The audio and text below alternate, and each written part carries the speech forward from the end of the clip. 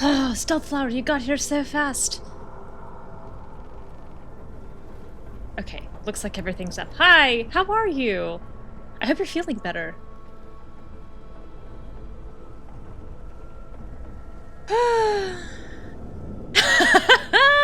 Diligent and dedicated workman, and totally not slacking off. I believe you. And no, it's true anyway. Alright, so, yesterday... Oh, iPad pinged. Fair enough, fair enough. So yesterday when we left off, I stopped in Arlathan Forest. I like that she's gaunt enough that her cheekbones cast shadows on her cheeks. That's the vibe I want. You may notice that this is not Arlathan Forest. This is, in fact, the lighthouse, because I decided that this was the day where I went and played Manfred until I was winning again. And the good news is I am now winning again.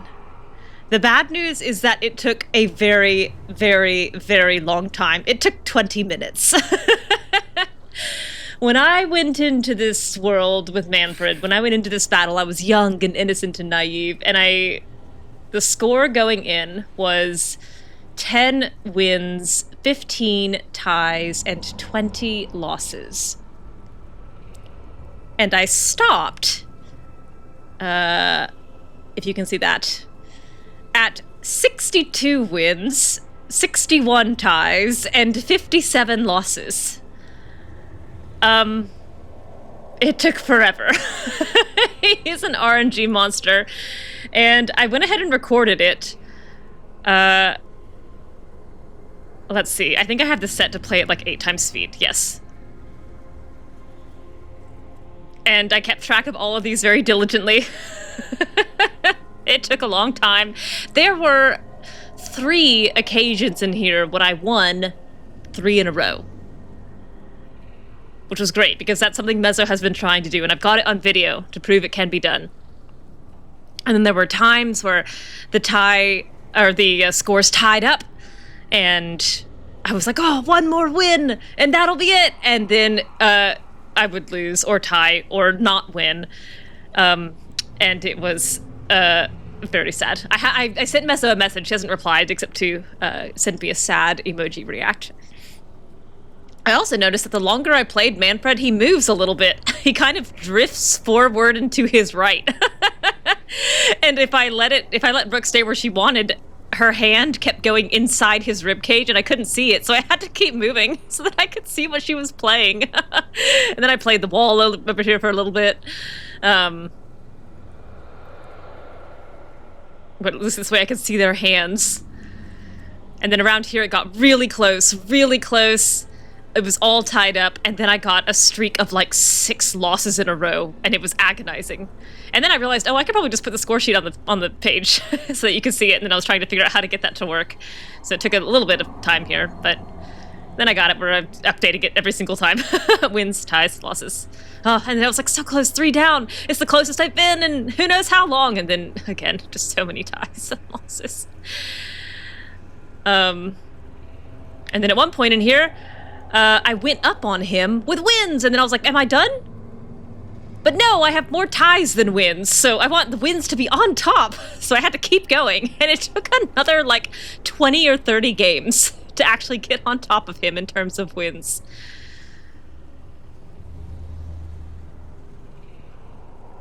But we're getting there, moving closer and closer. And then, 61, 59, 60, 61. That last one, 62, that last sequence was 4 in a row, 4 wins in a row to cap that off. Which is a feat never before achieved in nature, I'm sure. I'm never playing with him again to preserve my victory. I don't know, I feel like that's cheating, right? Because Manfred would never ask to play. He's just kind of nice about it. I can't even get behind him. He's moved so far forward. His collision box is no longer where his body is. I think where this is gonna take us is just an even footing into his death. All right, so that's where we're at. 62 wins, 61 ties, 57 losses. I posted in the Discord that I had done this, and the only response I got from Piran, who just said, why? And I was like, because I was losing, Piran, obviously. If you consider total time played, Kata has done her interact with skeleton child duty. She so has. It's just training for, apparently, these future children she's gonna have. Everybody has quests and stuff to say now.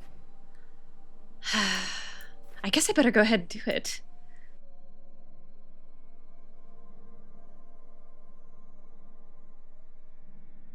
Alright. I guess I'm gonna go in the store. I don't really remember what all these are, but I'll save.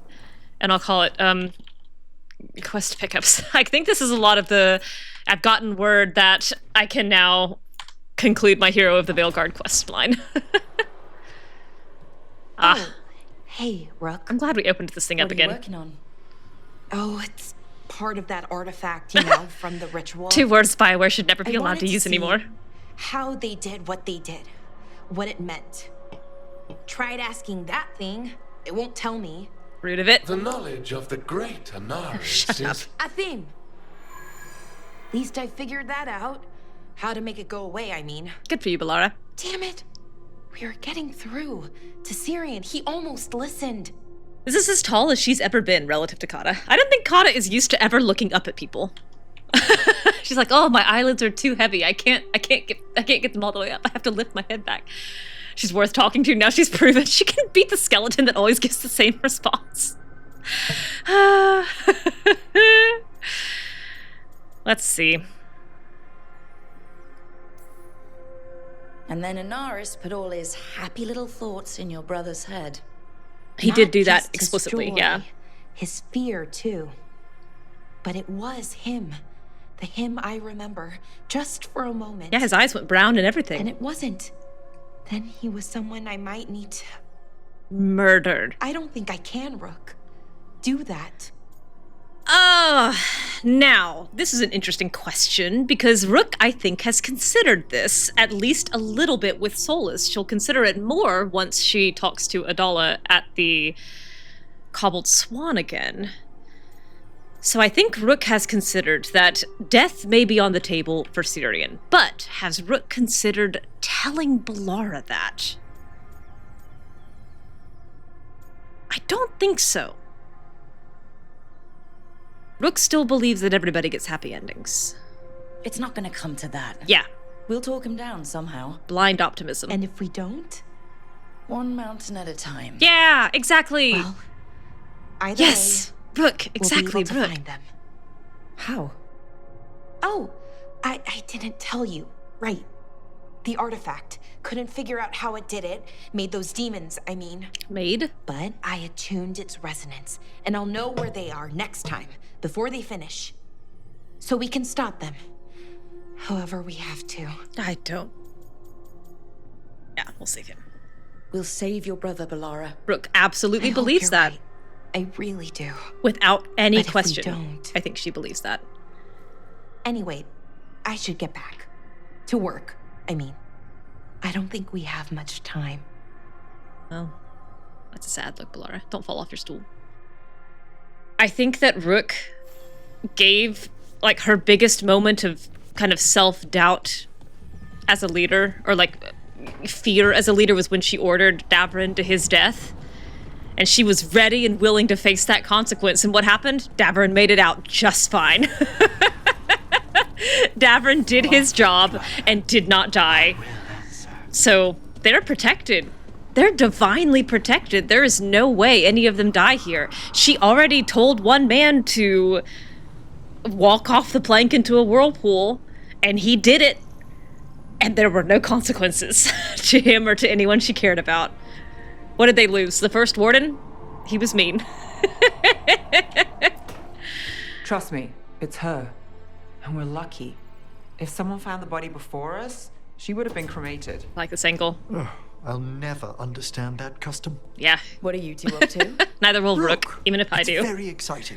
Nev's invited me to help solve a murder. I think Rook would like to be involved in that. Ooh, maybe they'll put your name in the Minratha's papers alongside Nev's. Grandma Gamer, think thank you so? so much for the subscription. Sounds That's fun so as it sweet. sounds. All right, let's start the show. Let's start the show. By the flame that stoked you, by the light that rises. Return and speak. This is also quite interesting. What do you want of this one? You were a shadow dragon. Yes. Someone took you out. Yes. Don't She's be rude. already digging in. Be firm. Why should this one speak? Oh, because we're letting you. It's oh, I love this answer, and I will pick it. But this is also interesting. It's something I've been thinking about, but kept forgetting to mention, which is that Emmrich's magic appears to have litany associated with it. Which is interesting because no other expression of magic in the Dragon Age games, including other characters in these games, has ever appeared to have that. Rituals that we've seen enacted have always kind of been based around expression of power and like shapes, hexes, the hexes of Kirkwall and the ritual that got the Magisters into the Fade, the sense of volume mattering, like the power comes from just how much blood you have, not the words you say along with the blood magic. So, because there are no spell words in D&D. There are lots of spell words in D&D. There's no spell words in Thedas. So it's interesting that Emmrich's magic appears to have a verbal component, even though none of the other magic that we have seen thus far, including rituals, has had it. I know Emmrich's gonna hate this. Long fall from here to the bottom of the Fade. Steady on. Not sure if Rook's bluffing. Choice is yours.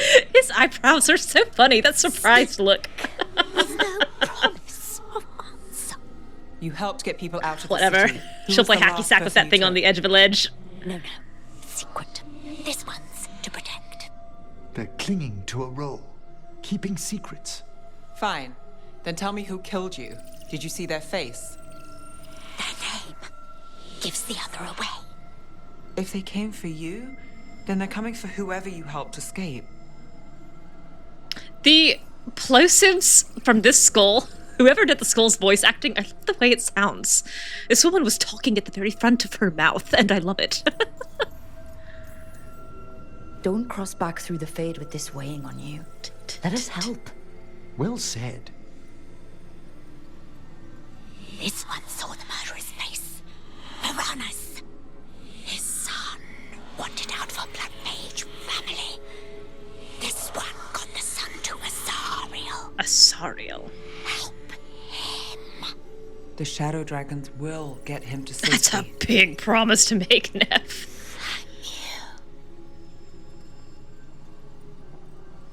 The spirit has left us. He says. Thank you for trusting me with one of your dead.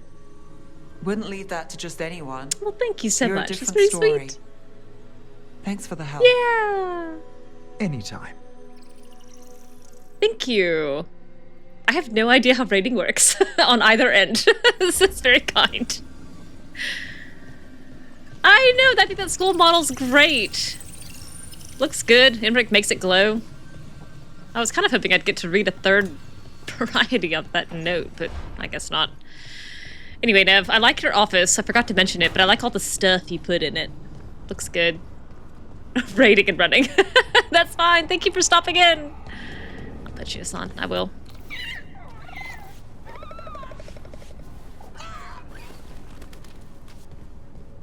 All right, up we go. Davrin, I know Davrin's not in here because he's somewhere else. I saw him on the map. I don't remember where though. Hey, Lark. Right. How would you get away with murder in a country run by necromancers in a country in which the king is also dead? And everybody knows they're a corpse. Oh my goodness, Rook. You're too thinny. You're too thinny. You just about slipped through those floorboards. I don't know. I don't know how the heck you get away from that. Don't fall, Rook. Yeah, see, that one you took clean. Davrin's talking to Tosh above the stairs. I saw them earlier.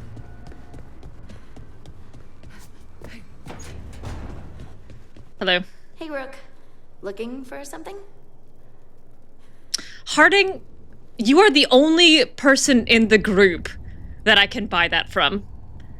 I do believe that you would see Rook run through here, obviously heading towards Lucanis' door, sweating at the hands, flushed at the cheeks, eyes darting left and right, and wonder why she was here.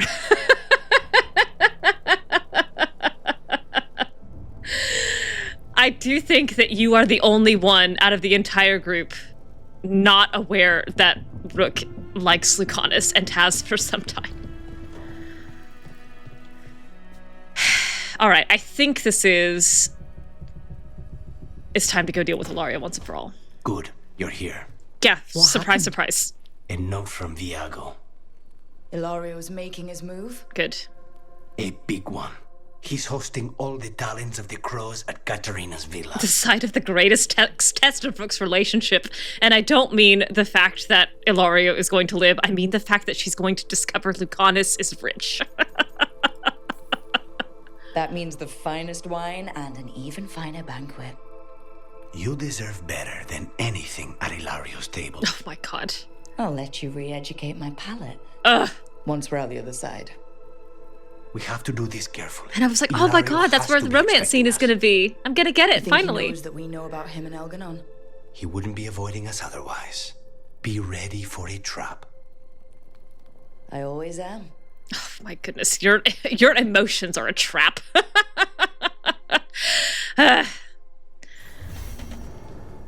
Well, I meant that metaphorically, but your emotions are also literally a trap.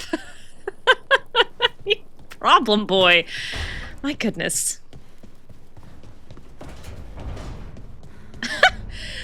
They're gonna be walking into the final battle. Like, Rook holding Lucanis' hand, and Harding is gonna be walking beside them, or behind them, and elbow Tosh in the shoulder, or not the shoulder, probably the hip. Be like, Tosh, are they, like, is there something going on there? From the sounds of it, Tosh, you're hunting Anton now. What? Dragon King? We know he's fooling himself, declared himself a king. At least you took down the actual dragon. One of them. Yep. The Fang Scorcher. Both parts of that sound painful. Oh, no stinger? Fine.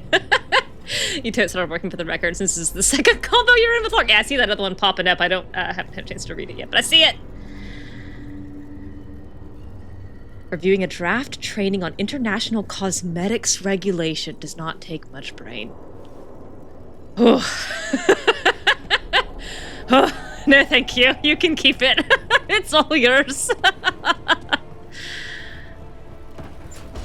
Boss makes $1, I make a dime. That's why I write fanfiction, etc. Lucanis showing emotion is like a cat showing its belly. 50-50 tap chance. Yes, correct. And what's even worse is that Spite is 0% of the knives. Spite is so eager to show emotion. Spite is here for it. Spite is ready to talk to Rook about every feeling he's ever had and ever has been. And Lucanis is the one going, I will claw your eyes out if you make me think about my heart or brain, like, thoughts a single second more. Okay. Let's see. Spite is the emotionally literate one in the relationship. Of all three of them, yeah. I think I'm gonna do this one first. Let's get back to Docktown, and I really need to get Lucanis' points up.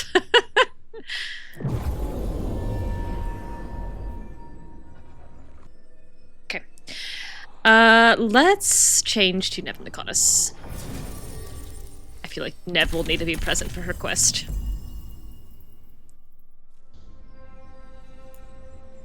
We'll walk. I haven't walked to Docktown in a while.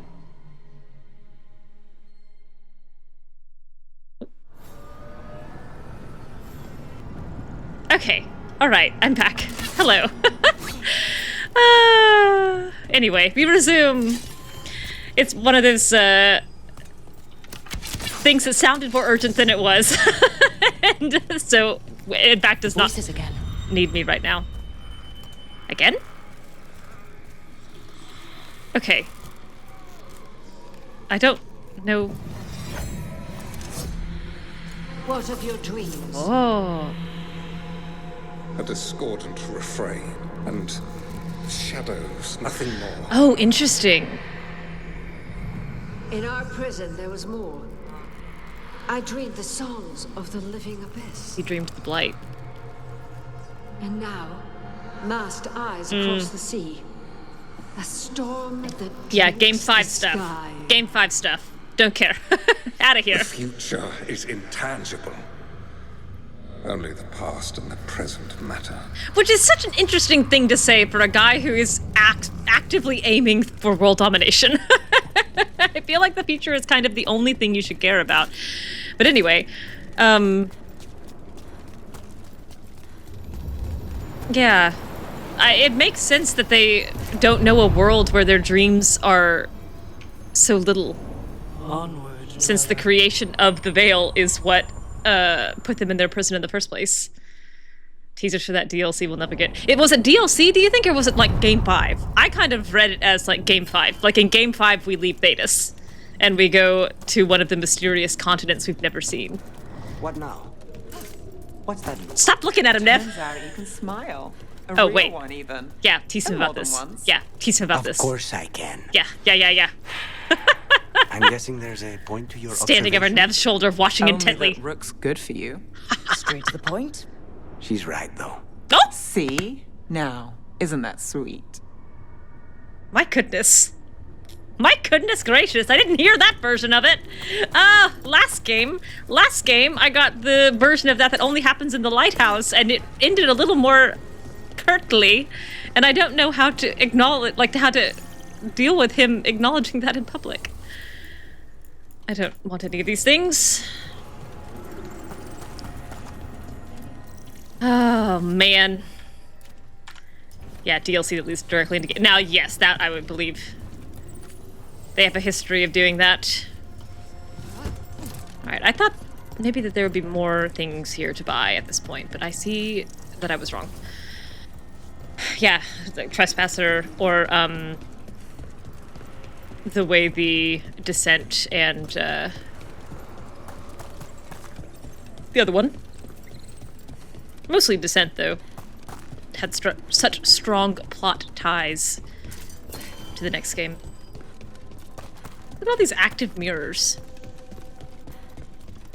Looks good.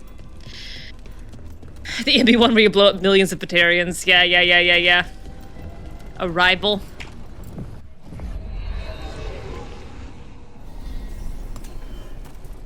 I don't... If Lucanis is that comfortable being teased by Neve in public about Rook, they have to be kissing by now. They have to be.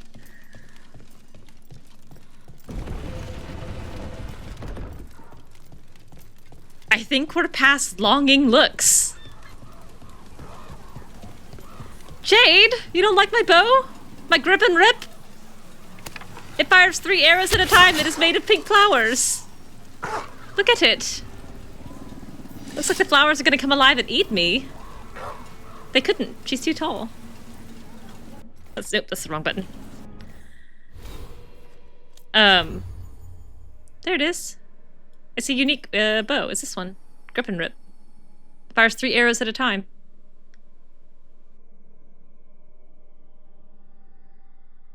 Piece of garden art.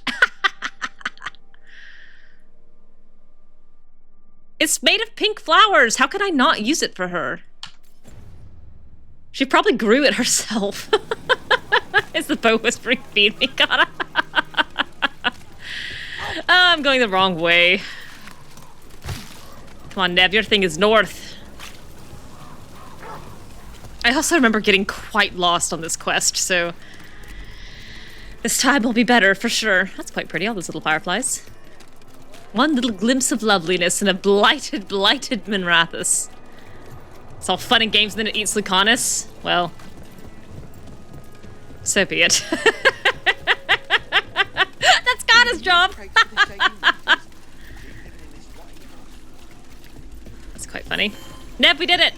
Oh, right. This is full of sadness and grief and emotion. Oh, and Viper's here. You remember the fallen? I sure am, Viper. Allow me. The lights are magical and require a mage's touch. Yeah, they would. They would, Interventor. This... We should do something to remember the ones who passed.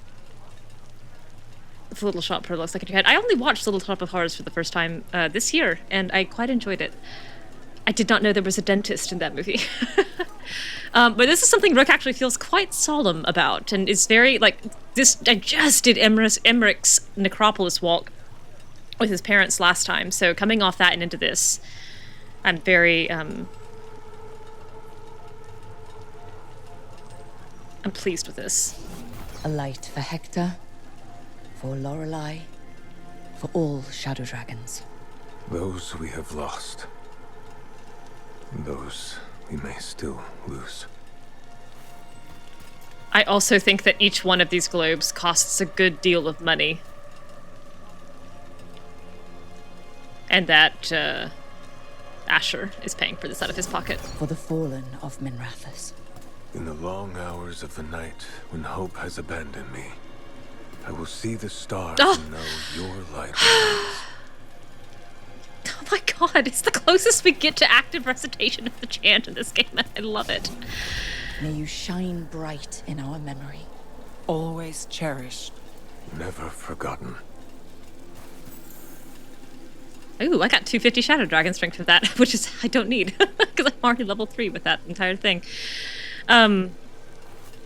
Yeah, you did miss the parent walk, and it was actually I got a lot deeper into Kata's like relationship with her own parents, and it was that conversation, Jade, which I haven't posted yet, so I haven't linked you, but it was that conversation that led directly into the realization that Kata wants kids, or will want kids someday. But regardless, death rites and funereal rites for cultures all across the way is something that Kata spent a lot of time learning, and something that she cares a lot about. And then I'm really glad that Viper quoted the chant there. Can I talk to him?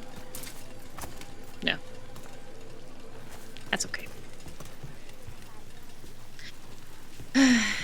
All the blight is elsewhere, and it is burning a little bit.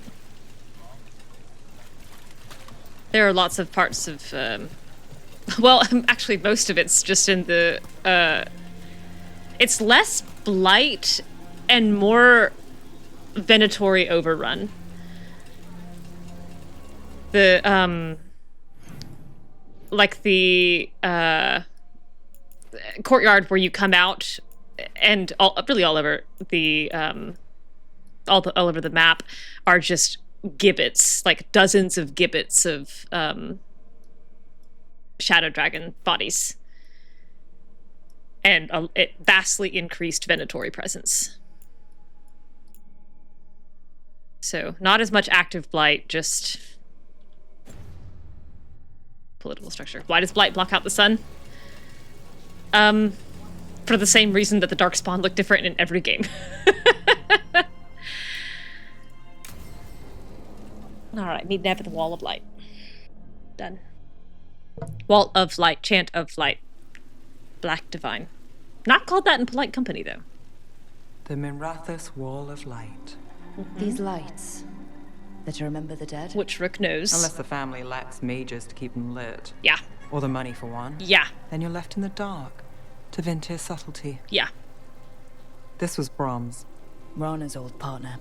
His light was out when I got here. I should have been back sooner. Oh, I'm so glad there's a Mourn Watcher option for this. People mourn in different ways. The ceremony isn't everything. Which I feel Rook knows a lot about. Maybe he'd say the same. I'm stopping Aelia. Here to help. Looks like we had the same idea. Hey, Rana. He read serials between assignments. Romance. The last one ended on a cliffhanger. He was sure he knew the ending. I never checked if he was right. He'd have liked our friend Bellara. She loves those things. Although she expects happy endings. So do I. So does Rook. He, at least on the page. Better chance there than here. You're not the only one chasing Aia. I've tracked some of her followers. They aren't quick to talk. Most said I'd be saved soon. But I did get the name of a place. Sanctum Lusacan. Ominous formal name. Tied to Elgar'nan. Off to a good start. Who's surprised? It's an old temple. A lost one. If there's a record of its location, I can't find it. It's more than we had. I saw your pixels I can come. track this down. And you'll tell me? Look, I know who else you work with, what they might suggest, but what are you going to do? What it takes. Yeah. Things are bad, but Docktown needs to see... What? Venatori overrunning their home? Taking away who and what we love? They see you, Neve. Is that all? We're running out of choices, Rana. We need to take the ones left.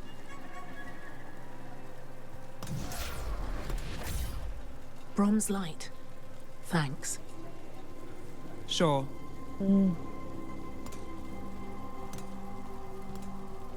Neve, that was so curt. I am very excited to eventually play a blighted Treviso world. I think that's where I'm going to run with the warden that I eventually create. That I hope to eventually create to romance Davrin. Because I would like to see those differences in a non-canon world. And I would like to see the other ending for Neve. I would like to see the choice where Dorian becomes Archon. I'm sad that by going this route, I missed so much Dorian content for Brom, who tried to help. That mattered. Yes, Twitch does get rid of your line breaks. The difference is Treviso will be completely blighted and destroyed versus Ono the Venatori are in charge now. Feels like those are two vastly different results. Feels like blighting Treviso is way worse. It depends, I guess depends on... Oh, hello. They're two different problems. As you found their names, I felt them whisper through the Fae. My own Eulogy. name changed. Love that. I am now Eulogy. I will remember them. A light glowing in memory. That means a lot. Yeah. Yeah. Also, Rook, I think, would be very familiar with Spirits of Eulogy. Dorian does become Archon if you Venatori Minrathos, but you don't get a choice in it. You don't get a say. It makes more sense to save Treviso, but I like the plot lines and non-blighted Minrathos so much more interesting. I'm excited to see them. He does become Archon. He's the default. You just don't get the opportunity to vote between him and May. So... when I came into Dragon Age Veilguard, I only knew a couple of things. I knew a handful of names of companions, including Emmrich, whom I pronounced Emmrich. And I had seen a spoiler on Reddit that you could choose Dorian to become Archon. So I kept waiting for this choice to arrive, and then I finished the game. And it never happened. And I was so confused. And then finally, oh, I did have a missive. I thought I saw one pop. And then finally I discovered that, oh, you only get that choice if you don't blight Minrathos. And then I was like, oh, I missed out on Dorian content. May's a gentler, more collaborative choice. Pshaw! Why would I pick May when I could pick Dorian? My beloved complaining hinterlands, wastelands hating Dorian. Rukkantosh, I can't believe you defeated Kataranda herself. As soon as we stole her treasure, she was on our ship like deep stalkers on a nug. I tried my hexing spells, but it turns out dragons do not give one lyrium-infused crap about magical curses. I went overboard, washed up on the beach, and spent a week trying to get inland while dodging lightning like a seer who sassed a pride demon. Isabella says I'm lucky I didn't end up a scorch mark like Aethelred. Can't believe I let him talk me into this. Hopefully it's the last time I take an ugly job because of a cute ass. Next time you drop by the hilt, ask for Fabs. That's how most people know me here, and drinks are on me, Sawyer of the Lords. As someone who got very annoyed with a good Neve ending and firmly Team Dorian here. Someday I'll see it and make a choice for myself. Okay. Alright. You adore Dorian with your heart. He's your bestie. You do think May would make a better Archon. I don't understand you. I think I would like to do... Oh, man. Do I want to do this first, or do I want to do Arlathan first? We just got this romance established. I don't think I'm ready to go into this yet. I think let's go ahead and do Blood of Arlathan. Which is one of my favorite quests in this game. I'm actually quite excited about it. Says the woman who wouldn't let Alistair be king because he only wanted to kill Logain. Ay, ay, ay. The way y'all play RPGs. What am I doing? Okay, Bellara, 8. 8 1/4. Davrin, 8 1/3. Emmrich's only 7. Harding is 8. Man, she did not get nearly as high as I thought. Lucanis is low. I need to get Lucanis up. Neve is also low. Tosh is low. Man.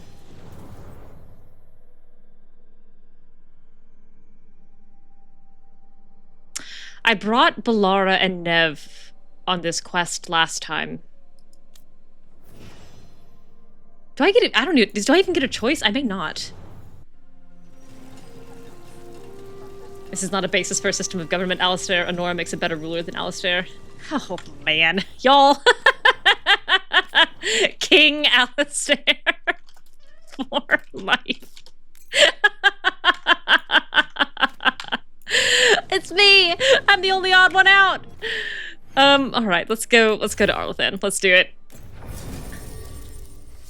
Which is why your power-hungry control issues Cousland, forgiveness not permissioned Alistair into a loveless marriage. Whoops.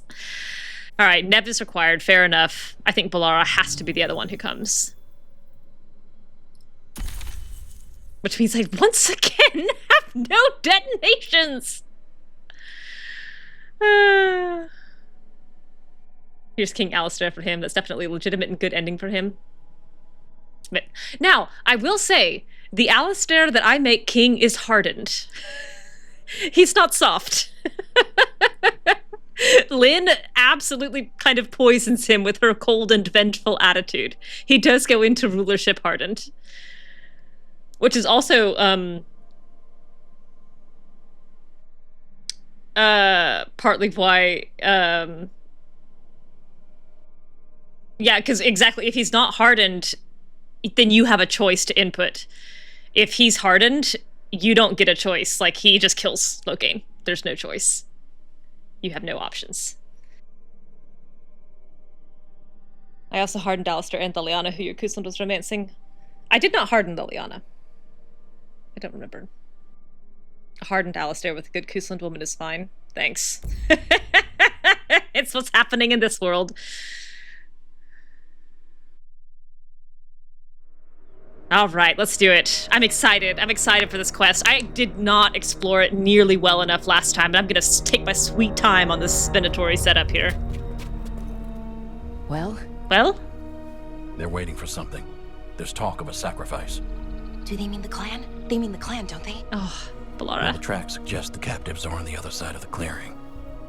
You'll have to go through the crowd. No problem. We're going to get that close to a crowd. It's fine, Rook. You'll chatter at them and charm them and it'll be good. I found you some disguises. Yes, I totally forgot. Oh, that doesn't smell good. Oh, it's sticky. Why is it sticky? Rook will wear this for a while. Hopefully. Make sure you split up. You don't want to draw attention. Neve, I need you with me. You know the Venatori best. And you're probably the only one who can convince them you belong there. There's romance nuggets? And we'll be your entourage. We'll try to keep the escape routes clear. I had no idea. Get the Dalish and get out of there. And please, try not to stand out. There's romance nuggets with Alistair, even if I haven't, like... Well, I guess I have committed to the romance. That's true. I don't know how to feel about this. It's so canon for me that Bellara comes. Well, alright. Whatever, I can play this game how I want. What that means is I'm gonna play through this entire quest twice. I'll do it with Bellara, and then I'll replay it with Lucanis immediately. But it's safer to move in small groups.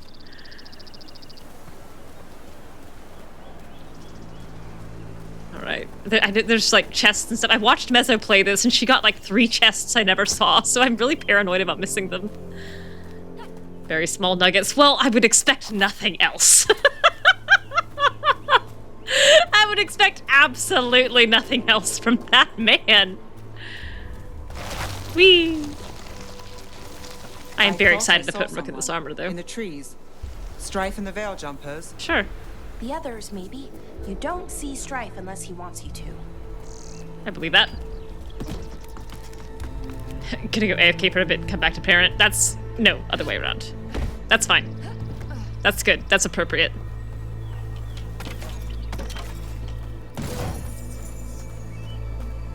I'm very shortly here going to be breaking into some level 4 merchants, and all of my money is going to vanish.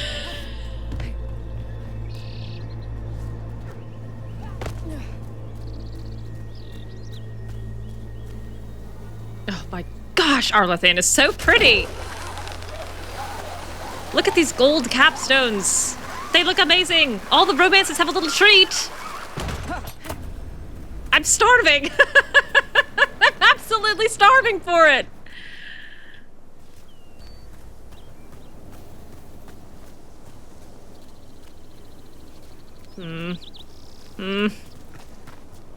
Scared to miss chest?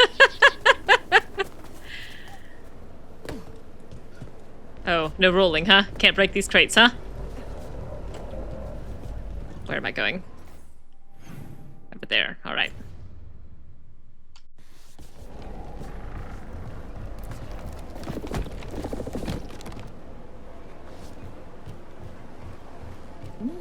Very bald, very brown. Okay, a dead body. Love that. A good sign. Tiny triangular stool. Looks uncomfortable, but maybe that's why he's dead.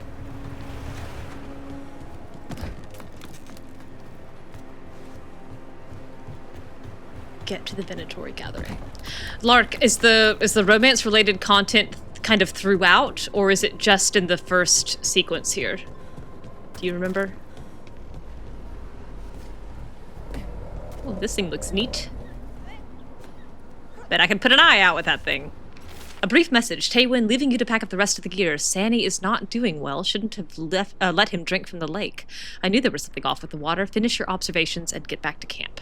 Haniel. It's in the Veilguard gathering. Awesome. So not too far down. That's great.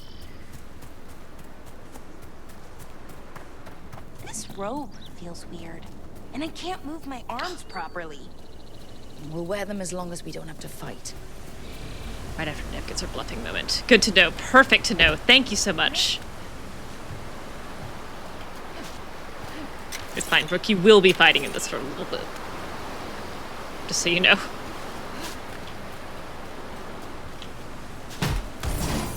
I don't know how I missed all of these my first time through, but I absolutely did. Can I make that? Oh, yes, I can. Well, thank you, game. Well, thank you. That was very kind of you. Let me have that jump. I don't know if that gets a rolling moment. Okay. Alright, I think that's everything through here. Alright. The dailies, dear. Ugh, I am gonna That's a hollow. watch this. Why are they killing it? Poor thing. We can't do anything that'll draw attention to ourselves. Then heed us. Rook, we don't have to watch this. It won't be pretty. Can we go? Please. Man.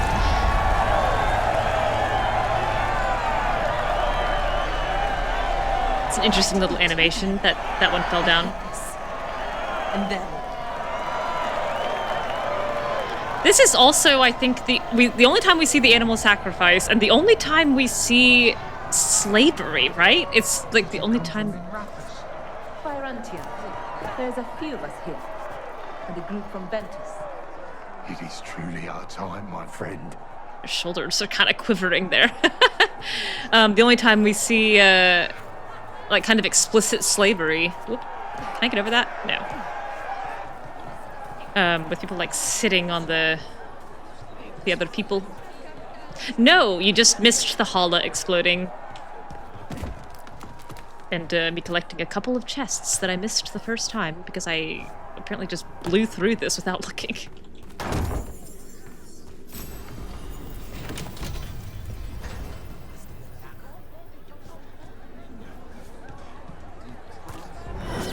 Oh. Alright. Oh, hello. You just teleported in, huh? Oh, I definitely didn't come in here last time. Crumpled note. The boys and I found a bunch of things in the ruins, stuff the Dalish missed. You can feel lingering magic in some of it. Heard you're headed back to the city for some Templar business, counting on you to get this shit out of here before others find it. You know some of them will just want to worship it or something, but I'd rather line my pockets. Oh, that's okay. Rook will line her pockets. But it's for a good cause. Probably. Okay. The Cost of Harmony. Verse of old Arlathan in textile. We sang our wards to guard the heart and bid our song be joined in kind. But harmony once joined bears costs eternal. Oh, there's more stuff in that room. Dang. Oh, I can hop over the back wall. My god. I can't run any faster. You're so right. There's so many. There's a chest here on the map. How did I miss all of this?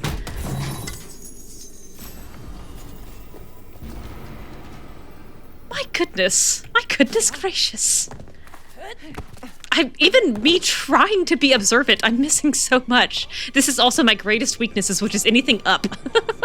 I'm very bad at looking up.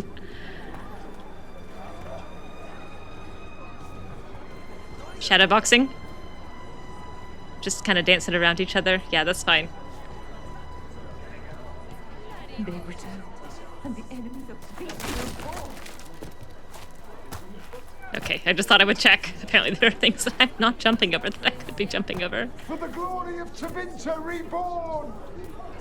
Which I imagine is kind of a passé thing to be yelling at a gathering of cultists, because they all feel like, oh, now I have to shout for the glory of Tevinter reborn. I have to shout it too, and if you don't, they kind of look at you weird. But, like, we all know we're here for the glory of Tevinter reborn. You don't have to say it. Quivering elbows. Man. Tevinter sucks. Why, isn't Aurelin Vera? Does your father know you're here? Vera. Please, he disinherit me. The old fool needs to die. That magisterium seat should be mine. My prices are very reasonable. We'll talk.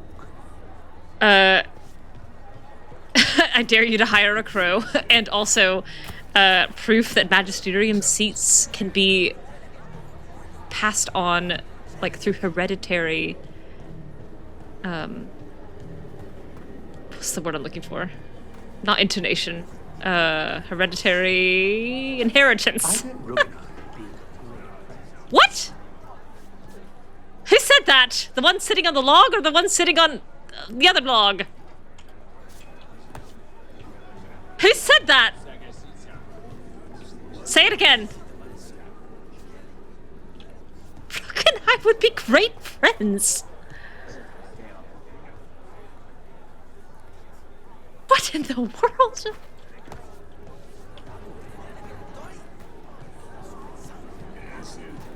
Bellara, did you hear that? What do you think? Oh, yeah, Dorian did inherit his seat. I forgot. Yes, you're right. Yeah, you learned that in Trespasser. And so did May before she was kicked out. Oh, I didn't realize May inherited hers. Hey, Jatalia. I want to see if I can get more dialogue about this guy being interested in Rook. That's more emotional kindness or, like, openness than Lucanis has ever shown.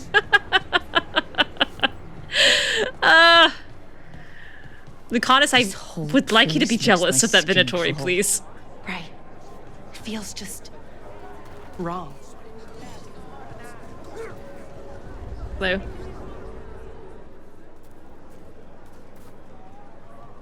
Stop. Who are you? Did everything kind I of don't dim? recognize any of you. You don't recognize me? Yeah. I don't. A nugget. Got it. Magister. Lady, Yeah. Appalling. Sit down. They'll hire anyone these days. Kill him, Nev. I'm sorry, my lady. I was given instruction to... Tell someone who gives a damn.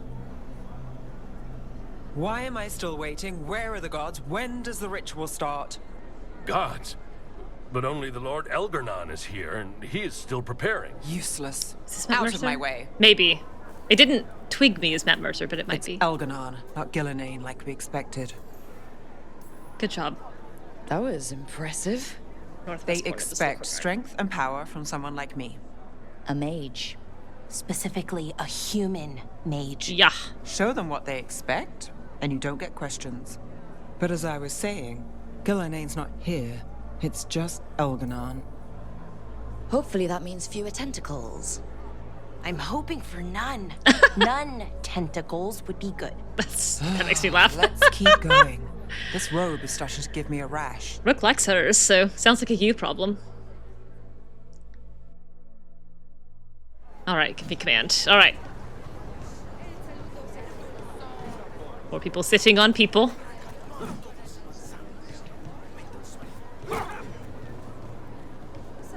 What do you think Rook's like? Do you think it smells nice? What is wrong with you? And have you forgotten which side you're on? No. I mean, think about if we could turn them. Oh my god. Riding beside Rook at the head of Devinter's vast armies. Keep your voice down. That's so funny.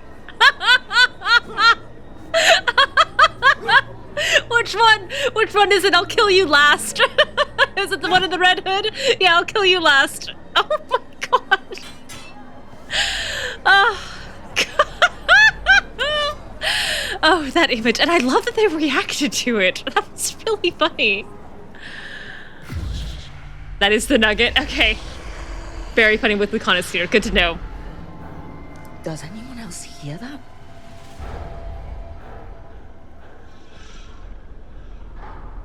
Is that, to your memory, is that the only kind of romance content with Lucanis that you get in this quest? If it is, I might just play it right now before I get into the, like, dragon arrival sequence.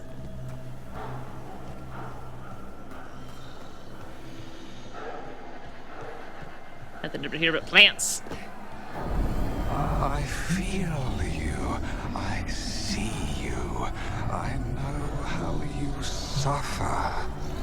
Come to me, and I will ease your soul. I feel it in my head. I'll just play through this. Listen, Watcher, and I shall share Oh, the man. secrets of death and what lies beyond. That's promises. Tempting me. No, not like that. Never like that. Hey, Lucanis, you're not going to believe what I just heard. Push through. Yeah, I'll push through. I'll go ahead and do this now. For hundreds of years you have mourned the loss of your dragon god. Oh, he looks very From beyond grand. the veil, I heard your lament and have come to deliver you from desolation.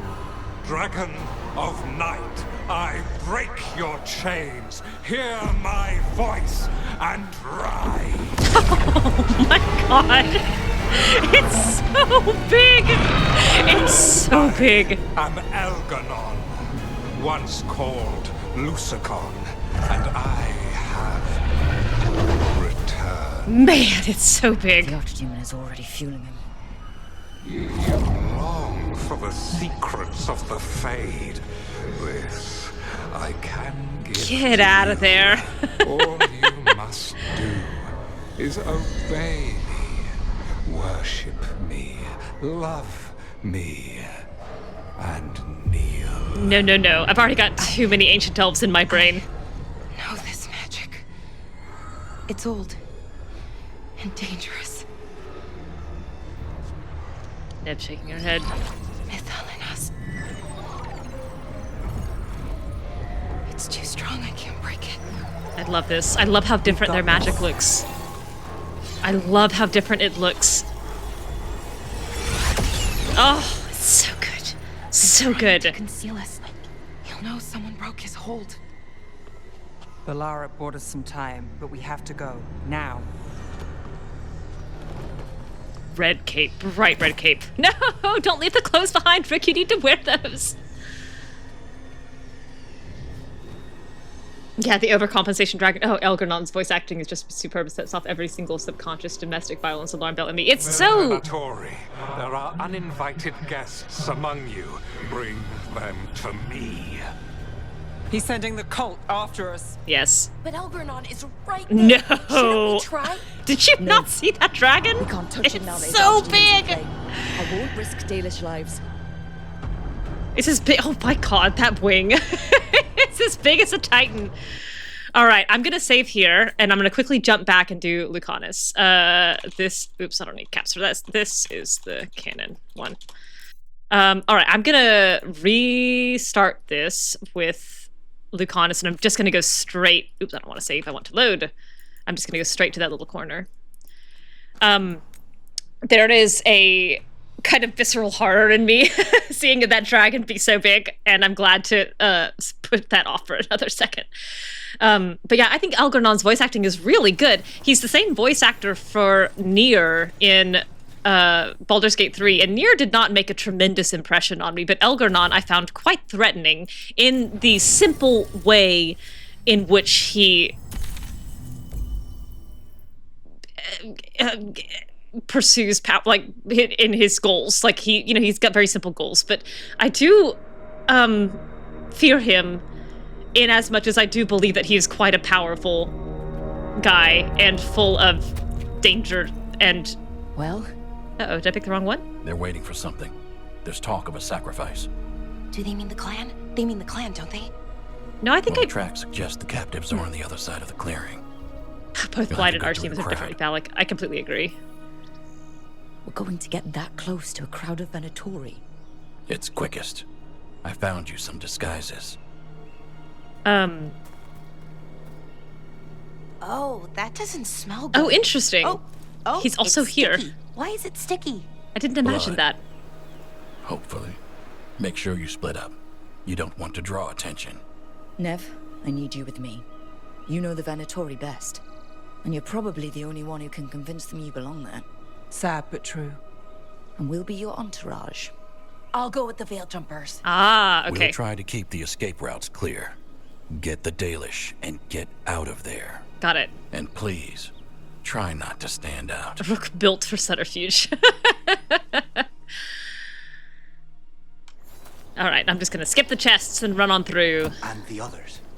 They'll be close, but it's safer to move in small groups. Don't worry, Lucanis Rook's here. Here to cater to your every emotional need. Hi, Silk! This is the non-canon version of the front half of this quest, because apparently there's a tiny romance nugget from Lucanis, and I need to see it. The trees, striking the Veil Jumpers. Good. All right, Lucanis, I was hoping you'd be a little chattier. I have a save just after Lusacan shows up that I'll be jumping back to as soon as I hear anything Lucanis has to say that isn't a complaint. We'll wear them as long as we don't have to fight. Boop. They're going to bleed the Dalish deer. Yeah, this time I won't watch. Hala. They're going after Hala. Yes, that would be the Dalish deer. Anything that'll draw attention to ourselves. Wait until we find our target. Yeah, that is. I Rook, we don't have to watch this. believe that is what he would say.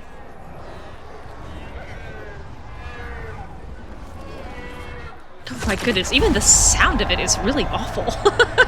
It's bad to watch, but it's almost worse to hear. They will pay, one way or another. I like that he doesn't like it. There was also something Elgar'nan said there, that he was once called Lusacan, and I don't quite know what that means. Was he once called Lusacan? Or is he just like saying that? That was the mayor of Demeter's Crossing. The god's hold on him was stronger than he knew. Oh. Live to serve. I didn't get that last time. Anyway, hello. Welcome back to where you belong. You deserve this. Who's that one? It was down here. You said something about it. This guy around the corner. I keep trying to sprint. And the enemies of Tevinter will fall. He's claiming the name of Lusacan, because that would be the old god name that the Devinters would worship. News of this gathering is everywhere. Do you think Rook will show up? Man. That's also a different line than I got last time.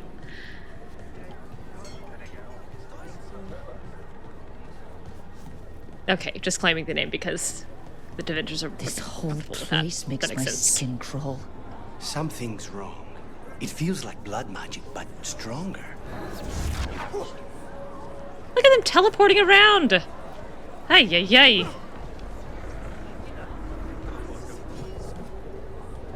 What do you think Rook's like in person?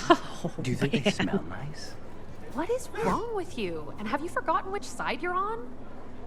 No. I mean, think about if we could turn them. Oh my goodness. Riding beside Rook at the head of Devinter's vast armies. I could stab them for you, on the house. Keep your voice down. That's pretty good. That's pretty good. I think Bellara's laugh is funnier, but that's still pretty good. Stop. Who are you?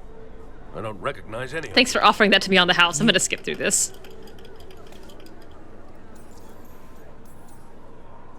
Oh, man.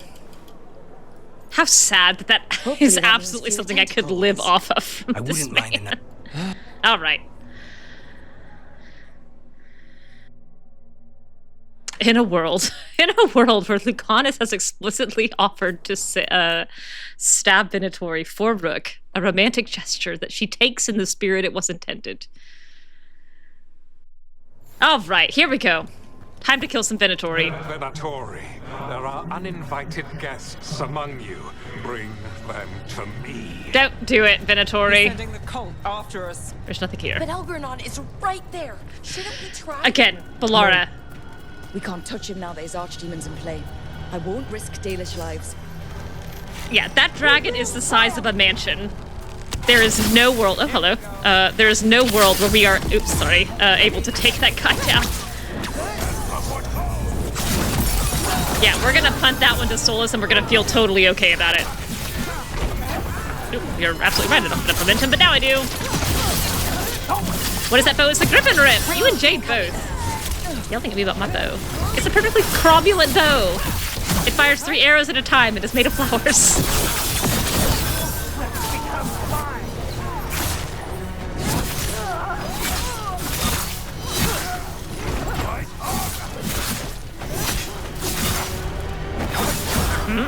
Yep, down you go. Oh my goodness, I don't know what you just dropped, but I think it was one of your, swords, which I think is very funny. Get up, Rook! Also, what am I doing? I need to get rid of these potions. Oh my god, get out of there. There we go.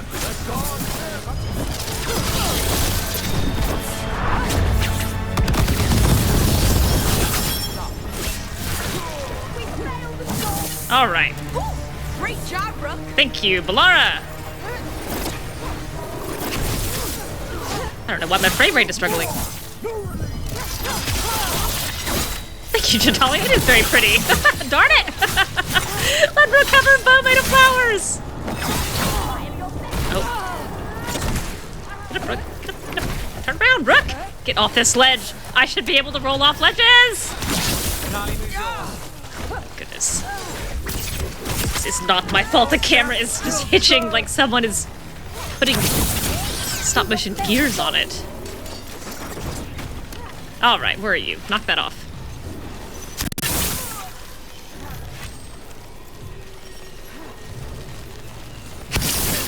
Hey, you're far away.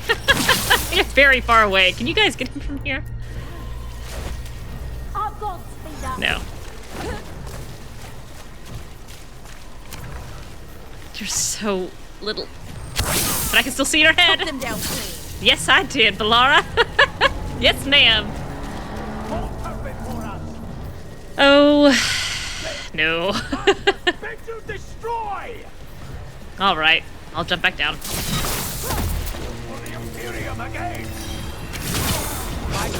I hit the button. You got it.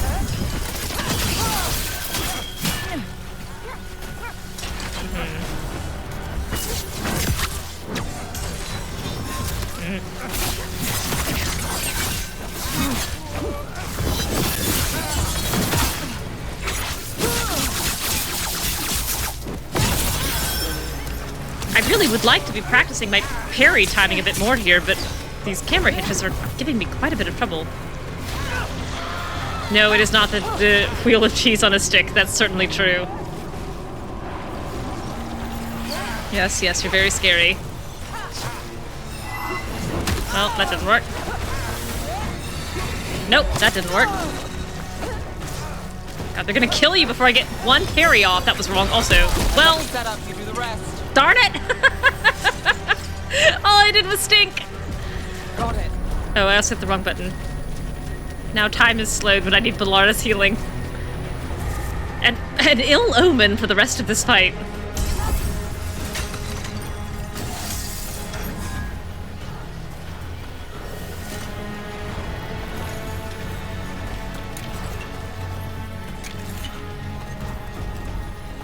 Okay, well, what can one do but shake it off? The cup. The cup. Look there. The archdemon. It's very large. Maybe we avoid its attention. I don't think we fight it. Until the end of this game, I had no clue how we were going to kill that thing. I did not see how it was going to be possible for any, like, regular people-sized enemies to kill it.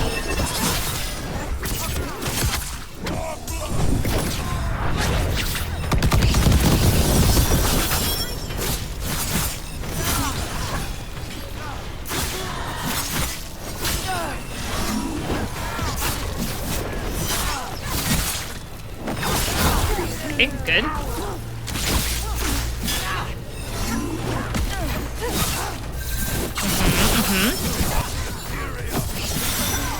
Now it's your turn. No, they're dead. Oh, dead and gone. I was so distracted by your animation, I forgot to dodge.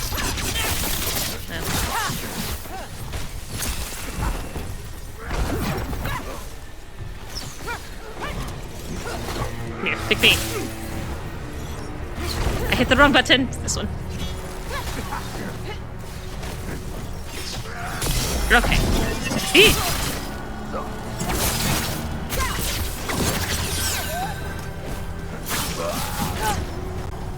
Ay, ay, ay. 46. Oh, we did it. We did. We're getting quite high up in those levels, Bellara. Jeez, we're coming up to the end of the... God, he's so large. My goodness. My goodness gracious. Chest I can't open.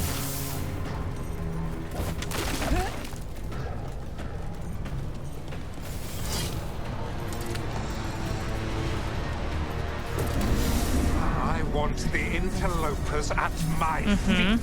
Your continued failure is a disappointment to your god. He's riling them up. They won't back down now. I don't think they would have backed down to begin with.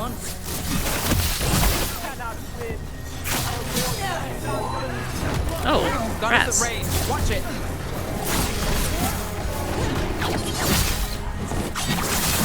Level 45, you guys are quite strong Venatori for what you are. Just not strong enough. Something's ready.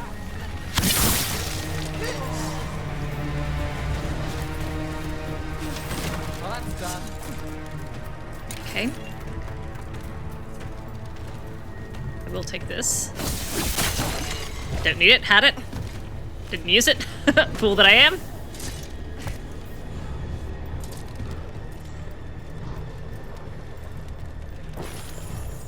No codex entry to explain his death. Just a few narrow planks and a lovely set piece. At least it's not braiding. It has that going for it, Neve. Unlike Docktown.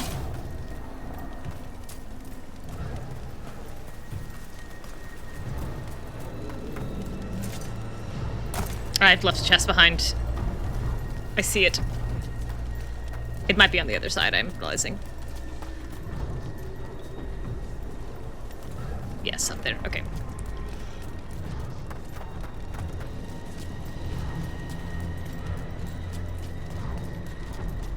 Yes. I have vague memories of this puzzle. And of it not being too difficult, but of it being violent. And now Darkspawn? Yeah, sure. Why not? Why wouldn't the Venatori bring their new friends on the wall?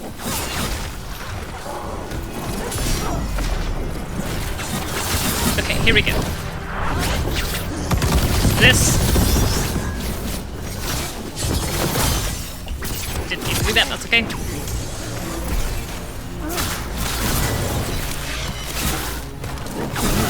Oh, good. Quite good, Rick. Not the attack. I meant to get off of that guy, but that's alright.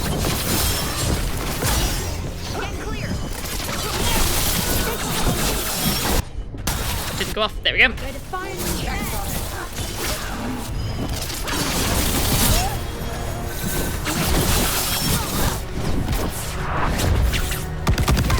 Oh, good. I like it when Neve freezes them. I don't like it when she bursts them in my face, but I do like it when she freezes them.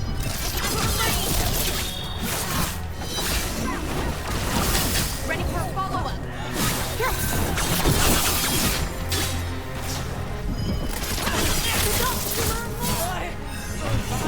Oh.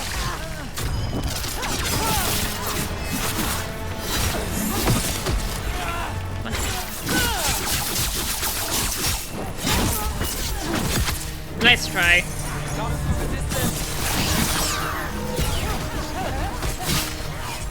Good to go.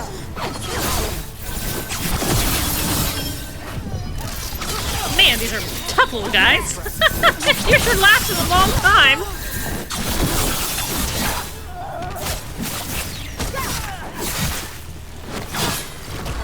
My job's done. Another setup, you do the rest. This guy's got 1,000,000 health. Ranged. Not this time. Quit throwing stuff. Can I get him from here? Yes, I can. Can I get him again? Stand up. Your little head. Sheesh. Good work, everyone. I think that was quite good work. That was a tough little sequence and we did it. We did it okay. Bellara, stand on my shoulders and pull this ladder down, please. I think you can do it, no problem. Alright, all of this must be accessed from the upper level.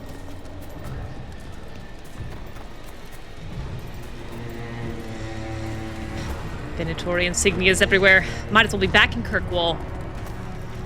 Graffiti on every door. I'll go this way first.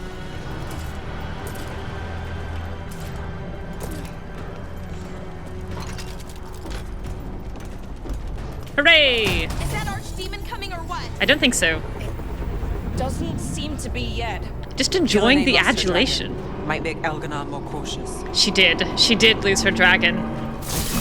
I've been feeling feelings about her losing her dragon since it happened.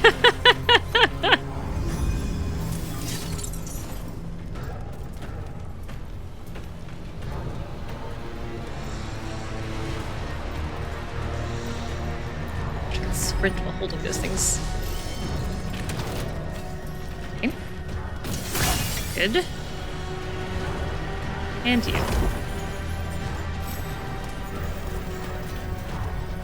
All right, and that should be that for the lower level crystals. Sure, fine, we'll fight these again, it's fine. Oh, Come on. We were supposed to be jumping and attacking there.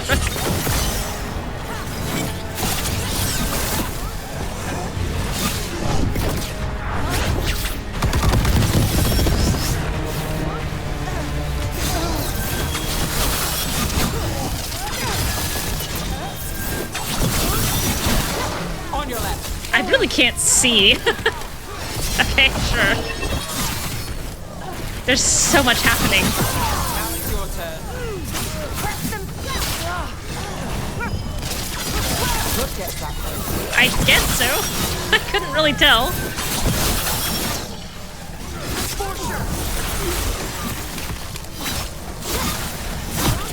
To the left.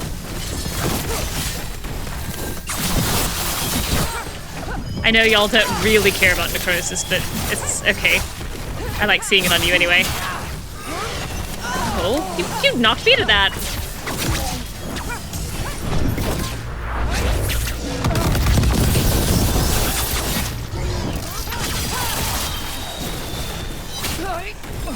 Ready here. All right. Now I can see your attacks. My job's done. Your turn. Sheesh. Pick it up, Brooke. Pick it up. We're No. getting good at this. Sure. Yeah, Bellara, sure. We're just now at level 46 getting good at this.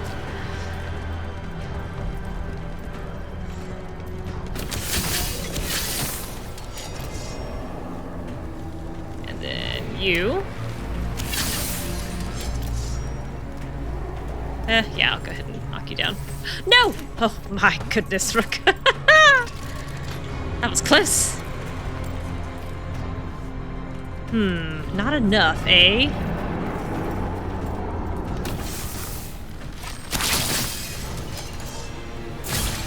But that's enough.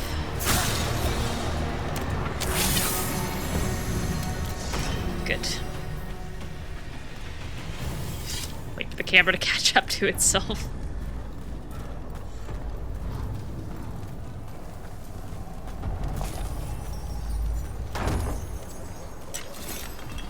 Ooh. I am getting a lot more legendary items this time around, which does make me think I've been overall better at collecting everything that came out of chests in general, which is good. The Necropolis definitely didn't teach Kata survival instincts. No, it took care of her. She didn't have to learn how to survive, except just to feed herself. Those are Dalish arrows. Looks like Strife and the others have our backs. That'll take some of the pressure off. We have to use this chance to get the prisoners. There.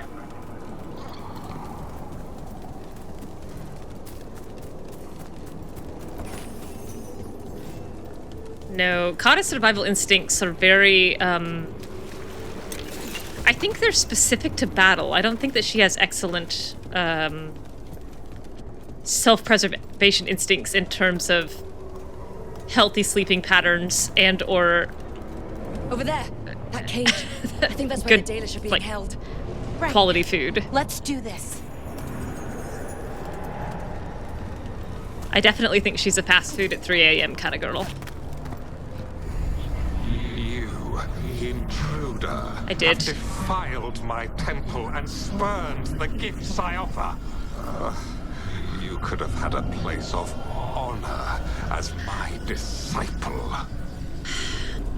I don't want it. You didn't even ask me if I wanted it, just like Solas.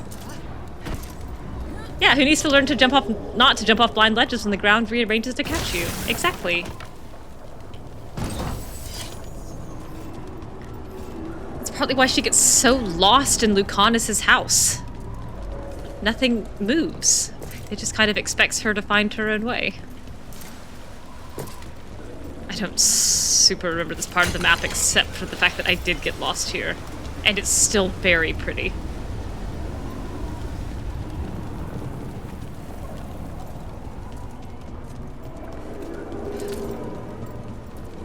I think this all connects. Yeah, I'll grab that.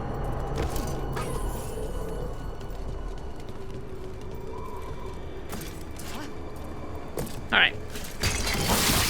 Make sure I'm not leaving any chests behind, which I don't think I am. Good. Onward. This way! We have to be quick before the Venatori catch up. Now Rook is being urgent. Whee! Alright. Shake the hand off. About to have a problem.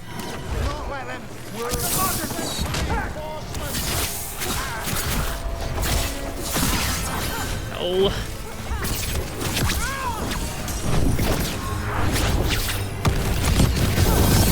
Man, that shield's pretty resilient, huh? Nuts.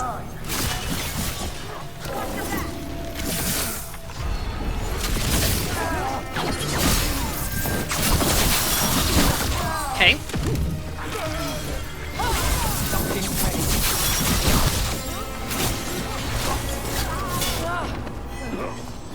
Oh, rats! I really thought I had that one. Nuts! Oh, fine. That way. Nuts. The gate. Oh, interesting parallels to spirits. Frustration at a static and different landscape that doesn't rearrange itself in response to you. You're so right. I think someone would have to point that out to her, but yes, I think that's exactly the same frustration. Why is everything being so still? Alright, let's go. It'll work the first time. Damn it. Shut tight and the locking mechanism is on the other side. This is also very funny to me. There has to be another way out. Lucanis, do something. Do something about it. Look at your little booted feet. These are so obviously boots. I don't really remember where I'm supposed to go. I think up here. No, that's just treasure. A tiny amount of treasure.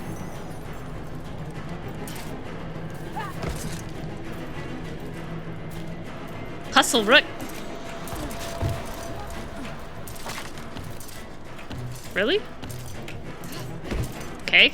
Oh. Well, that didn't work. Shit. Can we be of assistance? We're stuck. Gate's shut and we can't open it from here. Right. Be careful. You've more Venatori on the way. Oh man, is this because Emmrich is my highest approval right now? I'm not gonna get Lucanis because I let him lag too far behind. Nuts. How's it looking? Fine. Go stop them Venatori. I deserve this. I've let him languish. Grandpa, help! I'm stuck.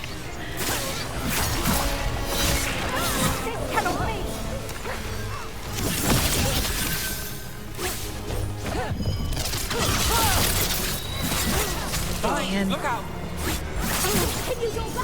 Oh my goodness gracious! I've missed every single one. Lucanis is frantically trying to work switches and levers. I think I like his I got him last time here, talking to us about like getting us out. And I was like, yeah, let him be worried about getting Rook out.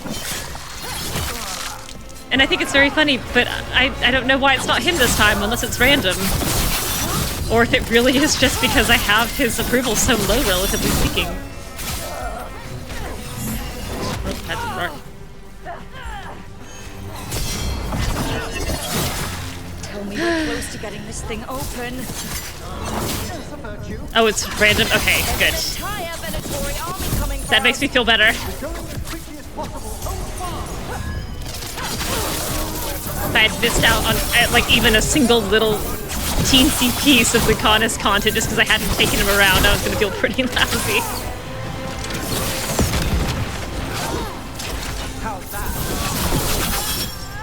Oh, I can get rid of you.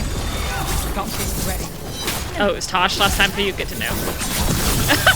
Watching me fret is fun. Have I done it wrong? Did I play video game bad? That was Bellara. Let's do this again. You have bare feet. You have a huge hat and a cape, and you have bare feet.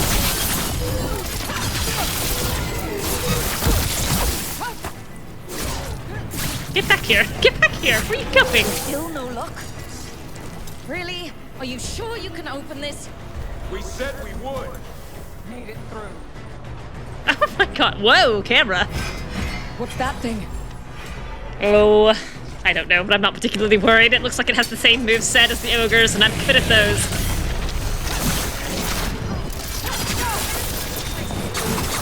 Oh, I do see penetratory mages up there, though. I did, but not enough.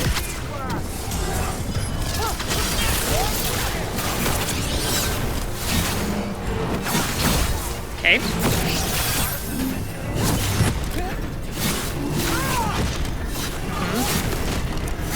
I actually don't know if that got me out of the line of fire, but it didn't seem to hurt too much. Under fire. Watch it.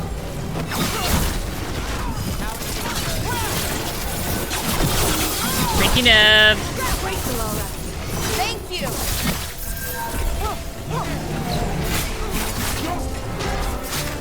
Oh, wow, he went after Neve.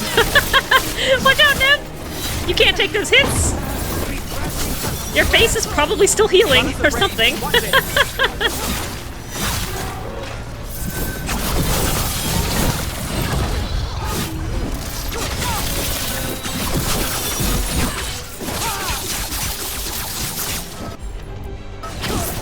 I keep not getting the right one there.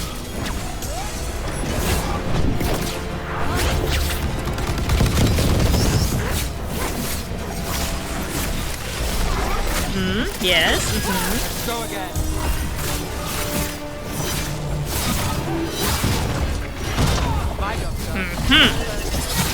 Yes, sir.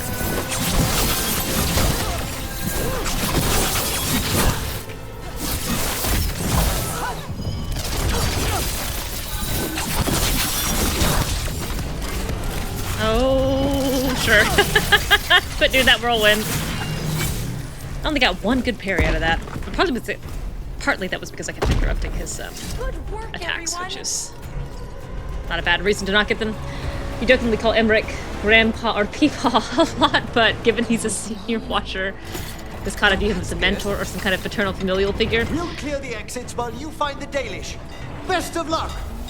I think Kata is actually quite intimidated by him initially. He is a senior watcher, and she does not feel like she has ever had the respect of the senior watchers, which heretofore the ones she's known have been Myrna and Vorgoth. So I think there was a very strong instinct to prove herself in the first maybe month or so of their acquaintance. She did not feel at ease. Your fight is futile. My Venatori are legion. Surrender, and I may yet show.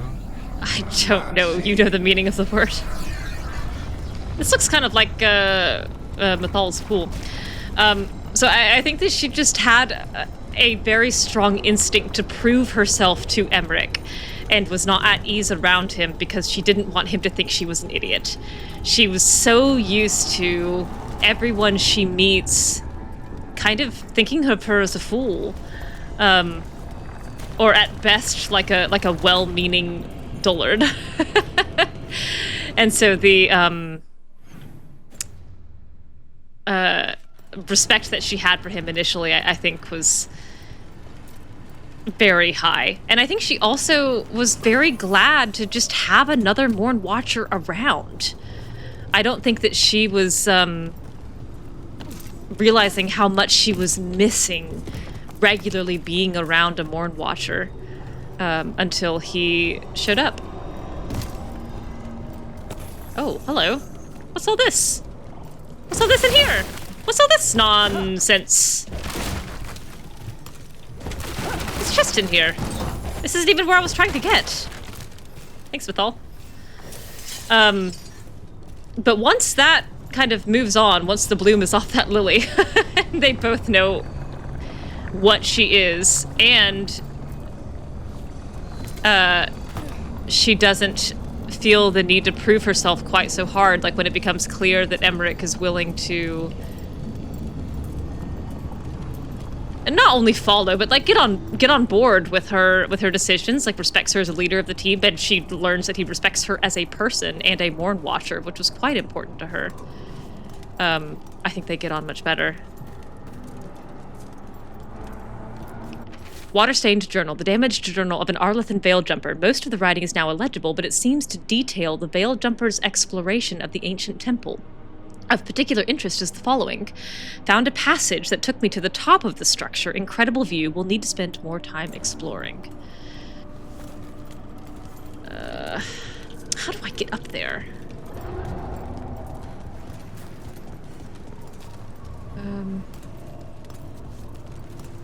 I'm pretty sure I shoot this ladder down, but I don't remember from where.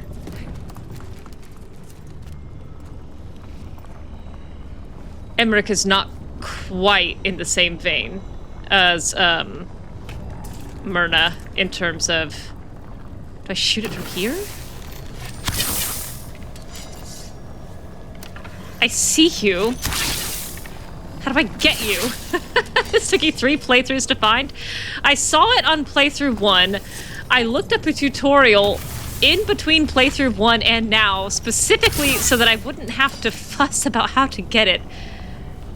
I think that's the chest itself. I need the passage up is what I need. I seem to recall there's a ladder somewhere around here that I shoot. It's a shoot down ladder, but where is it?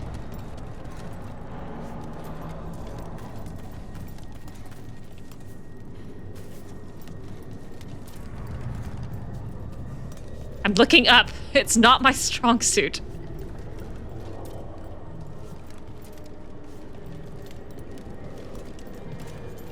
Getting a little dizzy.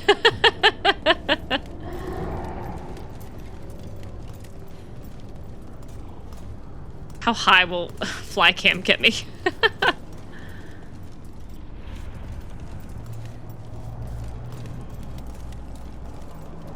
I know it's a shoot down ladder somewhere around here. I can look it up if I need to, but I want to see if I can find it on my own first. I see you, you wretch. Oh god, that looks quite cool and bright. Especially against that stormy sky.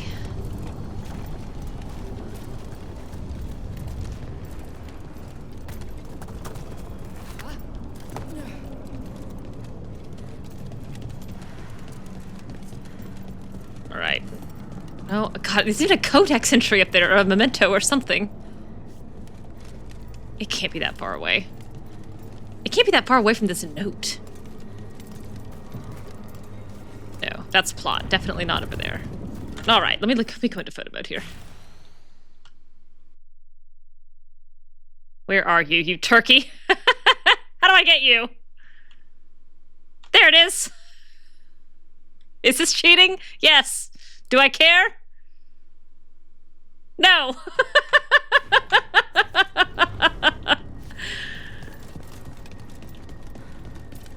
There it is. You jerk.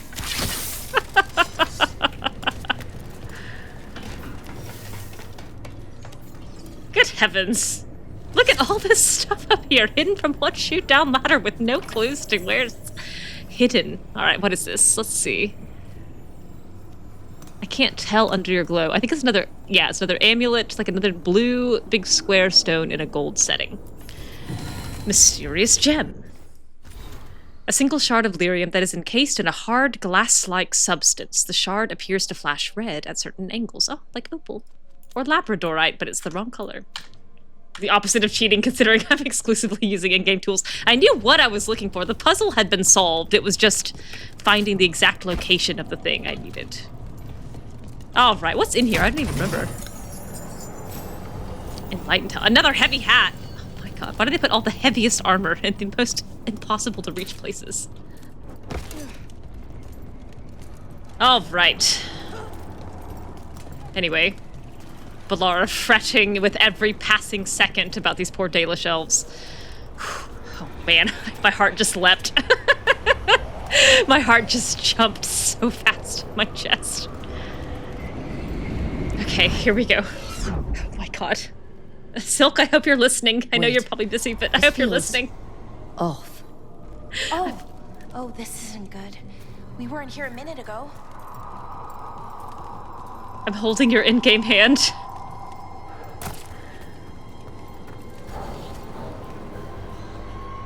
Oh my goodness. Look at this Elgar'nan. It's so funny, he's got that big thing on his head, right?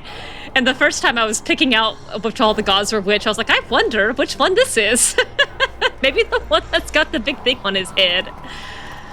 That matches that structure. Come on. We need to find a path through. We still need to think of the Dalish. Yeah, Rook telling herself. Ah, so that is what you're after. The Elven have been chosen to serve a glorious purpose. Oh, good. You're clutching at my back. Okay, good. This looks very Elgar'nan. That also looks Elgar'nan. I'll go this way. How far will you let me get before you punt me back to the beginning? Too many arms. Good luck, Stealth. Good luck. I'm sure I'll still be here in an hour. It's only 8 o'clock. It's practically mid-morning. Okay, All right. This is very not good. It's Elgar'nan. Yeah. What are we gonna do about it? What's gonna happen? And he's got us trapped. Are we The longer doomed? we stay here, the more danger we're in. Is there anything that can be done? Oh, fuck that off. We're alone in Elgar'nan's trap.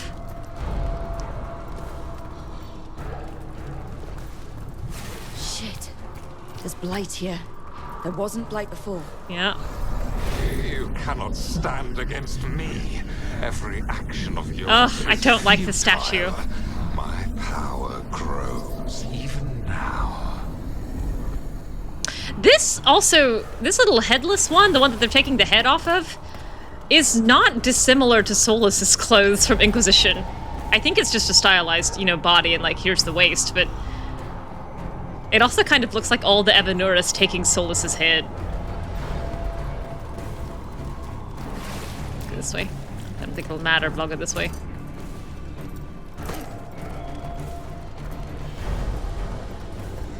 Oh man, this is cool. I love that they took away the map.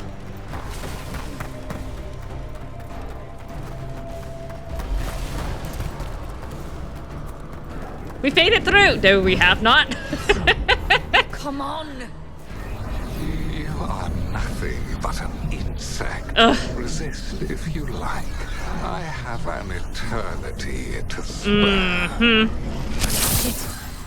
The Dalish need help and we're losing precious time going around in circles. Yeah, and looking for chests that are difficult to reach. I can't do anything. Oh, I hate those blasted foods. I hate them.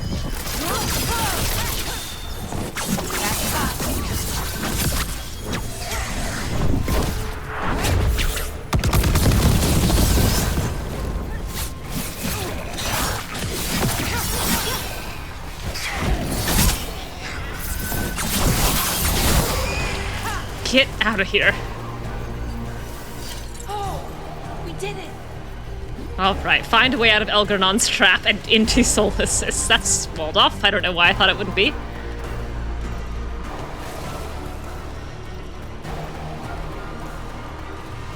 Chloe.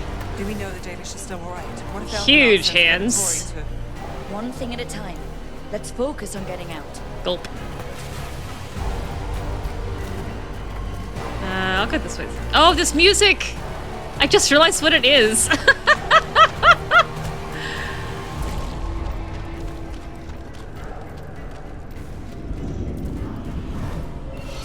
Oh, man. Rook. Can you hear me? Yeah, I can. Solas. Whispering in my little ear. Saying it so softly. Like you don't want to blow out Rook's eardrums. Something's wrong. I thought I just heard Solas. Something's gone right. You are correct. Elgar'nan's magic has thinned the veil, allowing me to speak to you directly. Them watching Rook listen to nothing the way that Lucanis listens to spite. I heard him again. Tell me one of you heard that. Not really. Sorry. I fear we lack the time for explanation. If you can rescue the elves, Elgar'nan is mine to face. Only for now. I get dibs on him later. Elgar'nan! Letali! Ma banal avanuris! Marceline Elgar'nan? Didn't need to get that. Let's keep moving. Solas is gonna distract Elgar'nan. I love that he's like I imagine him like whispering into Rook's ear, like leaning over, like hands on her shoulder, like. You have no power here. Sounds like they're arguing. That's good. As long as it keeps him off us. I like the idea of Solas, you know, trying not to break Rook's brain with this powerful whisper, like, you know, Rook, I'm here. Can you hear me? I'm gonna try to distract Elgar'nan. And she's like, okay, Solas, we're ready to move once you make a distraction. And then he gets a megaphone, and right next to her is like, Elgar'nan, my friend, you are not a god. Do you need me to show you the way? And she's going, oh my god, you're ringing. You could have taken a step like 5 feet further away before you did that? Before you blasted this argument into my ear? Wolf has arrived to defend his pawn. Not his pawn. He forced my hand. Doesn't deny that I'm his pawn, though.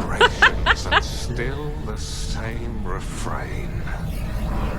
Again, you have caged our people, and again I will set them free. How about we, Solas? How about you and me? How about together we free them? Also... But you are always stubborn, Fen'Harel. Insubordinate, unmanageable, even by Mythal's reckoning. You have lost the right to speak her name. Solas, so have you. Oh, it doesn't... Oh, the crying face, not the frowning face. It's fine. If I look really hard, it has 2 little thin lines of blue tears. Yeah, but yeah, Solas did not deny that Rook is his pawn, which is very funny. And also, they're yelling so loud. Yeah, exactly! Solas yelling directly into Rook's ear. Hey, Elgar'nan, 2,000 years and you're still a punk-ass bitch. The argument that they are having at max volume inside Rook's head is hilarious to me.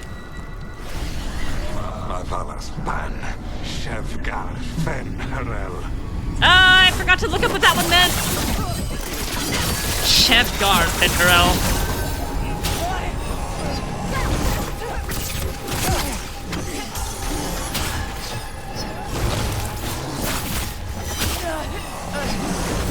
Stop doing the overhand one, do the one that I can block. Come on it!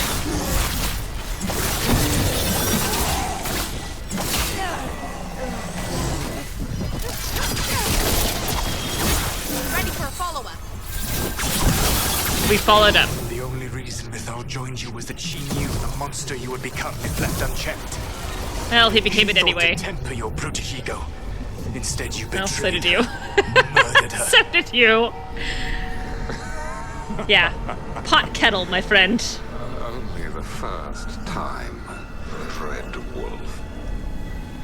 Hey, you okay? I can hear them in my head. They're really loud.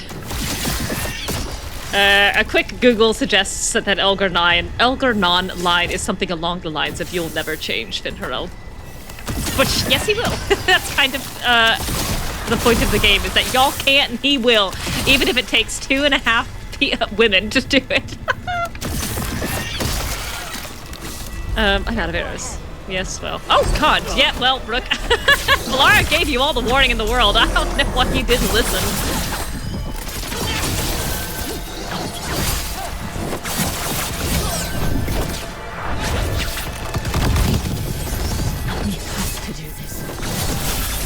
Your struggle is pointless, and your faith in the Dread Wolf is misplaced. Give up. Save yourself. Save your friends. Also, the moment where she realizes she has faith in the Dread Wolf did not occur to her before this moment. But Elgar'nan going like, your faith in the Dread Wolf is misplaced, and her being like, I don't have faith in the... Oh. I can see the way through. I think I do Solas' have faith in the distraction is Dread Wolf. How awkward for all of us. How sad. I was kind of hoping there'd be a little goodie, but there's not. All right, through the door. Out of this trap.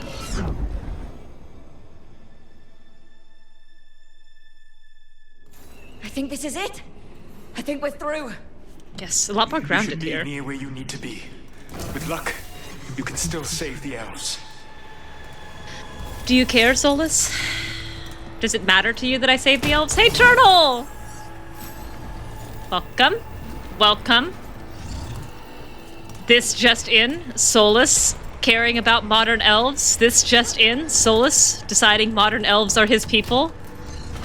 This just in, perhaps everybody who's been alive for the last 3,000 years did have a life that was worth something and isn't just a sleeping ghost, contrary to the belief that I've had for now almost a...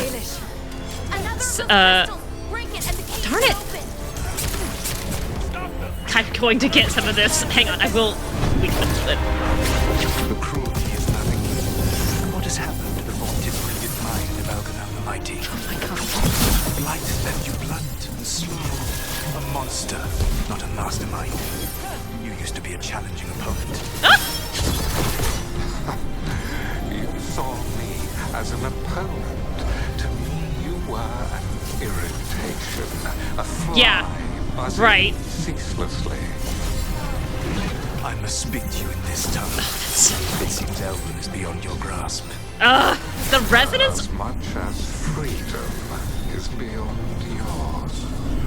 I really think Solas comes out ahead in that conversation. Are you talking to me? Sorry, they're very loud. Behind you. Thank you, Nev. That was actually incredibly useful. I don't think I can do anything about it until I get that crystal down. The exchange in that conversation... yeah, fair. I don't remember where this other crystal is. There it is. Solas being like, you know, you got slow and stupid in that prison, and like you know, I can't even speak to you in Elvish anymore. You've got so little of your knowledge left. You're not even a word of the opponent. And Elgar'nan's best retort being like, well, you're trapped. I really think Solas comes out better there. There we go. Sheesh!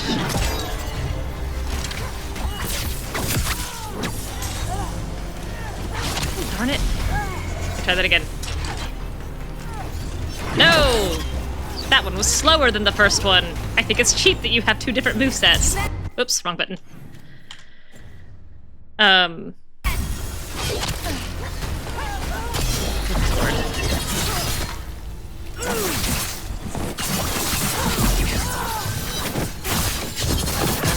That goes to you.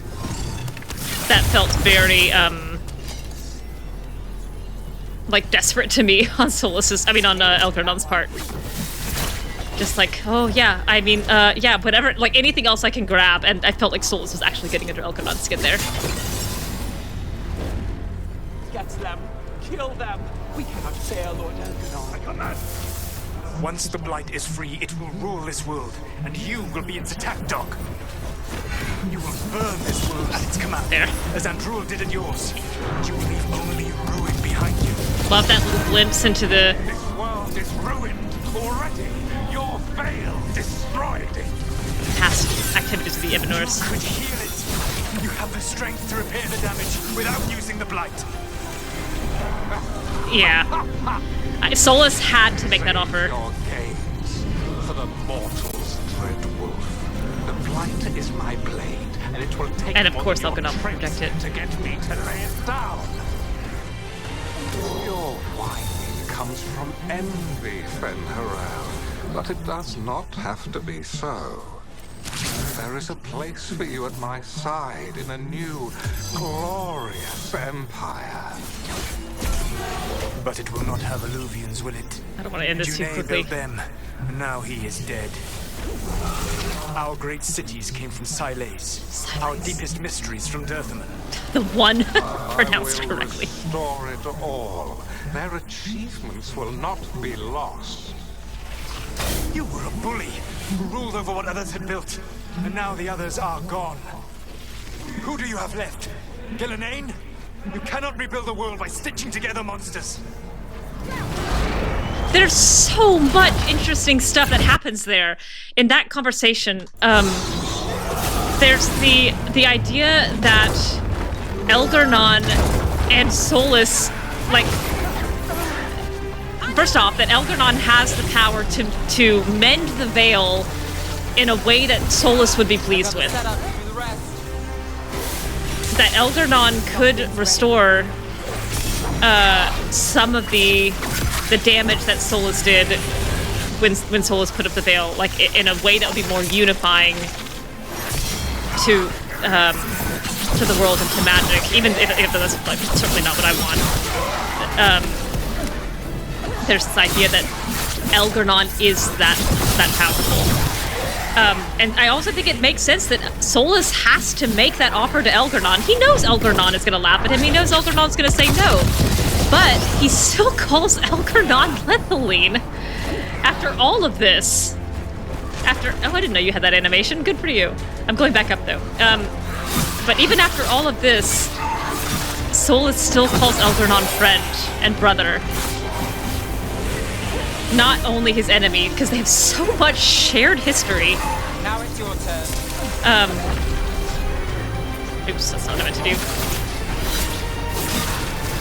Oh, his theme. Kill me.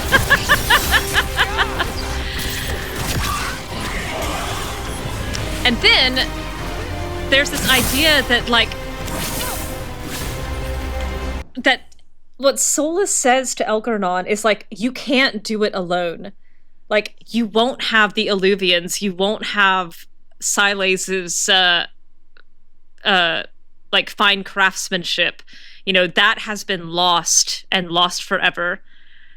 And Elgar'nan's response to that loss is the same as Solas's response to what he perceives as his greatest loss, which is, I'll fix it by myself. Elgar'nan looks at the loss of all these powers and says, well, I can do it. I'm strong enough. I can do it by myself. I'll figure it out.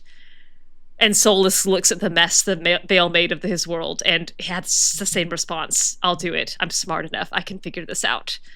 They have such similarities for as different as their goals are in terms of how they approach their problems. And I don't even think they can see it. I certainly don't think Solas can see it.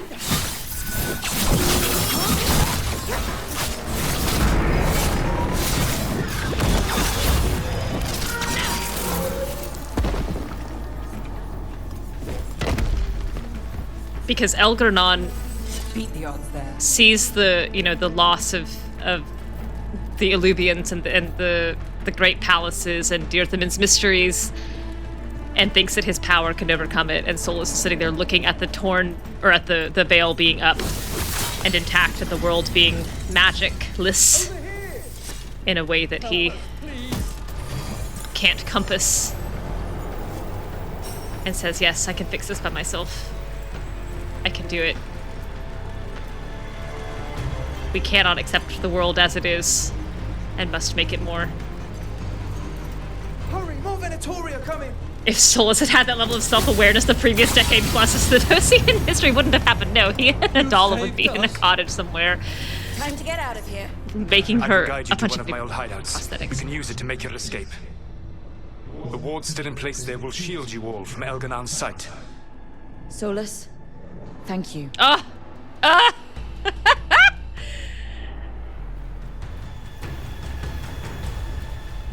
Let's go, run! Yeah, I'm really in a hurry now. I wasn't for a while, but I am now. Don't look at me.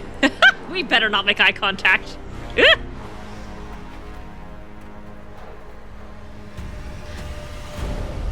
It's tough being a Venatori. Yeah. It was their duty to secure the sacrifices. I wonder which symbol means It was Elgar'nan. their duty to ensure the ritual went perfectly. Big circle. But despite all their efforts, Elgar'nan was disappointed. The cult would do anything to please their gods. The cult would give anything to atone. Anything. Oh, that's cool. That's a cool reveal. It really is tough being a Venatori. And this is the same, kind of the same level of sacrifice that Solas was willing to make on his own end. It's just that instead of feeding Venatori to a dragon as punishment, he is feeding We'd lost all hope. And spirits. And then you swooped in out of nowhere to save us. Slowly. He would have killed us to feed his dragon. Indeed. Maseranis, Lethalon. Instead, Solas is just feeding spirits to the grinding wheel of Elgar'nan's power to form a distraction to serve his own ends.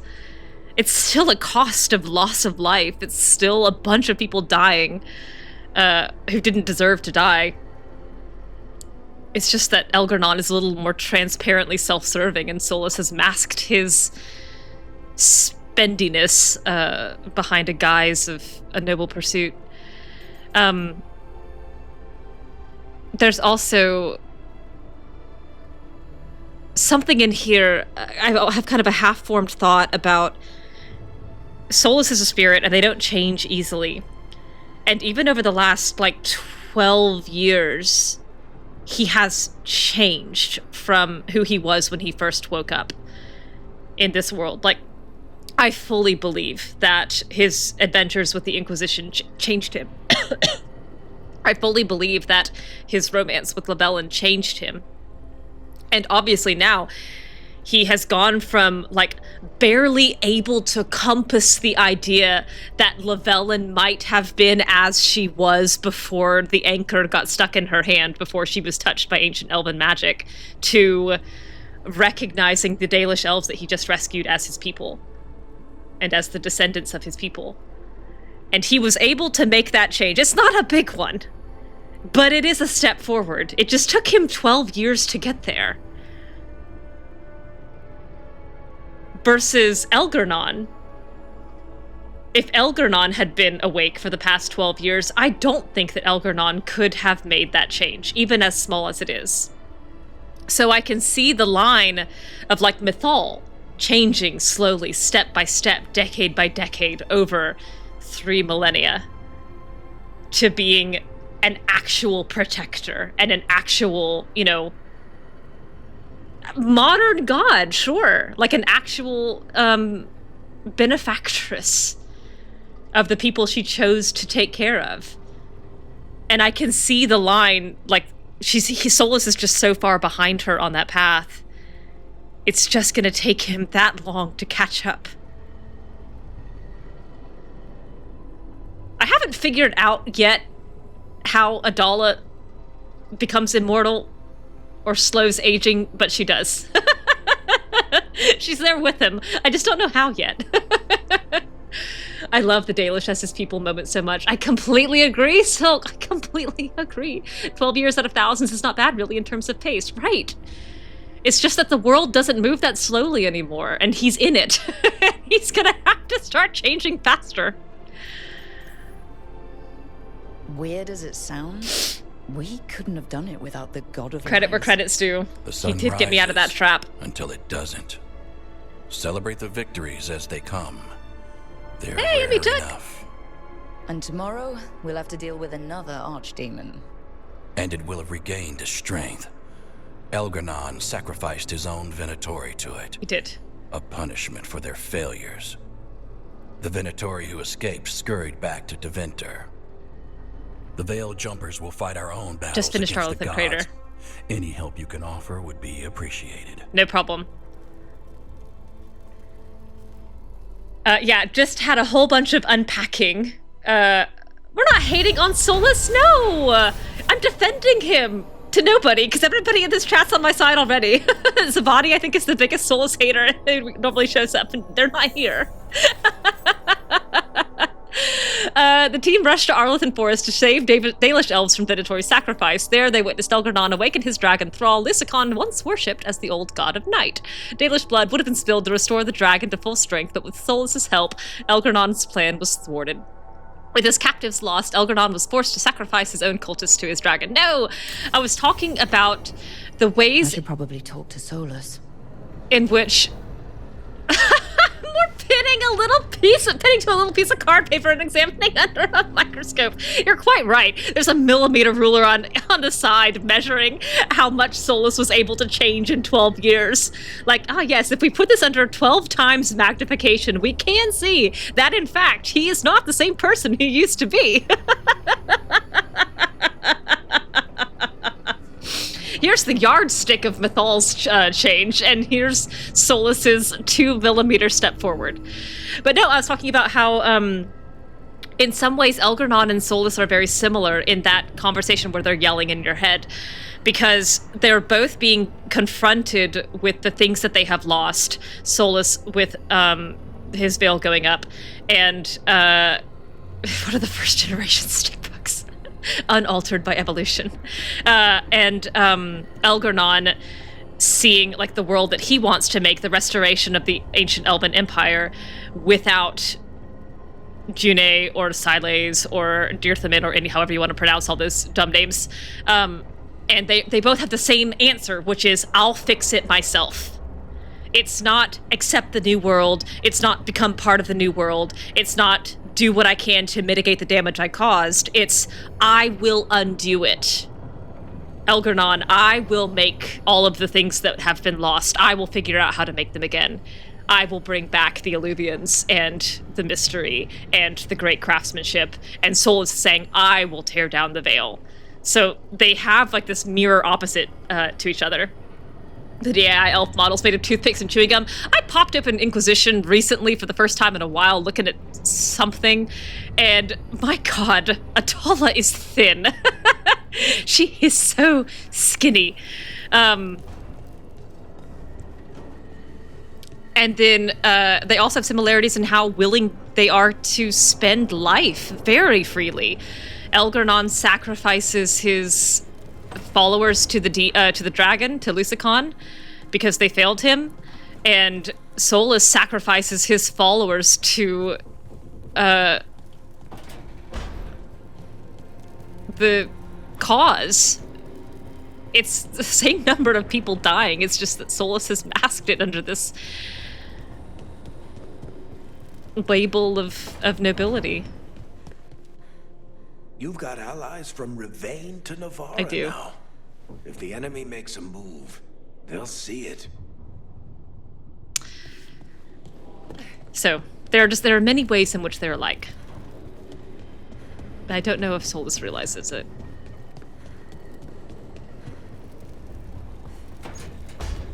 Oh my goodness, camera? I am really struggling with this tonight.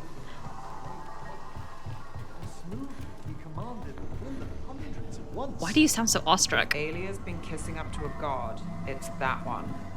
Venatori in his pocket, and now an archdemon. Can't say I like where this is going. You and Bellara cut through his enchantment. Yeah, you did great. Yeah. Lucky he didn't know we were there. Can't count on it twice. We'll find something new.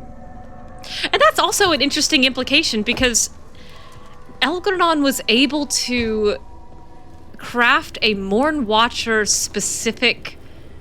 yes, you did, Miss Lucanis, friend Jade, I'm sorry. It's not terribly long, but you did.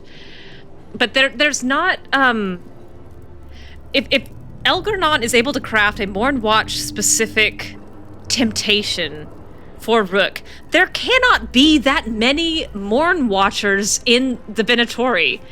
So either he just guessed, like he could just kind of sense the vague desire that Rook has and is able to kind of craft something to go along with that, not realizing that it was her, or the kind of compulsion, the spells that he has are more geared towards, I don't actually know what words I'm saying in your head, I just know that it's an answer to your deepest desire. And he doesn't actually know, like, what words are being crafted. Where is everybody? In the listener's ears. Yeah, generic one. Okay, hello, Asan. You're where you should be. Chuck that chin. Reveal to this person what they want the most. Yeah.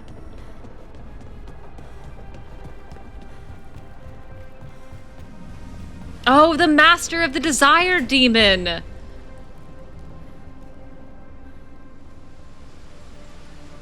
Of course that's what it is. He desires power above all else.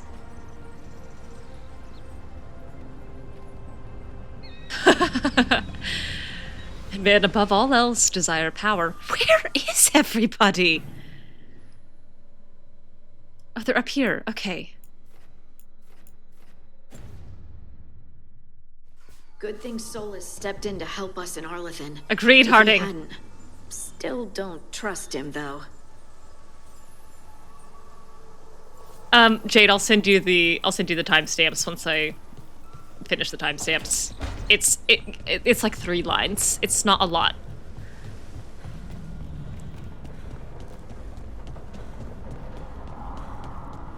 All right, let's see. 62, 61, 57 is where we're coming into this. Here we go. All right, a tie. 62, 62, 57. Oh, well, I'm sorry you missed it then.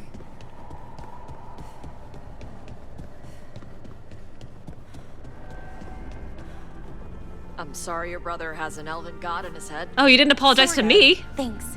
I'm sorry. I shouldn't make it anyone else's problem. Are you sorry I have an elven god in my head? What? It means garbage. Yes, obviously, Bellara. Okay. Yes, context clues help there. But what do you mean, garbage? He's your brother. He's family.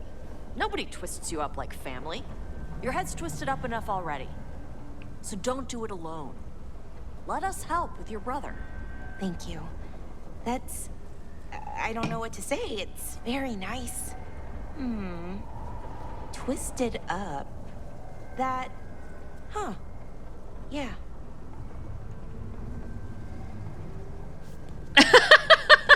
I appreciate y'all doing math. It took me a second to figure out the context of what you were saying. But yeah, I guess if you weren't here at the very start of the stream, I decided finally that it was time to get on top in my games with Manfred.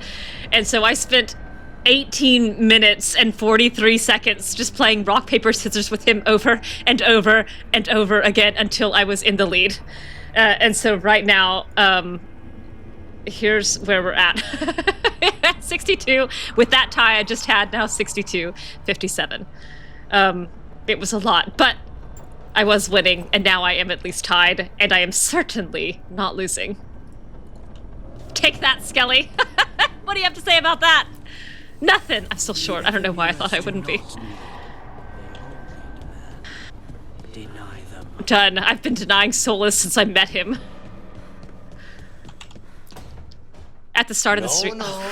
I had to kill a man once who did blood magic on smiling more at Davrin than he ever has at Rook. Pigs with hands came after me. Oh, Christ. All together in one big writhing ball. Awful. Have you ever tried to stab a ball of angry nuts? I don't want to imagine this. Was a bad job. Oh my god. I've got a better one. You know what the Wandering Hills are named for? Is a monster. A titan. Big heap of red tentacles that crawls around. Not a titan. Devouring everything in its path. The damn thing was a hillside. The eyes of a village. You try fighting a hill with a sword sometime. How did you kill it? How? Lamp oil. Everything stank of burnt tentacles for miles after. So many. Lucanis looks gobsmacked. His mouth is just hanging open. I did not realize the first time I played this through that Lucanis was drunk until I heard Davrin talk, and then I was like, oh my god, Davrin is so drunk. And Lucanis, I am now realizing, is also drunk. Oh my goodness, where the heck did all these monsters come from in DA land? I'm sure it's something blighted. I'm sure it's like a couple of dragonlings that got tangled up together and got like accidentally mixed in a mixing bowl with an ogre, and there's probably brood mother stuff. It's Kai's night in the lighthouse. The boys are bonding. Abominations. Yeah, sure. 3 abominations, a brood mother, and a couple of dragonlings walk into a bar, and they come out as a writhing red tentacle hill. Anyway, so I have to believe that they are at least kissing at this point. They're at least smooching. Everyone knows, except Harding, because Harding is oblivious. And that's the dynamic coming into this. If the 2 of you were going to open a bottle, you might have told me first. Brooke is hurt by that. It's not a good bottle. Might have to pick up a supply. I have a feeling we'll need it. Is anyone else hungry? Maybe I should cook something. Yes. What about you, Rook? What's the worst job you've ever been on? No, Davrin and Lucanis are not smooching. Rook and Lucanis are smooching, and everyone knows it. And Jade, I'm sorry you missed last stream, but this was established. So what happens is, the night that Lucanis cooks for Rook, technically for everybody else, but then he makes the dessert that just happens to go well with her favorite drink, and she says, "You cooked for me," and he says, "No, I cooked for everybody." But whatever. That's the night that, like, Lucanis is obviously about to make a move, and he's trying to get up the nerve to do so, and literally everyone can see it all throughout dinner, except Harding, because Harding is oblivious. I think even Tosh has picked it up. And so after this, they're like pushing liquid courage at Lucanis. They're all making these incredibly transparent excuses to get out and go to bed and leave them alone in here. And it's very cute and desperate. And I'm not sure Rook is picking up on how transparent they're being, because she's also kind of nervous, because she's a dog that caught a car and doesn't know what she's going to do with it now that someone she really likes and cares about seems to be interested finally in her, and in a way that's like actually going to have ramifications for her heart if they break up, because that I think is also new to her. And then finally, at some point, very awkwardly, he kisses her, and they're at least at that stage. I don't think they're sleeping together yet, but they are smooching. They being Rook and Lucanis. Anyway, worst job I've ever been on. This one. Nevin Harding didn't tell you about our hunt for Solas, then? They don't tell it the way you would. Oh my goodness. I mean, it ended with the elven god of lies in my head. Is that enough to win the worst job contest? Yeah, well, I lied the part where Varric gets I'll hurt. cook something, if Rook's staying. Right. Maybe just for a minute. She doesn't Rook sit here, story though. first. Then Lucanis owes me one about this contract on a Bronto. She sits on the armrest of his chair. I didn't rehash the entire stream. I didn't talk about how we decided that Rook and Lucanis have kids. Just that they're kissing now. Yes, and actually, Jade, I was just thinking about that, because she obviously just says that Barrett gets hurt. And that's all she says about it. And I have to think that that is a little bit of a sobering moment for the two of them. Like, they probably exchange meaningful looks that Rook still can't handle talking about Varric's death. Well, it was a long discussion. It's the second time this stream I've mentioned about his kids. It was a long discussion. All right, well, that's that for you. No more facts for you. No more history. All right, there's nothing out here. I don't know why I even bothered to look. But yes, I don't think that it is not an hour lost, it's an hour found line makes sense unless they are actively doing something. Testament to Kata's Roki dexterity that she can sit on the arm of that chair. I did think about that as I was saying it. I was like, oh, it's a pretty, like, cornery arm. maybe they're just more padded in the actual fic moment of that exists in my head. Is that everybody? It is. I guess I should level up. Or she didn't tell the story up to the ritual viewing part. Yeah, she only tells the beginning. Yeah, she gets to them showing up at the ritual and she's like, and you guys know the rest. And they're like, we sure do. All right, I think I'm going to do this and then take this point away. Oh, no, you won't let me. I need one more before I can take that point away.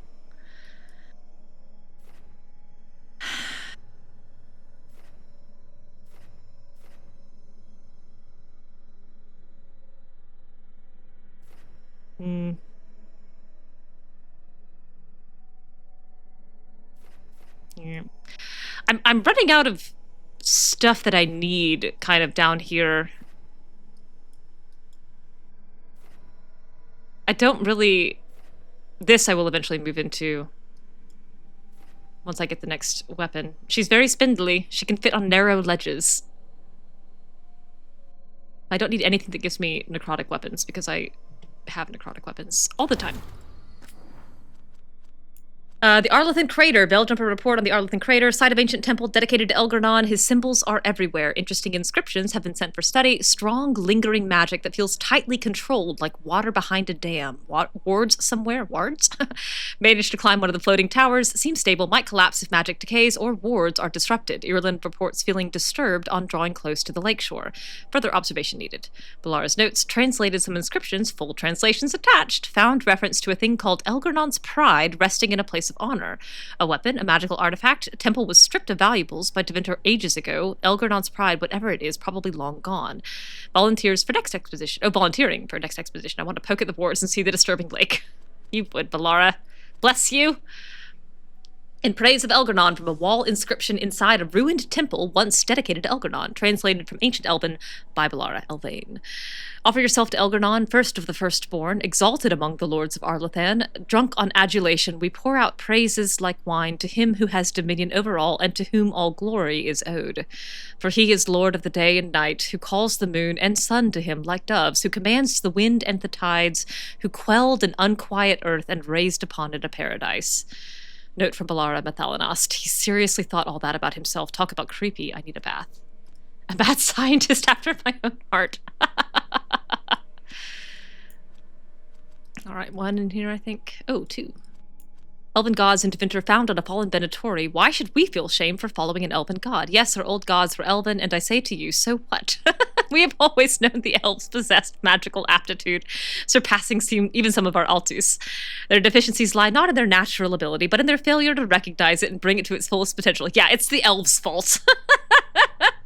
Think on it. After the loss of their leaders, the Elven Empire fell. All of their magic could not forestall their ruin, and Tevinter took what was left and worked miracles. Now, upon his return, Elgar'nan seeks out the Venatori, not the Dalish or any other elves. Raw power is worthless if not used artfully. Our Lord Elgar'nan understands this, and he honors the Venatori by choosing us. Remember that. This is insulting, right? I should be insulted? Bellara. You should be, Neve. I do love this note that, like, yeah, the Venatori do have to justify it to themselves that they're going to follow an elf. Yeah, we are going to allude that much to the fact that elves are slaves in Tevinter, and we are going to put in a codex entry about why they're on board with this. And that's a very realistic way to twist it, too. Like, we were chosen. Like, he may have been an elf, but he is super powerful, and he picked us, so it's okay that we follow him, even though he's an elf. Nev's case notes. Elgar'nan. What do we know? The Dalish tell the tale of how Elgar'nan overthrew the sun. Bellara says details differ depending on the clan. Told one way, Elgar'nan sought vengeance against the sun for burning the earth. In Bel's clan, Elgar'nan struck down the sun to bring the first night. Either way, defeating the sun gave him control over day and night. We could ask Harding. She remembers stuff from back then now. There's always a little truth buried in the legends, but never enough. The real story, or what we've put together, Elgar'nan was the greatest elven general. He led them to victory in their wars, then declared himself a god and king. That's the control angle. But it wasn't enough, so he bound a dragon to himself and used the blight to take even more power. He was a tyrant who subjugated his followers, mind and body, demanding love and perfect obedience. And now he's back. Great. Yeah, not just obedience, but love. He needs the adulation. Can't do without it. Codex. Mark yourself as red, would ya? There we go. Oh my god. Yes! Bond levels! Yes! Good! Great! Which one is it? This one. Dink, dink. We're finally getting into your primer, Emmrich. Lucanis, bond level 8. Glory be. Let's see. I don't care about duration. I'll take effectiveness. Yeah. I'll take all the ways to give you precision. Personal demon. Jeez Louise. There's some such good ones in here. Rook's Talon, that one's great. Rook's Talon is so good, and I hardly get to keep it at all. It's never gone. Personal demon. Ay, ay, ay.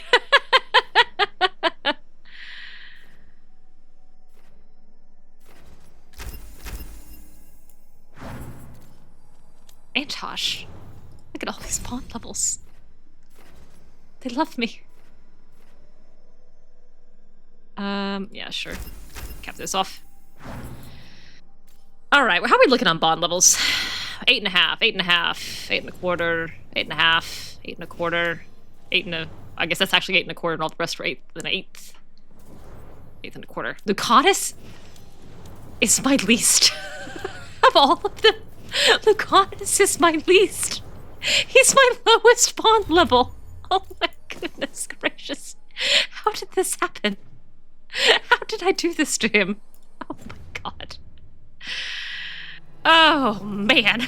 Talk to Solas and then I'm gonna have to start taking Lucanis places. Ay ay ay. This is Emmrich's room. I'm not even in the right place. Alright, Solas. Oh, Lucanis strikes again! Oh, turtle.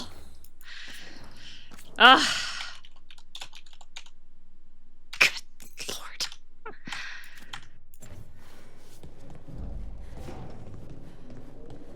Okay. Let's do it. Give you your sweet, sweet nothings and your rolled Welsh R's.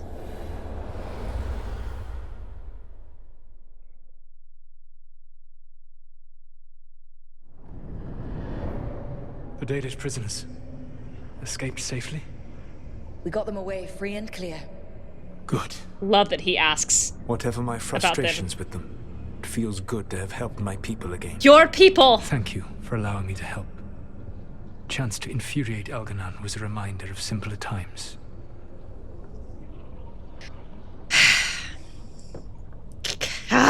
His people, it might be a lie, but I think there's still a kernel of truth in it. I think that he genuinely means that felt like helping his people. I think he genuinely has a thread of him that acknowledges that these are his people, and I think that he is telling the truth when it says that it felt good to help them.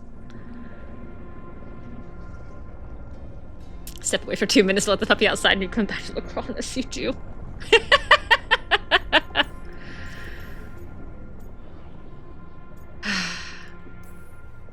You said you found the Dalish frustrating. Why is that? It is unfair to them. I lived for thousands of years, and after I imprisoned the Evanuris, I slept for thousands more. I awoke in a world that had forgotten the ancient times almost entirely. They did. And those who tried to remember elven history, like the Dalish, had gotten so much wrong. Man.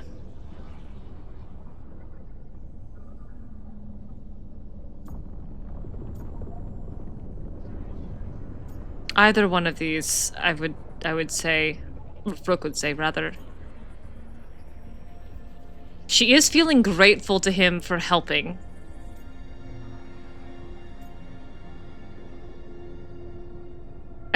Jade lying, Emmy not lying, Solas depends on who you ask. Sass him? Alright, I'll sass him. Like the terrible trickster Fen'Harel who sealed away the gods? There was truth to their stories. Yeah. My rebellion I like had this indeed also. disrupted the lives of those who had been comfortable. And when I created the Veil, I destroyed an empire. Their judgments were fair, if clouded. I tried to explain the truth to one clan.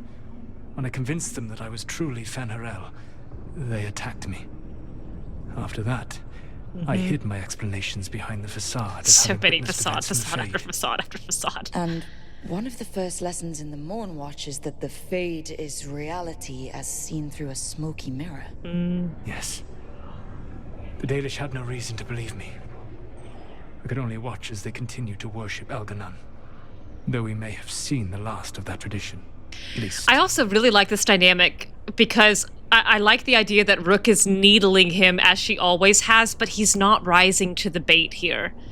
There's a softness in his voice that I interpret as a through line of honesty, even though he has more veneers on him than a socialite's teeth. But I think that there's a reality here that he is letting Rook see. You and Elgar'nan were really tearing into one another back there. I needed to goad him to anger in order to distract him. Yeah, right. But yes, while all of the Evanuris were monsters in their own ways, Elgar'nan was the worst. Or perhaps it is more honest to say that his were the faults I've found most objectionable. I'd like his little smile here. You have met him now. Heard his voice hammering at the doors of your mind. And you have met me. Yeah, two sides of the same You see coin. how he and I might frustrate one another. In Trespasser, he emphasizes that everything he's doing is for the elven people. He's going about it wrong, but he does care about the well-being of the elves. Yes. I needed to make him want to punch me so I could punch him back harder and say it was his fault.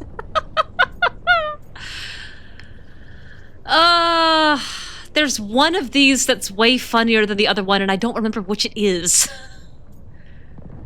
I think it's Angry Brothers.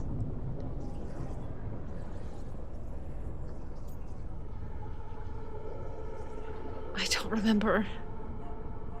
Is it Angry Brothers? Okay.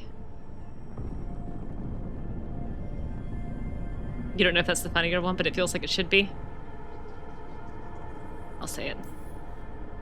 The way the two of you argued? Well, that's true. It didn't feel like enemies. It felt like family. She said enviously. How so? How family dare you? knows you better than anyone. And that can be good or bad. Oh. I had not thought of it that way. But yes, we had centuries to stoke the fires of our hatred. Man. I saw his rise to tyranny coming, and could not stop it. And he saw me disrupt his plans for dominion time and time again. All right. I can see how you and Elgar'nan would hate each other. He has always been what I most feared becoming. Yeah. Callous and uncaring, his arrogance unchecked. To have that much power and no one to remind him that he could be wrong. You don't have that problem. Well, he had you. And I suppose I had you. I love that smile on him. I love that smile on him. I think he means this. Even I think he's very good at talking out of both sides of his mouth. And while, yes, he is planning on, like, imprisoning Rook in here for the rest of her life, I do think he also is glad to have her.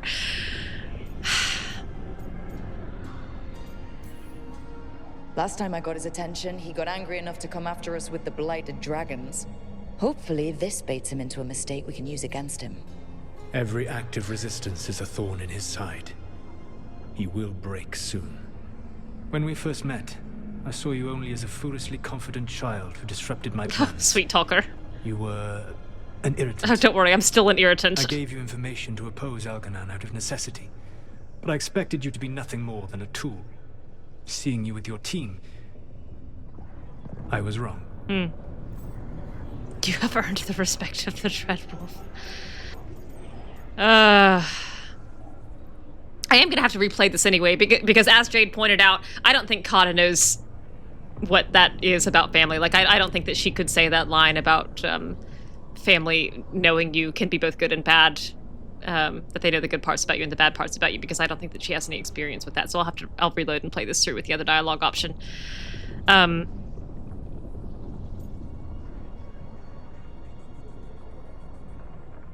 you are a tool I will regret sticking in my prison, right? And yeah, so Jade, one of the other things that I have decided is that Rook talks to Solas most nights. And even if he's not standing here, I think she knows he can hear her. And she does absolutely ask him all of these questions. Boy, you're not going to believe what we learned today. I know you're not going to tell me, but I got to ask. Like, you and Mythal, what was that about?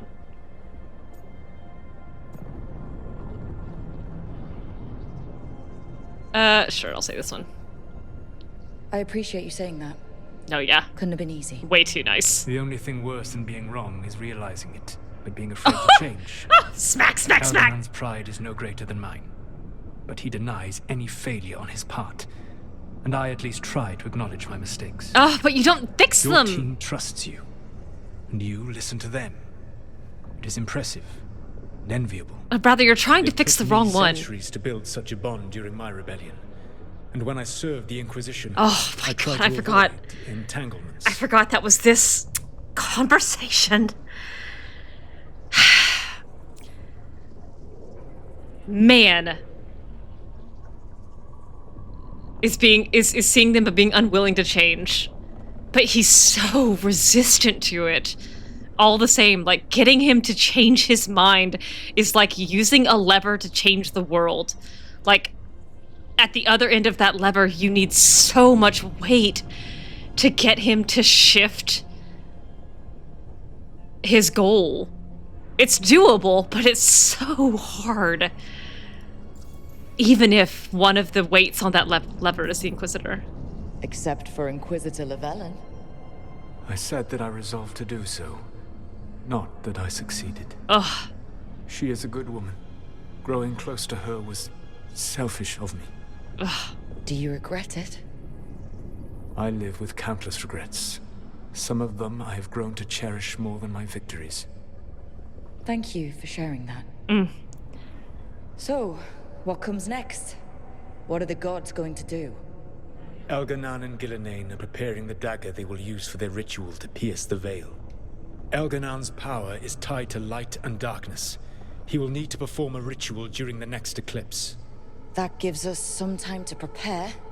It is likely to be your last chance to do so. You must be ready for whatever comes, for this world and for the team that trusts you. I know that you will do everything in your power not to fail them. Well, that's certainly true. But that's also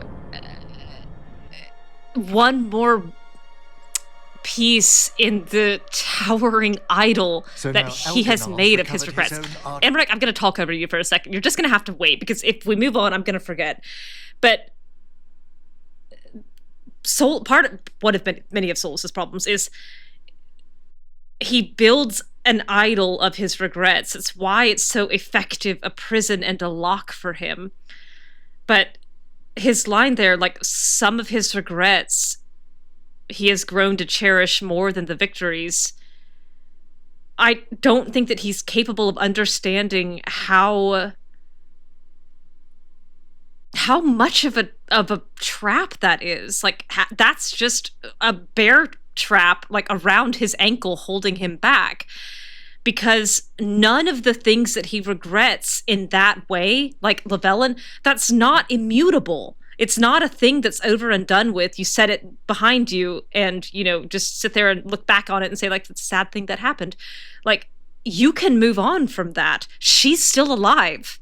Like, yes, the veil is up, but there's a world now that could use your power and your weight behind the blight, behind the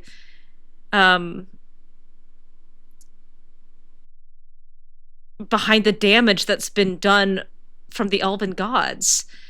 And there's not it is not noble to cling to those so tightly. It's just another tooth in the trap. He's built his own cage and locked his own door, and he's going, like, there's nothing that can be done. I'm stuck here. Like, and the time that it would take him to make that internal change on his own without Llewellyn or the Inquisitor or his friends, pushing him forward is so slow. So slow. Yeah, I just wouldn't talk about them because they are regrets and the player might not find them. So yeah, no one gets to talk about them. There's a line that he says, I'll unpack it a little bit more when I get through it next time. And the gods only need an eclipse to complete their dagger. We saved the Dalish, though. That's important. But now... His regrets are proof that he's not too far gone in his mind. That's why he clings to them. Elgar'nan and the rest didn't regret their evil actions. Solas does. Yes. Oh yeah, he has to cling to them as proof he's not just as bad as they are. You're actually quite right, because he's gone too far in the other direction. He watched them act without regret, remorselessly for thousands of years. It's why he built the war. And if their greatest flaw is that they have no remorse over the evil things that they've done, well, he's going to run as far from that as he can. And he's still going to do the evil stuff, but it's okay if he feels really bad about it. And he never lands in that middle ground of, like, maybe I just don't do the thing and find another way. Elgar'nan's immortal, so long as his archdemon lives. And we all know how hard those things are to kill. They're We so killed Razikale, big. didn't we? After losing hundreds of wardens, and it took a centuries-old trap to do it. We don't have either of those. Not anymore. Just when you think the tide's in your favor, it turns right back. That's why we'll win. Rook is so optimistic here. We've done some great work underwater. You know why no one else can save the world except Yeah, getting us? Lucanis out of it. Why That's the why he approved. Inquisitor told me it had to be us. Because we don't give up. Knock us down and we come back swinging. Sure. Nice speech, Rook. Thanks, Dad. But it's hard to complete a contract if you don't know where the target is. We found the gods before. Not without help, we didn't. So we get help again. We've got allies everywhere now.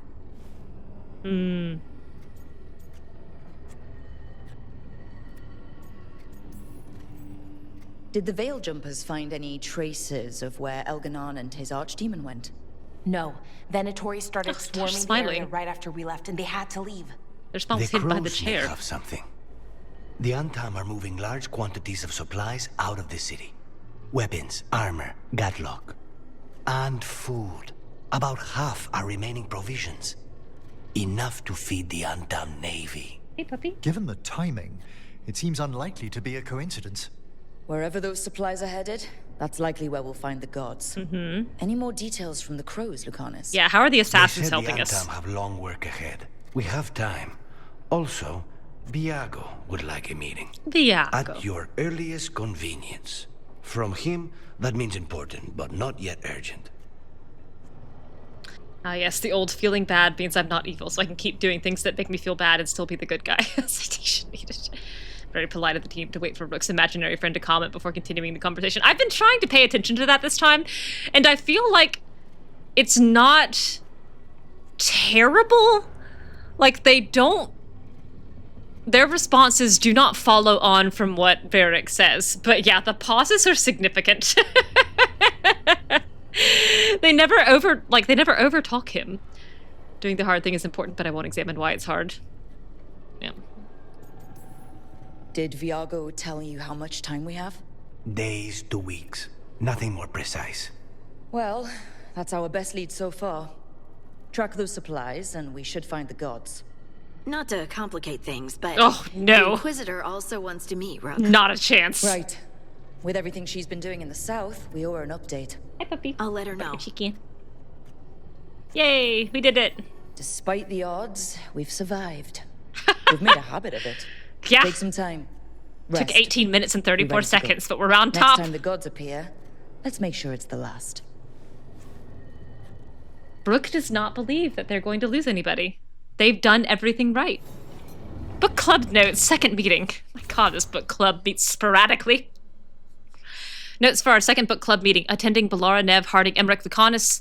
Book Mistress of the Scarlet Moon by Urian Cestus. Chosen by Harding. Notes taken by Bellara.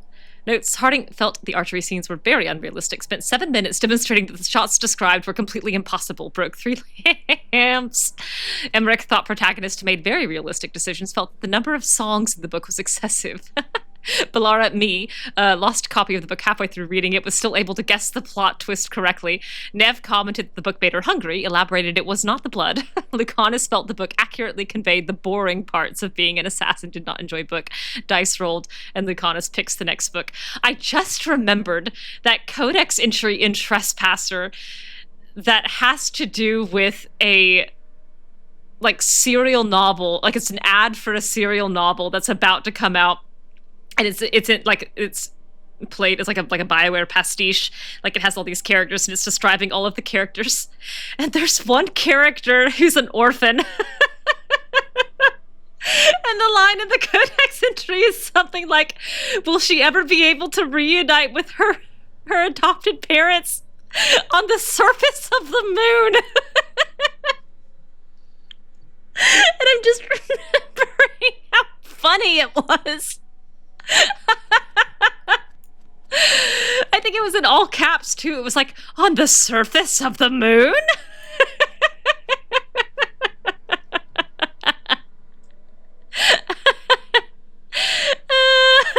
About the freed slaves. I think they should read that book in book club. We got word from the warding sites. Many dead, far more than the casualties we inflicted. The story being spread is that we killed everyone. Andriel's servants made examples of a few and claimed the Dreadwolf is trying to weaken Arlathan by attacking servants and destroying the wards. It's hard to tell what people really believe now. I know you're likely berating yourself reading this. Just remember the faces of the people we saved. We can't control what the Evanurus do.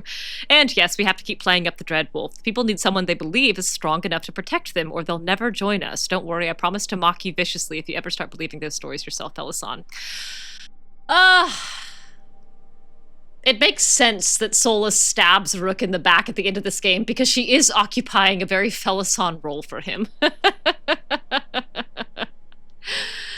Thetis is Sailor Moon fanfic. I love the plot of Final Fantasy XIV Endwalker.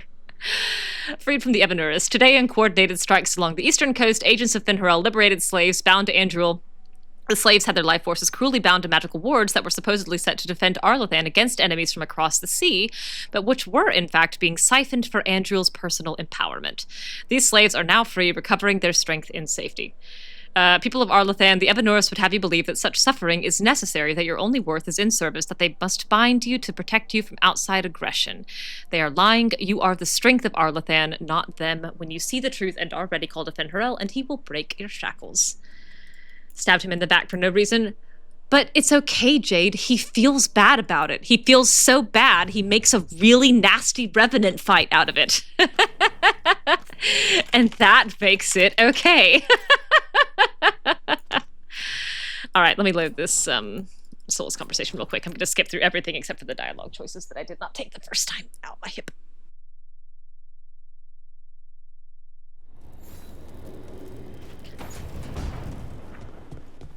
Oh, get over that chaise lounge. Man. It looks like she's praying.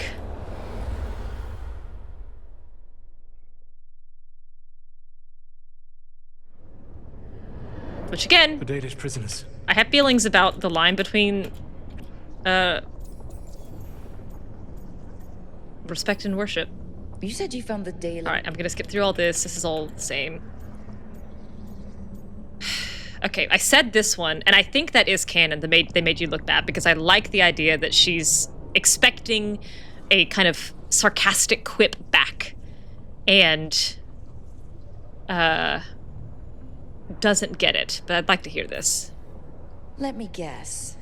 You tried to tell them what they were getting wrong, and they didn't believe you? There are few things that frustrate me as much as ignorance. That's also good. I try to explain the truth to one clan. I like the laugh. Them that I was truly Fen'Harel. I like that she made him laugh. After that. Okay. And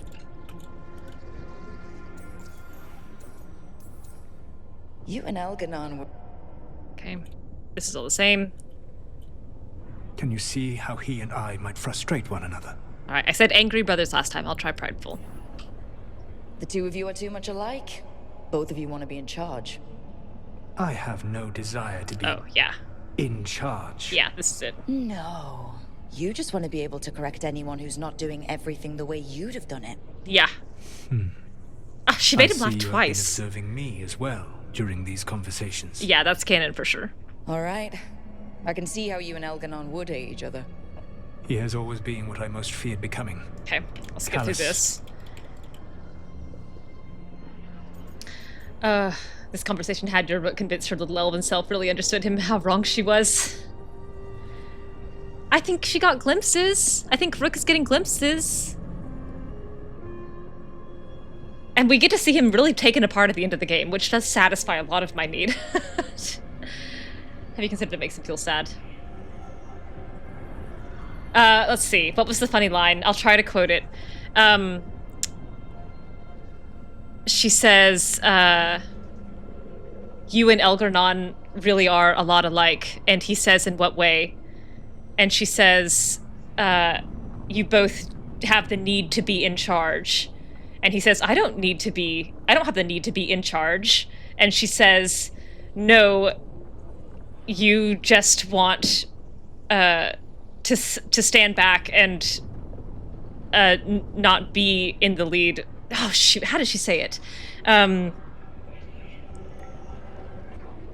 You just want everything done exactly the way you would have done it. And he kind of chuckles and says, I see you've been observing me as well.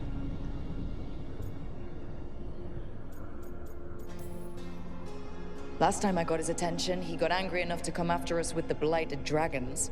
Hopefully this baits him into a mistake we can use against him. Okay, and this will stay the same. Yes! Alright, and I said this one last time and it was not funny, so I will say this one. I'm impressed you got that out without choking on it. If I could not admit when I was wrong, I would be no better than Elgar'nan. Yeah, that's it too. Your team trusts you, and you listen to them. It is impressive and enviable. It took me centuries to build such a bond during my rebellion. And when I served the Inquisition, I tried to avoid entanglements. Yeah, right. Big failure. Except for Inquisitor Llewellyn. I said that I resolved to do so. Not that I succeeded. She is a good woman. Growing close to her was selfish of me. Add it to the list. Do you regret it? I live with countless regrets. Some of them I have grown to cherish more than my victories. Slap, slap! Thank you for sharing that. Rook does not say that. That's too gentle. Elgar'nan and... Alright, we'll skip through this. Delivery's not funny? Well, I don't know what you expect. I'm doing my level best to remember all the things that I want to say. And the gods only need an eclipse to complete their dagger. I don't see why you step away from the movie and then walk back saying, what happened while I was gone? Yeah, that's why we'll win. Alright, this will all be the same. I think that Lucanis approves of that. He's right. It's an approval-worthy statement.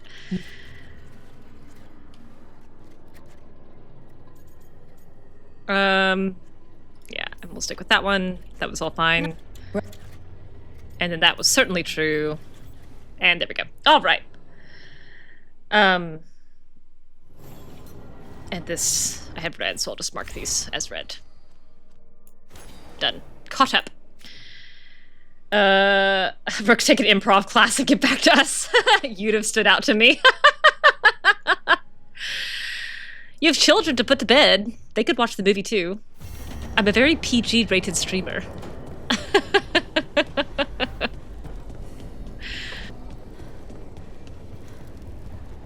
They should not probably watch this game. Oh no! Murda's here! I didn't save! Oh no! Hello. I assume Vorgoth's not far behind. We have her, Rook. We have her. We know exactly what she's planning. The professor asked us to research the artifact that came into the possession of Johanna Hezenkos. She carries a gloaming lantern. Hi, Vorgoth. There you are. Oh, they man. Were fashioned in ages past by unscrupulous necromancers. Rook is standing up so straight right now. And concentrate life. Johanna could use it to leech life from hundreds at a time. An endless source of power. Oh, man. That's exactly the kind of reckless necromancy that gives the rest of us a bad name. Just so. But we found where Johanna will be. Johanna. She has returned to Blackthorn Manor. Hezenkos intends to hold a soiree. Where's my accent, thank you? That can't be her whole plan. No, but I propose a small group infiltrate Johanna's lair while she's distracted and destroy her lantern. We'll do it. Let's do it. That was a nice smile, Rook. Vorgoth and I must return to the Necropolis. Hunt well. If only we could make Johanna see reason. Bye, Vorgoth. You tried before. Bye, Bone Dad. She seems stubborn. Gone. Perhaps that's why she attained immortality. While I quake on the threshold. Emmrich. If I make my own bid for lichdom. Oh, it's no use pretending this hasn't stirred up that old dread of my own mortality. That can't be fun. I'd hoped it would pass. Oh, Johanna was never beset by these sort of fears. Well, a little fear's healthy. You'll feel better once we crash her lair and destroy that lantern. There you go, she wants him to feel better. Jade, I thought of you earlier. We were having the conversation in Neve's study where Emmrich is holding the skull, and it gives you information about the place where Aelia is holding her ritual. and the skull is reticent to give you information, right? And Rook said, threatened to drop it. And Emmrich, if you say that, Emmrich like whips his head over at Rook, eyebrows like shoot up, and he goes, steady on, and it was really funny. It's just this very sharp reprimand from Emmrich for threatening to drop a skull in the Fade. Let's see. Oh my god, y'all said so much. Bring them and faithfully transcribe the younger child's every question. Yeah, okay. I invited this. What about the chat? And then spam the chat with them until I answer. All the drawn out conversations about the Randy Dowager. So many. I do love her. The children read very quickly. Smooch that old man. I can't in this one. Yes, sexualize that old man. It's so funny. Last night we watched a movie and Court kept going, oh my god, it's Lucanis, and I kept going, no, he's Emmrich. It was a movie about an assassin who has struggled to find love and ends up falling in love with a competent ne'er-do-well who has a weird relationship with his mother figure, who is also an assassin. I think that Lucanis wins. See how often you get to pay jail. Would you really trust me around impressionable children? Sure, why not? If Rook can be around children, Turtle certainly can. Rook, that can't be fun, Emmrich. I mean, it was nice not having panic attacks while it happened. Jade, I've just missed everything today, everything. I'm sorry. We've moved on. I decided many moons ago that back in, DAI, my Lavellan was trying to speak Elven with Solas, but there was significant linguistic drift. Oh, I love that. So we hit Solas with the Elven equivalent of Elgar'nan. Solas was like, don't ever speak to me again. That's so funny. Oh, I do love that. I do think that linguistic drift has happened because I think that that's how Solas has changed and evolved to mean pride. You slang on that Elven boomer. Kids these days. Adala just walks up to him, puts both hands on the sides of his head, holding his cheeks, kisses him so gently, and whispers against his mouth, Solas, 6'7". 6'7", Solas. And he's just going, What are you saying? What are you saying? I don't know what it means. You're trying to communicate with me, I know it. And she's just laughing so hard. Oh, thank you for the follow, Earth, Wind, and Fire. I don't know why you followed me. This is the kind of idiocy I provide. Stream is fine here, thank God. I'm glad everybody heard my 6'7" reference. Welcome back, Stealth. Did you miss Biggest Dickest Draconis? You did. It's okay, I just made a 6'7" joke and it's really made me laugh, even though nobody else is laughing. I am. There's linguistic drift. Atala is using current memes on Solas and he's not getting it, and I think that's so funny. Oh, my stomach hurts. Hey, what's shaping? Like that! No one says, what's shaping anymore? Oh, I thought it was a dwarf thing. Oh, I think Rook looks good in this light. If you lived in Orzammar 20 years ago. Wow, just trying to be nice, and what do I get? Sass. Sass! Aw, well, I appreciate it. And I'm doing okay. I think I just need some time to nice think smile. And sort things out. Nice smile, Harding. Nice smile, Rook. Nice little single strand of Rook's hair fluttering away. God strike you dead if I ever laugh at a 6'7" reference.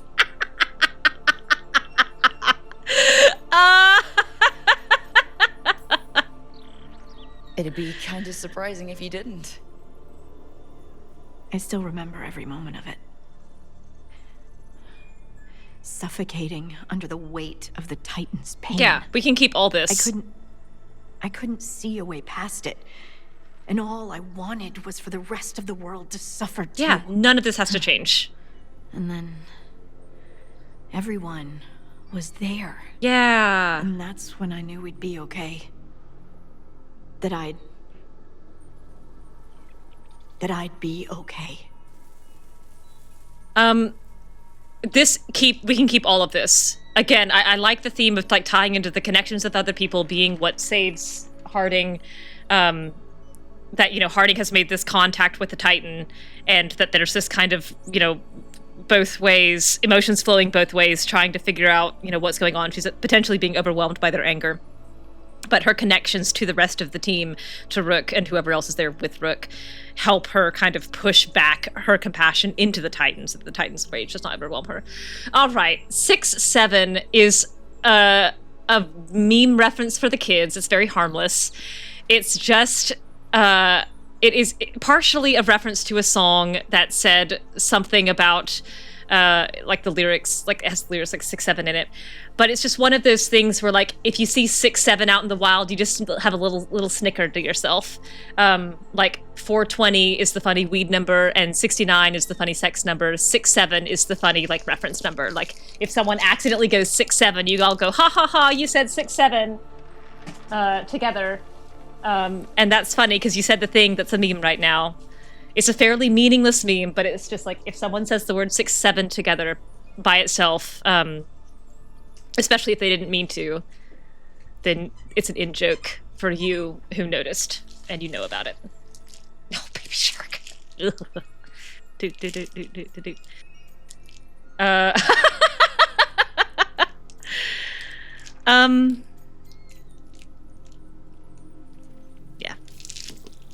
You knew? Because I sure didn't. Boy, am I They both glad know it that's worked not out. true. Me too. You helped me remember who I was. Not some titan, but just Lace Harding. You can be flippant. I but can be. Very. I know what you did for me. And so do you, whether you want to admit it or not. You take that back. Make me. You know, I think about Solas sometimes. He's been trapped by his mistakes for eons. Yeah, because he won't let him go. When you're blinded by sorrow and pain, you need someone to help you past it. Which is why he should not go by himself into the fate at the end of this game. He believes he's alone, even when he doesn't have to be. Yeah, I think we keep all this. I think we keep all of this. I don't think any of this has to change. I like Rook's face here.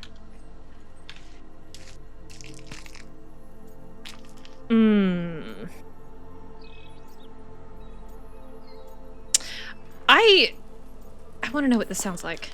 He'll never ask for help, but that doesn't mean we can't offer it anyway. But do you think he can be helped? Solas took this path because he thinks he has no choice. But the Inquisitor believes there is another way for him. For them. She could save him if he would just let her. No one's beyond help, Rook. Yes, correct. No one. I have to believe it. Or none of this matters. I like that expression. I like that very thoughtful expression from Rook there. Oh, man. I have not done Harding's quest and let her get angry. I think Piran has, but I have not. I see your question, Lark. Let me answer Jade's questions first, because I think that'll be easier. If he shouldn't go into the Fade alone at the end of the game, what do I propose he should do in a world state that doesn't have a romance Llewellyn? I think he should, if he's friends with the Inquisitor, if he had a good relationship, like in the perfect world where we could import more information into the world state, if we could like have a Solas who was friends with the Inquisitor and not just like neutral or enemies, but they were close, then I would like to see some kind of like dialogue line or disappearance, like implied, like maybe the Inquisitor goes with him in the moment into the Fade, but I would like to see lines implying that Solas is going to reconnect with his friends from the Inquisition and start some kind of work against the Blight or start some kind of work with the elves. In a world where Solas is not... I would like to see Solas explicitly leaning on that friendship with the Inquisitor in whatever that looks like. And then if the Inquisitor is not friends with Solas, if they had a neutral or a negative relationship, then I would like to see Solas saying that he's going to go help the elves. and he's going to find some little pocket of elves somewhere willing to work with him, maybe the Veil Jumpers, and start specifically with them as the descendants of the modern elves, or descendants of the ancient elves. I think he has to be in the world. I think he has to be in the world. I don't see a functional in-state where Solas, who has just been through kind of the most traumatic releasing of this chaos, of this whatever it is this binding to Mythal, going alone into a regret prison and being able to get himself out of it. I think that he has to be I think he has to be in contact with other people. And I don't care if that's the Inquisitor or the elves or Llewellyn or Bull and Dorian or Sarah. But I think he has to be in contact with people in the world. I think the only way that he moves forward and changes, like Mythal, is to bind himself with friendship and connection to people who are alive now.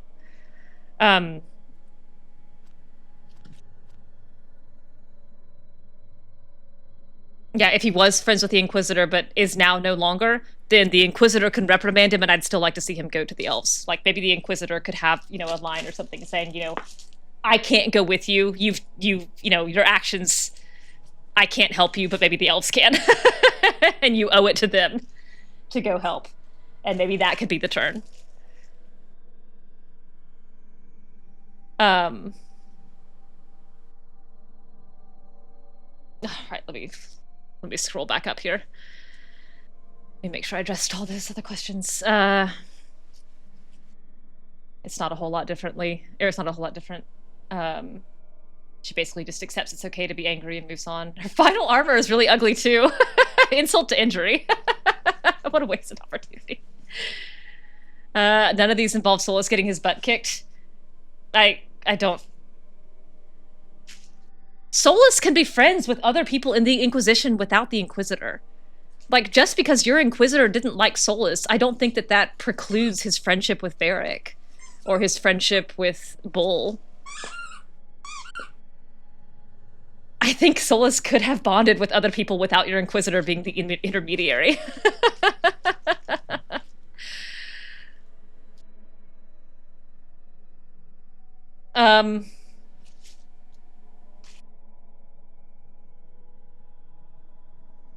Yeah, so, okay, so your Inquisitor is not going to be showing up to tell Solas to get a grip. I mean, that's fine. But I still think she could show up to tell him, like, you owe it to the elves of the world to help deal with the Blight. Or to make their lives better.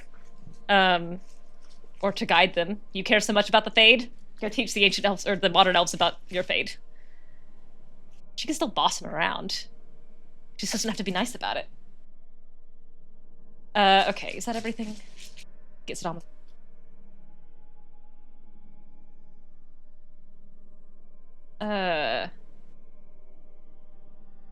Also, like, a Solas who's not friended has zero reason to be a better person. I completely disagree.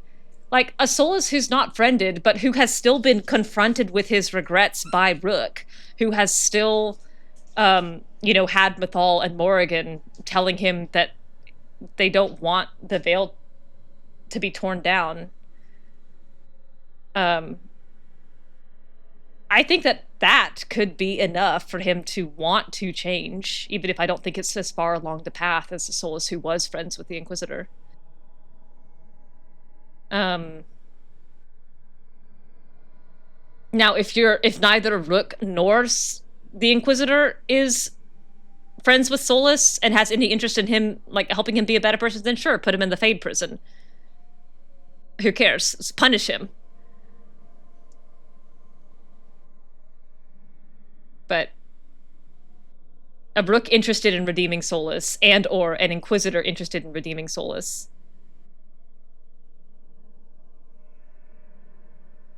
I think he owes it to the world.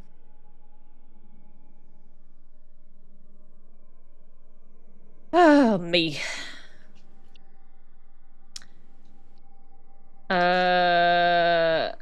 I still stand by there should have been a Darth Vader endings for Solas option opinion that made Cork say if this is how the game is, I don't know if I could ever touch Dragon Age again. It's true. Yes. If the good ending for this game, or the ending the game presented as the good ending, had involved Solas dying, I would have been done with Dragon Age. How could you do that to Adala? He's pretty set on rejecting what friends he makes in order to avoid becoming a better person.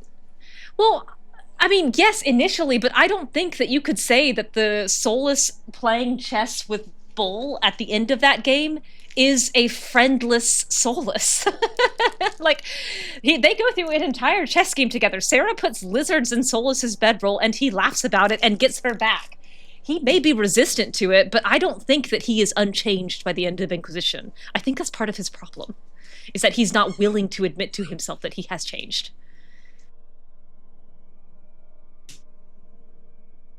You never heard Solas playing chess with Bull? They have a very extended chess game that Solas does win in the end, but it's very close. And actually, if I recall, I think it does involve Solas sacrificing a lot of his characters. Solas makes friends with Bull, Cassandra, Cole, and Barrack at the very least. I agree. Even if the Inquisitor hates him, I agree. Dorian, too, depending on how you view their banter. I agree. High five to Emmy Took.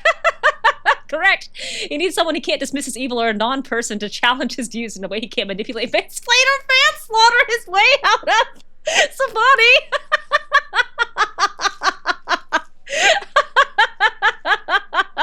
That's so funny. God, that's so funny.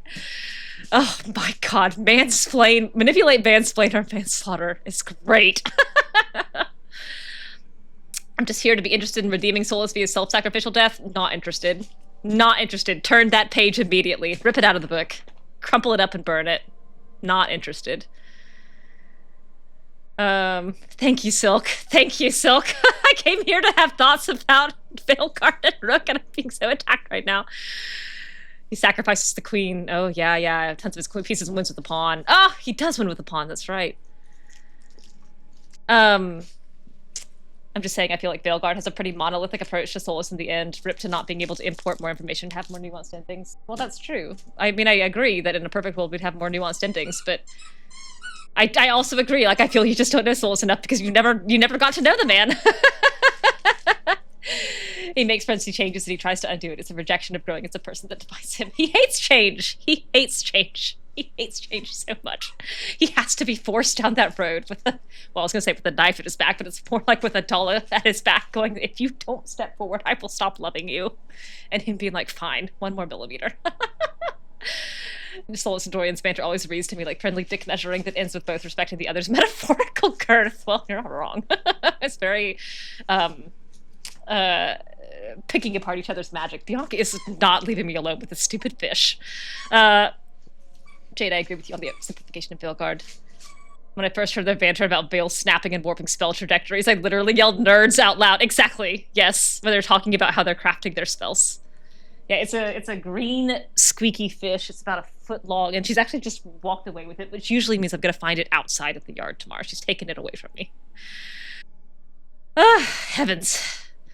I agree. I think he's one of the people instrumental in Dorian trying to decide to try to change it to Vinter. I agree. Because Solas, Dorian, and Sarah have a really good banter series about Sarah's red jennies and also about the change that you make into Vinter and like the way that power structures work. And I thought it was quite good. And made me think about, you know, what you do when you empty the power vacuum at the top. It doesn't stay empty. Like, you have to think about what comes next. Someone will take power, and you have to figure out what you want that to look like. I've read that as simplification is first. It's not a stupid fish. You take that back, justice for Bianca? Bianca, Emmy Took says justice for you. She's still outside. She can't hear me.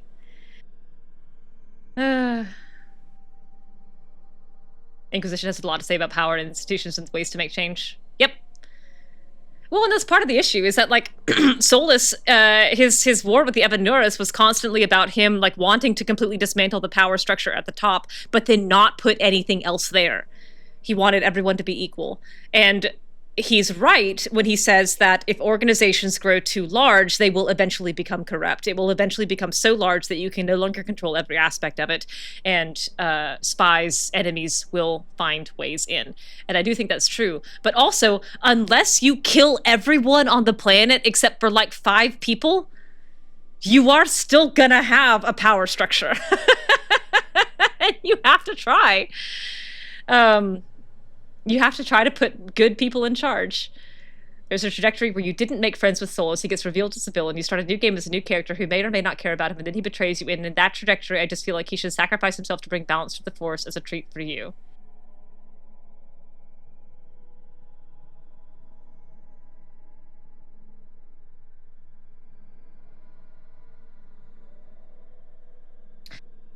I don't think you're wrong, but I'm so deeply uninterested in ever seeing that the lack of it means nothing to me.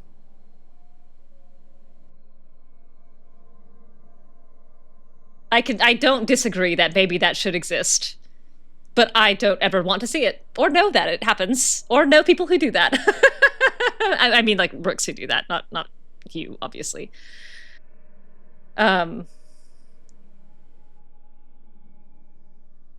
Nah.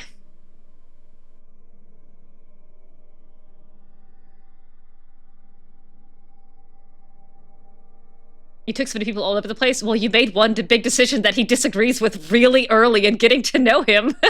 And I'm not surprised he quit talking to you. Jade deserves a dead result as redemption arc. Ugh. No thanks. Null utopia, where you create a utopia by not making it, or not by making anything, but by removing the bad and assuming good will fill the space. Oh, that's an interesting idea. Yeah, exactly. It is a pretty funny run if you never had either character like Solas. The lack means a lot to you.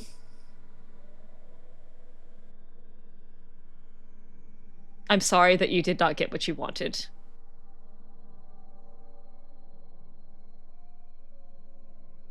Rook does that. Maybe Edis is in a weird place. The game keeps tripping over its feet to making things work out for him regardless. In that situation, he becomes the Ilaria. No, no, no. Nope. No, I'm gonna scroll up to Lark's question from 1,000 years ago. Where is it? Okay, the lighthouse changes to suit its dwellers. I know for gameplay oh god, scroll bar, please. Scroll bar jumped me. Jade, quit talking! It's jumping me down to you. I can't scroll up because it keeps jumping me back down to Jade. Where is it? It's so high up here. Where? God, Jade!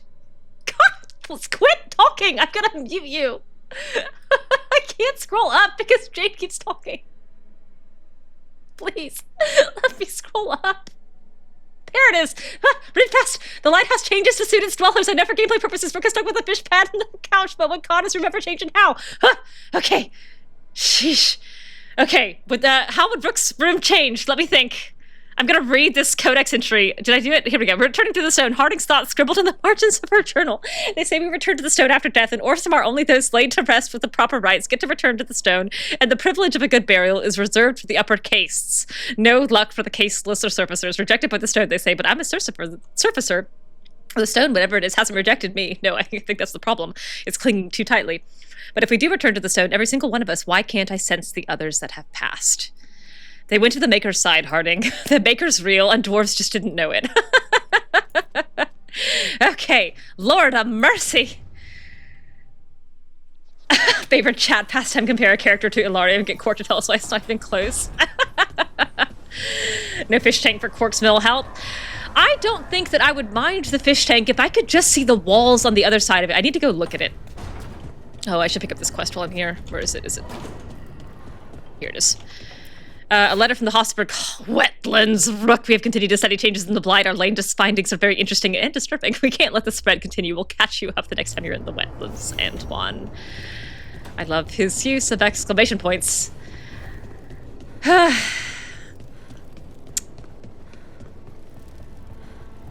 got what I wanted. I also got what I wanted, Silk.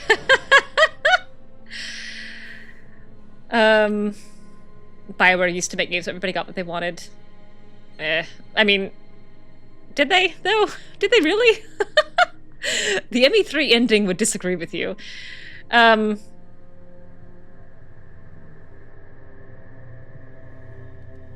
Okay, how would Rook's room change?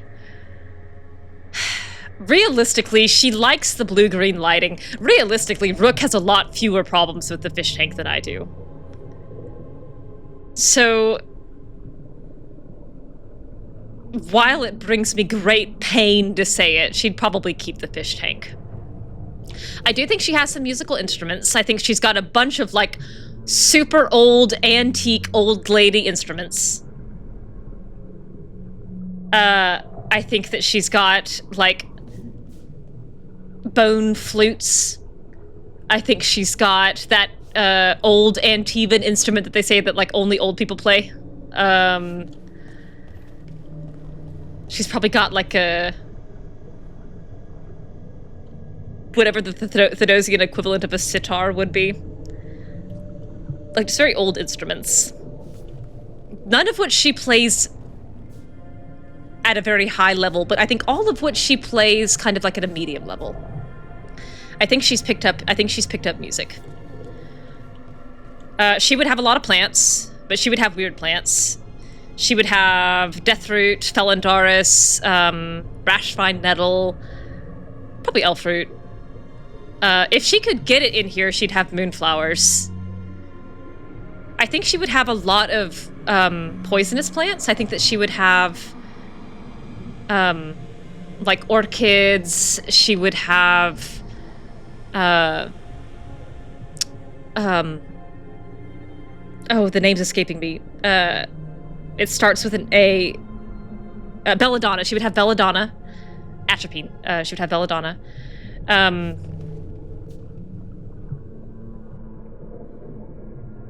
Things like that. White flowers, like white, green, purple flowers. Carnivorous plants, sure. Yeah, absolutely. Some Venus flytraps, 100%. I think she would have her grave gold. I think that she would have lots of gold doodads and decorations that either she picked up or that Tosh gave her. I think that she would have a lot of gold decorations in the room and a lot of gold jewelry kind of draped around the room.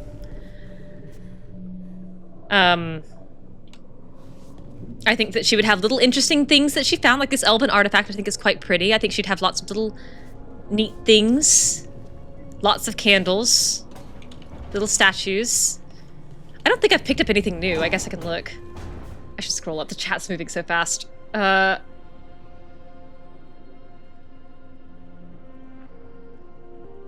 Alarda's soulless rare bear just a sure shit. Ilaria cannot be compared to Ilario. You put them on a comparison scale and Ilario's head just pops. I could make him worse in there.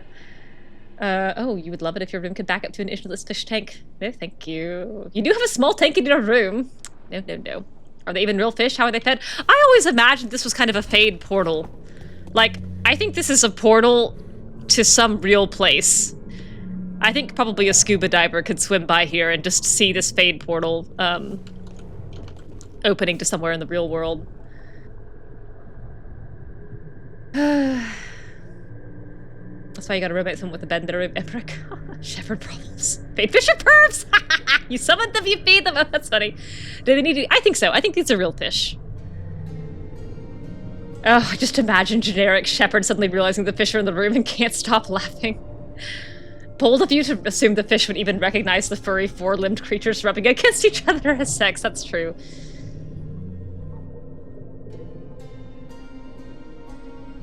That's so funny. Yeah, Tafford and Tosh.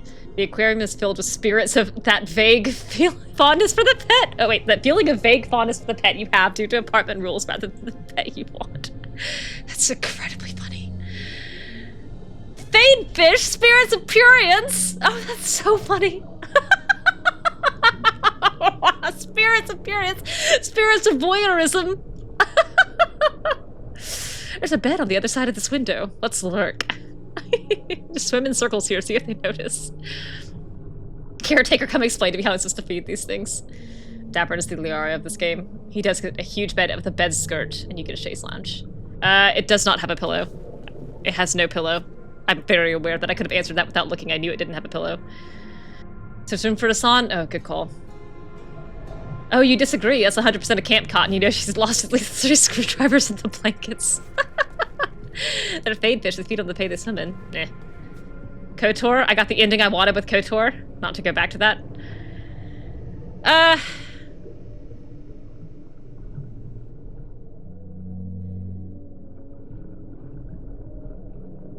Yeah, that's true. I still don't think I'm ever gonna feel strongly about Solas having a self-sacrificial ending. I also don't know how you have him have a self-sacrificial ending. It would have to be Rook doesn't give him something, and he chooses to sacrifice the Fade in that way. Fade flakes equals dreamer dandruff. Caretaker occasionally manifests outside your window with a box of Fade flakes for the fish. If you're very lucky, they don't catch you mid-romance sequence. That is very funny. Oh my god. The caretaker's out there. Don't move. Maybe he's like a Tyrannosaurus Rex and he can't see us if we don't move. Ugh, Rook would probably have a lot of these pots. Ooh, a Navaran tome. I don't think Rook would read this regularly, but I think she would not mind having them around to make her look smart. Serpentine hookah. No, she doesn't have a practice kit. I'm gonna put the Hala back up for now, but I might replace this Griffin lamp, as much as I'd like it, with the Navaran tome. Ban understands the importance of privacy. Why would he self-sacrifice if he doesn't have an emotional tie? This is why Emmrich bangs Rook in a coffin. Ick.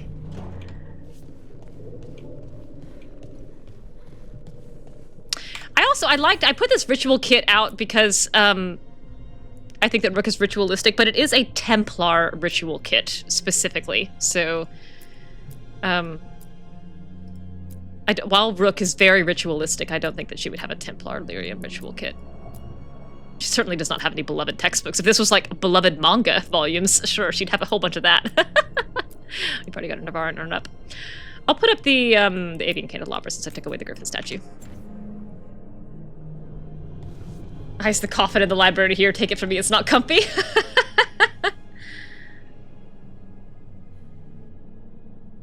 Oh, now that's an interesting thought, Zavadi, that if he sacrifices himself, it's because it has to be him, like a lean into his pride.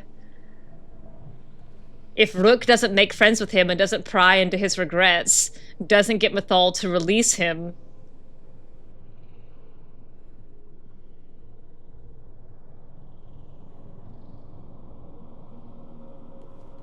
but why wouldn't he tear down the veil instead? Why does he still agree to leave the veil up?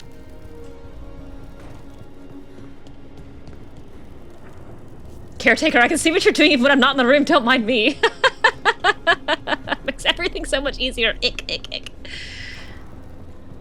The problem with being more negative towards Solas is that it makes him more likely to double down. Is it just me, or does Neve seem preoccupied? Who? Worse than usual. You mean Slick? Yeah, why don't I go talk to Slick for you, Varric?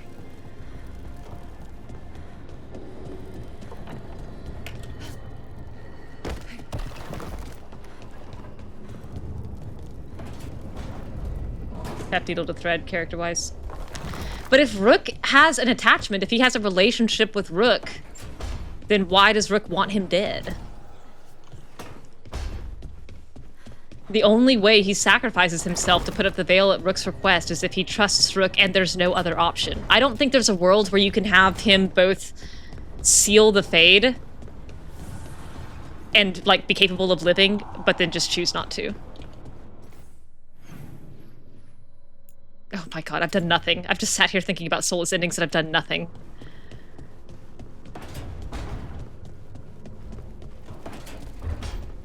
Oh, Davrin, you are not who I expected to be in here. Another archdemon to deal with. This time will go better. It has to. Do you think you'll survive this one? I don't know. Getting out of Weishaupt alive might have been a fluke. It cannot be. Asan needs you. I wouldn't mind you sticking around either. Sweet. You're not so bad yourself. Oh my god, sweetheart. You're both so kind to each other, so gentle. The, undercurrent there is like, I don't know, it depends. Does Rook order me to my death again? If so, I don't know. I might not make it out this time. She already did it once. Rook, I've compiled the last reports from an informant. You have indeed. You remember our talk with Rana? I do. She had a lead on Alia's location. A place called Sanctum Lusacan. A lost Tevinter temple, right? Does this mean you found it? I'm pretty damn sure.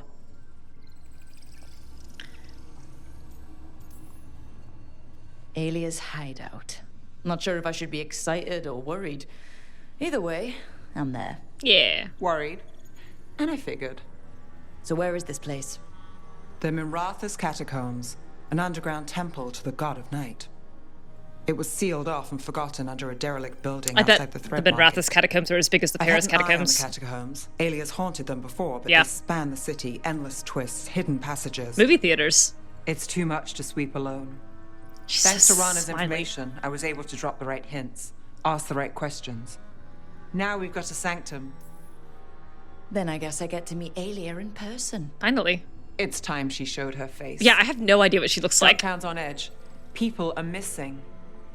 The Threads are putting up a fight against Alia's followers, but they can't last forever.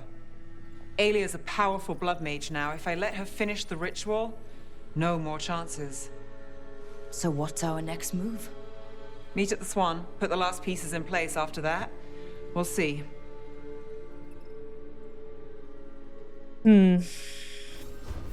Alright, we're getting them all. We're gonna have so many heroes of the Veilguard once this is done. The way in which we're informed he keeps the veil up, like tying it to himself, like I ultimately am concerned that that's the solution. The self-sacrificial option could be a way to make the fade permanent without it having to be tied to a person kind of thing. But I think that's, again, I think that has to be the world where Solas has no ties to other people. That has to be the world where neither Rook nor the Inquisitor likes him. And that could be like, okay, I see, like, the world has moved on. There is no longer a place for me here. Rook can't stand me. The Inquisitor has no feelings about me or hates me. The few people who know me the best either loathe me or are dead. Why should I stay? And in that case, yeah, sure, I will release my life force to put up the veil forever and just dip out. I'm done. But but I think if you make it so that Llewellyn is the only one that he can go into the Fade with, the only one who can keep him on the straight and narrow, then that kind of moves the self-sacrificial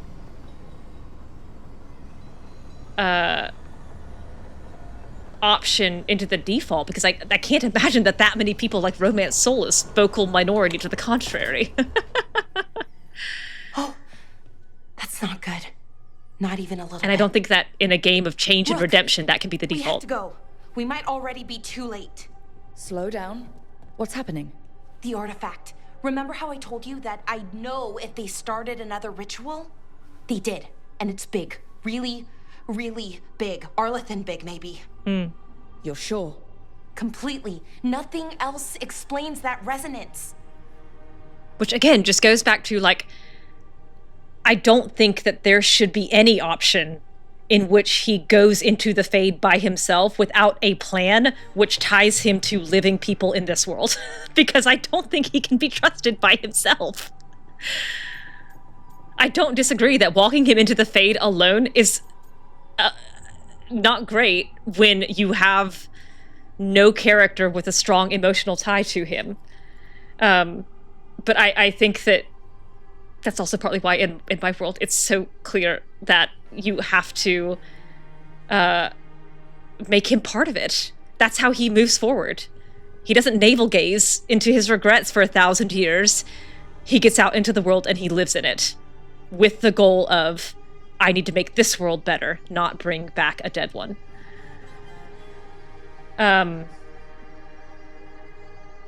Jade, I don't think we have dissimilar problems with that ending. I think we just have different solutions. And my solution is rewrite the ending to make him tied to the world, and your solution is to kill him. Oh, and yes, Stealthflower, I completely agree. We needed way more exploration of why the Veil should stay up. We should have way more, like, we don't want random farmers out in the middle of the hinterlands to die when the Fade rips open and a whole bunch of demons pour out into their onion garden. I also agree with the right choice. Yes, we don't discuss the implications of it. Of course it should stay up. We should have talked about why. We should have had a whole bunch of examples of, here are a bunch of abominations in Ferelden that suddenly sprout up if we let the Veil get torn down there. We have the,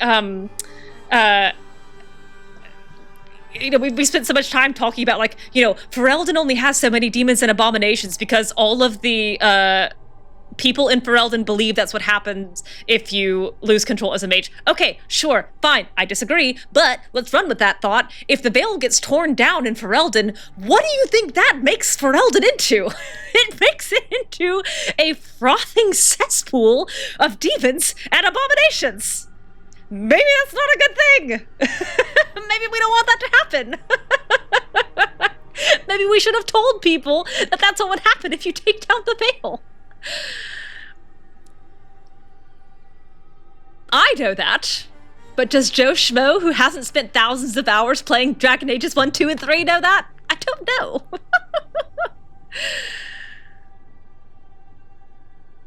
BioWare's interest about wiping out all life in Thedas to bring back a slaving empire, yeah. The whole game is one kind of big riff on this theme. Core thesis of Veilguard ends up being you can never return to the world as it was before. Change is inevitable, and you cannot allow your past regrets to control you to such an extent that you reject or even imperil the future. I agree, but I don't think we got enough explicit exploration of what happens if we do allow that to happen in terms of, like, Thedas being veilless. Solas has a point in a lot of ways. I'd like to see more exploration of why his point is wrong. Yeah.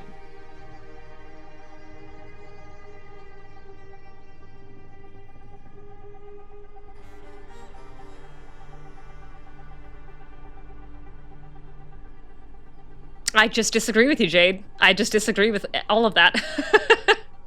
I don't think that you can have that be done in a way that it is heroic and self-sacrificing and gives him redemption, and also have an option in the gameplay where he survives and lives theoretically happily in the world that does not make the choice where he dies suicidal.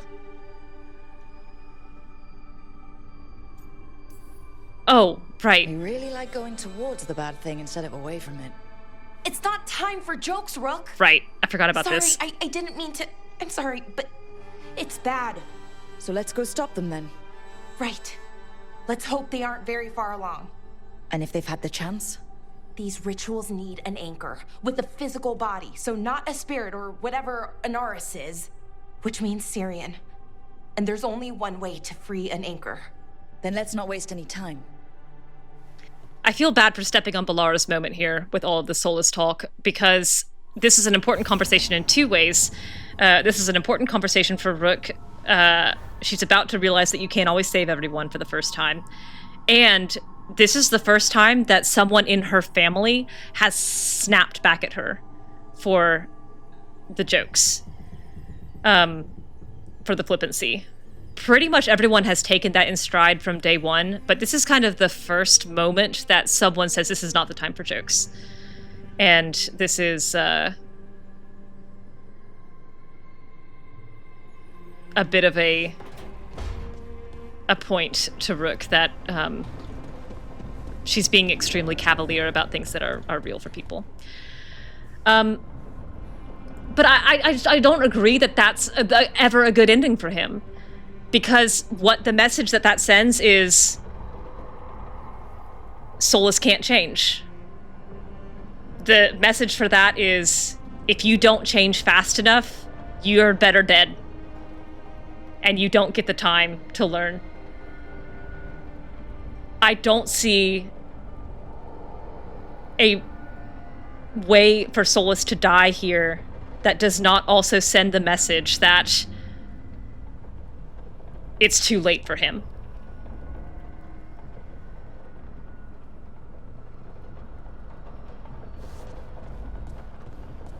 I don't think that Solas is that equivocal to Darth Vader. I don't, that doesn't match for me.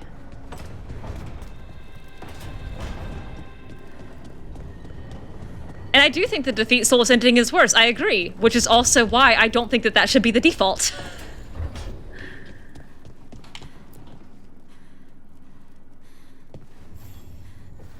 Houseless. Hey, I got word from my mother. Ugh, yeah. She wants to talk. Have you talked with her since? Nope. Not since I told her I was non-binary. But her note said she wanted to talk about that tablet we found, the old Kunari one. Of course that's what she wants to talk about. We can go whenever you're good. I'll let you know. I'm probably gonna knock this one out pretty quick. Partly because I do want it done, but also because there's a hat in Bravain that I really, really, really want to wear. I talked with Neve. I mean Slick. You don't care.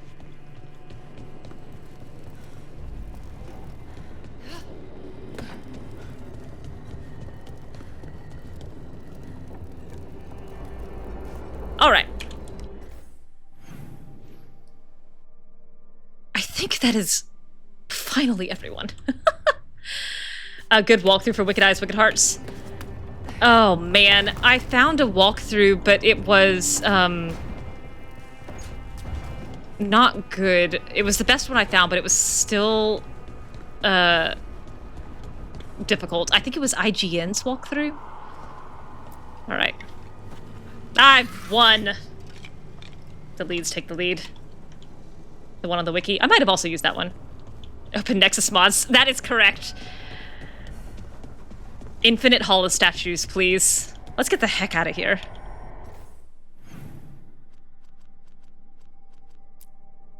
Oh, man.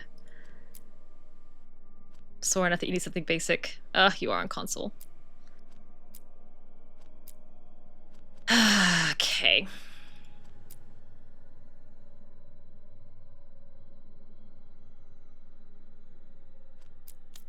I have to do For the Love of Treviso before I lock in the romance. I'll probably do that before Murder of Crows. Oh, Lord. There's so much to do all of a sudden. All right, how about...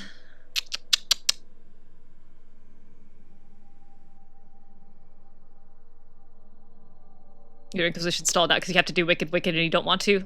It's a great place to stall out. The entire quest is miserable. Silk also disagrees on Solas and Vader analogs. I agree.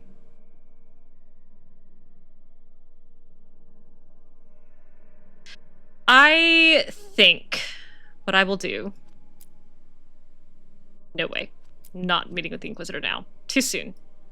Emotions too high.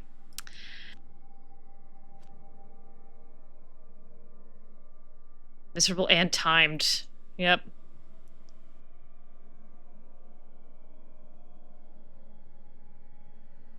I think let's just start with Tosh. Let's just get this knocked out. I wanna get this over and done with. Portiathon. And I really want that hat. Grey Wardens, what do we got? A Warden future. There's never been a lot of writing about what happens after the last archdemons fall. It was lifetimes away for the Wardens before us, and our lives are shorter than most. I didn't think about it either. It's sad in a way. People couldn't imagine a day it would end, or that things would have had a chance to get better. Not as a break between the last bad thing and the next, a chance for Thetis to recover for longer this time, given all we've seen. Maybe it needs that more than we know. The Blight's changed, so stopping archdemons won't end our work. Maybe that should still feel sad, but it doesn't. There's a world here to fight for, and we can win. Excerpt from Evka's journal, a small blue flower is pressed alongside it. Yeah. You think you're being cute. You think you're being just cute with each other.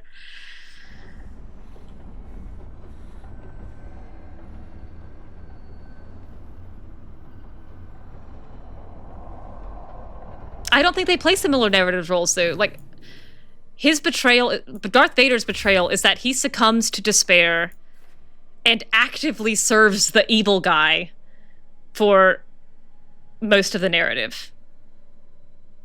He doesn't need to live in the world that is created by him dying, because that's not his goal. Like, he's not trying to make a better world. Your mother learned something new about the tablet?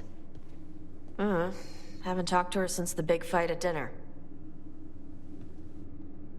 If part of Solas' role Hey, is to acknowledge the we're new here. world which exists is real, then he has to live in it. Mother? Tana?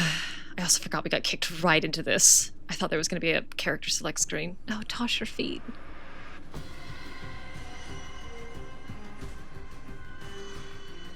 Get Isabella. Yeah. It might not be hers. You think I don't know what my mother's blood smells like? Ugh. Get Isabella. Tell her to find Cutter. Oh, Tosh sounds so desperate. Oh, man. Tama. Lot of chairs. Lot of chairs at that table for No sign of your mother. Cutter's gone too. a He was small here. family. I caught his scent. He took her. No mothers. Then we know who we're hunting. Yeah. And killing. Why did he go after my mother? There were letters from the Dragon King in his room about your mother and about the tablet. Since when does the Dragon King want the tablet? He's been after Tosh. The tablet's about Tosh, about fire breathers. It's why Shathan's desperate to decode it. In exchange for the tablet and Shathan, the Dragon King will turn Kata into a fire breather. He does not deserve like it. you. He does not deserve it.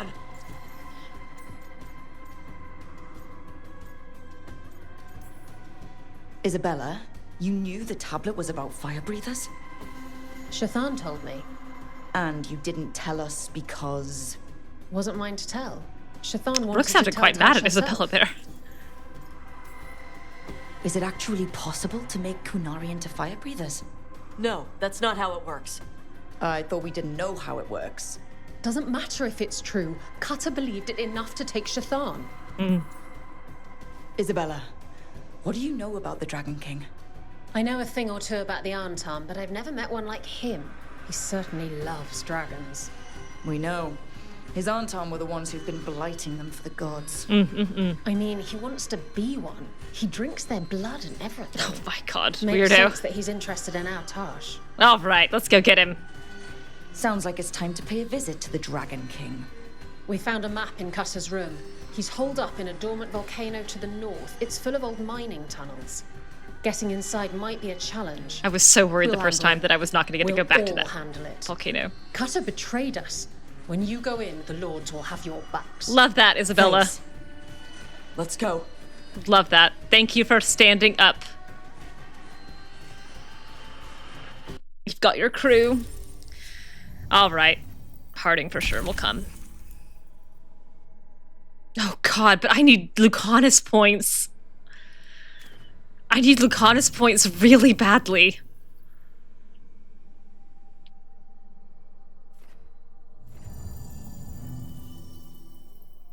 Harding, don't be mad. I'm gonna bring Lucanis. Emmy took, you're proud that throughout that discussion you kept your soul's opinions to yourself. You're stronger than the rest of us. Oh my god, I obviously could not. Dash, we're here. What's the plan? We find someplace Cutter and my mother were. I can track them from there. You sure you don't want to head straight for the mine? Isabella said the Dragon King was there. We find my mother first. She might be somewhere else. That's fair. I'll kill Cutter and the Dragon King once she's safe. That's fair. That's fair. Your Inquisitor just wanted to wear a pretty dress and dress with their boyfriends. Oh, dance with their boyfriend. Apple pie is delicious. I would love it. Lark has never watched Star Wars. Incredible.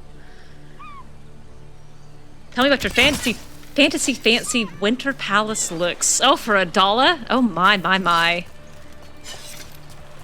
Oh, I'd have to think about that. Inquisition uniform, but less nutcracker. You love Star Wars the way you love like Cheetos. They're not a substantial meal, but they sure are fun. The military uniform and concept. I don't mind that. A cross between French Rococo frou-frou and Russian opulence. It could be Cutter's. Maybe. Let's look. I love that.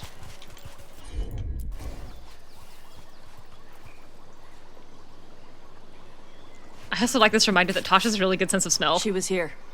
So was Cutter. You can track them by their scent. Scent, tracks, whatever it takes. Cutter's not getting away.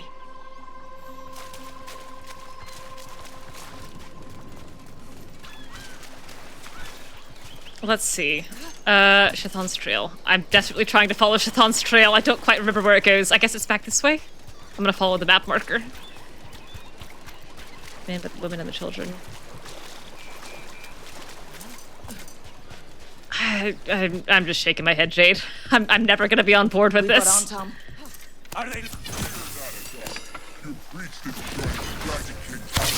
I don't think that she wants it. I like that Lucanis. I can't. My camera hitching is really driving me batty. This is so annoying. I would like it to stop. Just break the guard, Rook, please.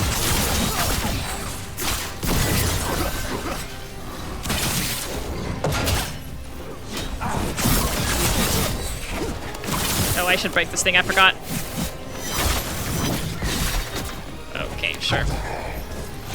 I'll shoot your shoulder. Yeah, you didn't care.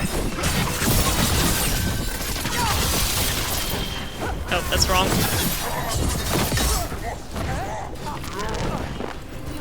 I'm helping Josh. I don't think you need my help, but I'm here to help.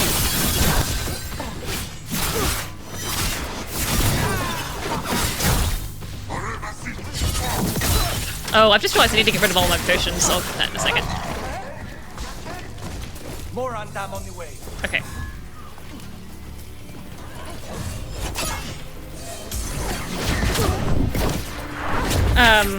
Lucanis' battlegrounds just sound like rook.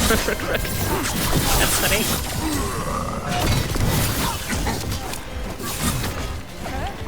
Alright, let's see. I keep doing 6, but I need Y. That one. Didn't even do the detonation right. Blast it. Oh, can't block that. Now we know he has her. We do. Not for long. And Lucanis' bond also increases, right? Lucanis' bond also increases, right? Hey, take a look over there. I am looking.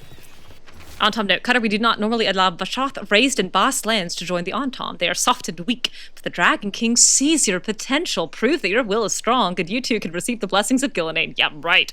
Breathing fire like the Yadari is only the beginning of the power the gods offer. Bring the priest enter tablet and earn your place among us. Sten Satakesh, the Earthbreaker.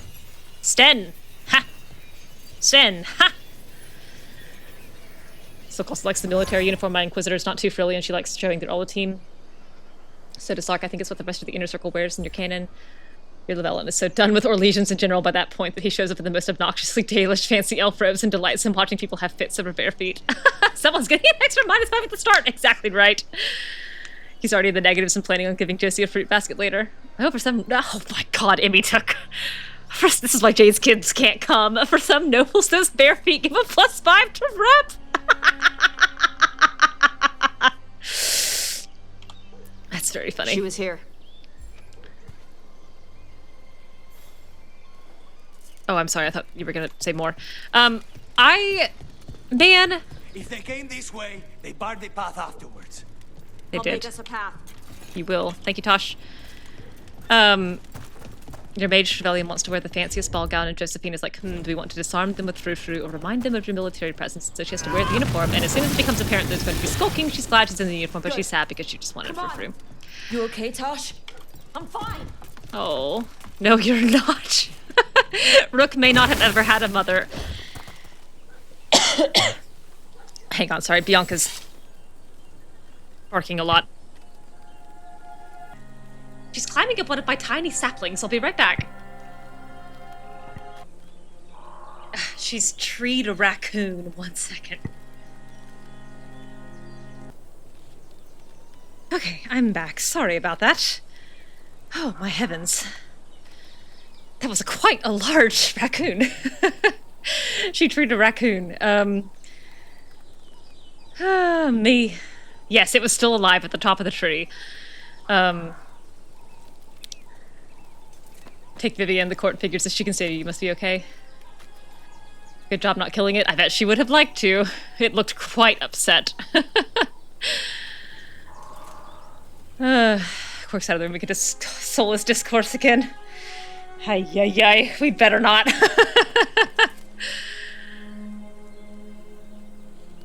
Ichthymol? I would have guessed something fish-related. As well. I see that it is not. Okay. Adala. This camera is driving me insane. Good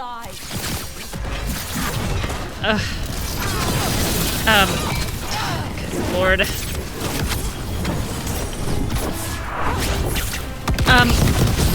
I think Adala would also go with the military, military garb and theming, and I think that it would be important to her to, present a unified front. She is very political and was kind of actively hiding her Dalishness for a lot of Inquisition out of fear of undermining the mission. So she would not be leaning into her Dalishness at that point. Certainly not when the Inquisition is still on... Oh, why didn't my thing go off? Still on kind of shaky political ground. Too far away. So she would probably fall in line. I don't think those colors, and I don't think that the uniforms were quite so ugly as that game would have them be. But that's probably where she landed. That said, she grew up reading about the game. She knew what kind of frivolity and beauty could be in Orlais. And I think that there is a pretty deep part of her that really, really, really wish she had a pretty dress. I don't think she admitted that to anybody. Maybe to Solas. How does she hide the Dalishness with the Ballasleen? It's something that she's aware of. She doesn't hide the Ballasleen, but she tries to make herself as non-Dalish as possible. It's a very, Bianca. Please. We did so much playing before all this. Where am I going? This way. Inquisition's banded for all black and gold with red accents. The uniforms are just weird. I agree. I like the black uniforms. I think that's actually what I modded in for my most recent one. I did the black uniforms, I think, with the silver sash, although I would have preferred gold. But I think she would have kind of very maybe shyly asked Josie, is there any way you could make my uniform a little more feminine?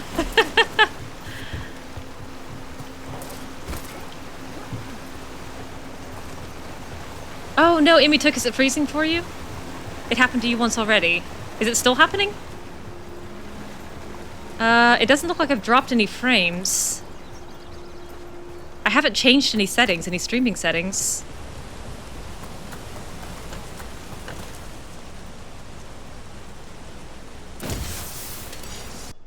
Actually, normal for you, not currently. Am I not going this way? Bianca. You're gonna have to calm down. Not happening to you. Okay, good. Hey, take a look over there. Thank you, Tosh. I was unsure what the problem was. We're on their trail. How do you know? You looked at a rock. Take up to bed for you. Oh, I'm sure I've done something awry. The Road to Empress. A fully acted interactive seed drama where you basically play the game and it's so stressful. I don't need that stress in my life. That's not fun to me. I just need the stress of arguing with you about Solas. Alright, let's get over there. Bianca, what? Yeah? Can y'all hear her? I don't know if you can. She's kind of grumbling at my elbow here.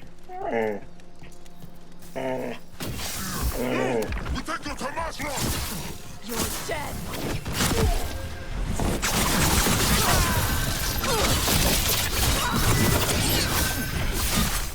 Alright. Goodbye. We'll end that fight real quick. Rook puts the enemies back to a ledge, and Lucanis knows he's not going to get a single blow in. That's funny. Got your cardio in for the evening over that one? Yeah, no kidding. I had to take my wash off because it kept giving me alerts. We don't have time for this. Hang on, this thing's gonna burn.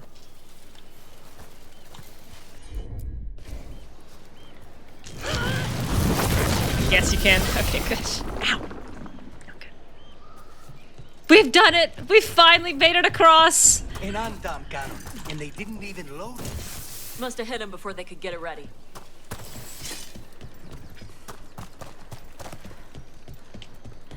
Oh, I'll take this potion, actually. Oh, and I'll take that little bag of gold. Don't think I won't. They just fried Rook. She is extremely susceptible to fire.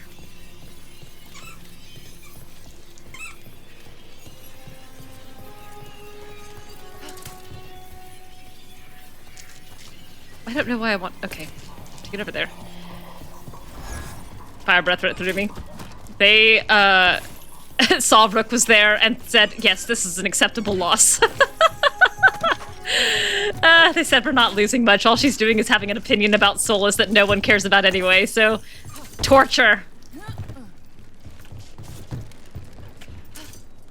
My mom is actively in danger, and we're sitting. She's sitting here arguing about unburnable band. We'll put that on. About Solas' redemptivity. Not now. Not now. Rook, who are you? I do respect the unified front thing, but I also believe the person who's being propped up as the literal mortal herald of your religion's prophet deserves a fancier outfit. Man, I would love for Adala to get a nicer dress. Oh, Josh keeps forgetting normal people aren't fireproof. Alistair is a nice guy. Built like a tank.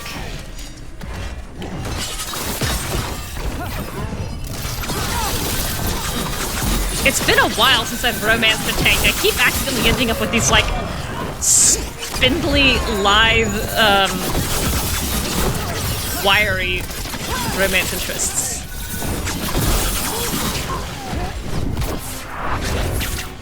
The Herald of your God at absolute best is getting a very silly hat, not a dress! But can you make the military uniform have a skirt, Josie? I mean, the best I could do is like something maybe over some leggings. Yeah. Are you thinking about fringe, Inquisitor? I mean, does it show? Josie, can I have fringe? No, you can't have fringe, Inquisitor.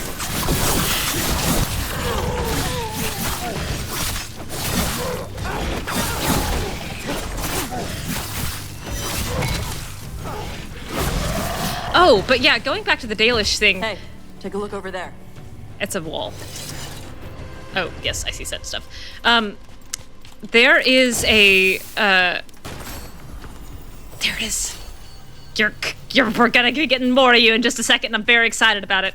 But yeah, the Vallaslin are branded on Adala's face, and she chooses not to get rid of them even when Solas offers. And that is very Dalish, especially considering you meet a lot of city elves and stuff in the Inquisition and the previous games. Cutter. Bastard. So, I think in her initial ascent, you know, when she has accepted the mantle of this Andrastian herald, a religion which she knows about kind of tangentially, or tangentially, but doesn't have yet any affinity for. Melted again, I saw it. I think that she tries to lean as far away from Shark's anything. Mouth Mountain looks even worse with lava pouring out of it. That's where he is. Aggressively or openly Dalish. Because she's so vested in having the Inquisition put their best foot forward, and to her, initially, that means a non-Dalish foot even though she comes around to it at the end and is less apologetic for her Dalishness and more willing to kind of be less diplomatic and say what she thinks. But that also comes with the rise of the Inquisition's power. Once she feels the Inquisition is secure enough that she's not going to be unseated or overthrown or assassinated or wiped out by the first kind of little bandit attack, then she is more willing to be openly Dalish. But Wicked was a kind of a bad turning point for her. I'm not going to do this puzzle right now. It's a huge pain in the butt, and I don't think I can even get to one of the braziers yet anyway.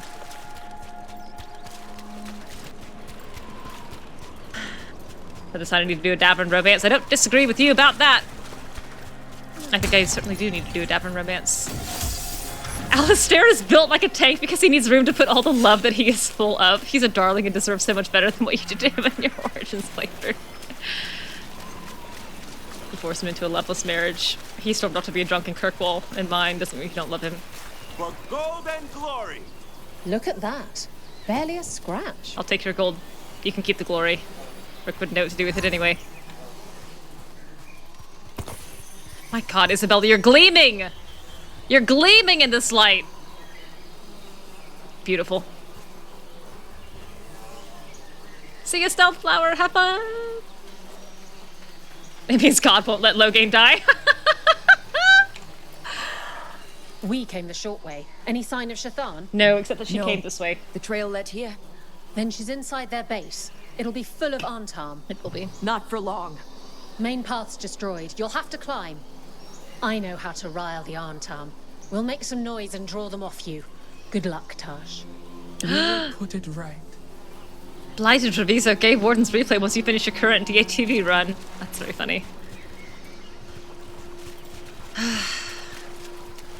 I need to play someone besides this Rook, but I don't want to. I guess we're going up. I'll just go up. I remember getting super lost with this anyway. Oh, not this way, huh?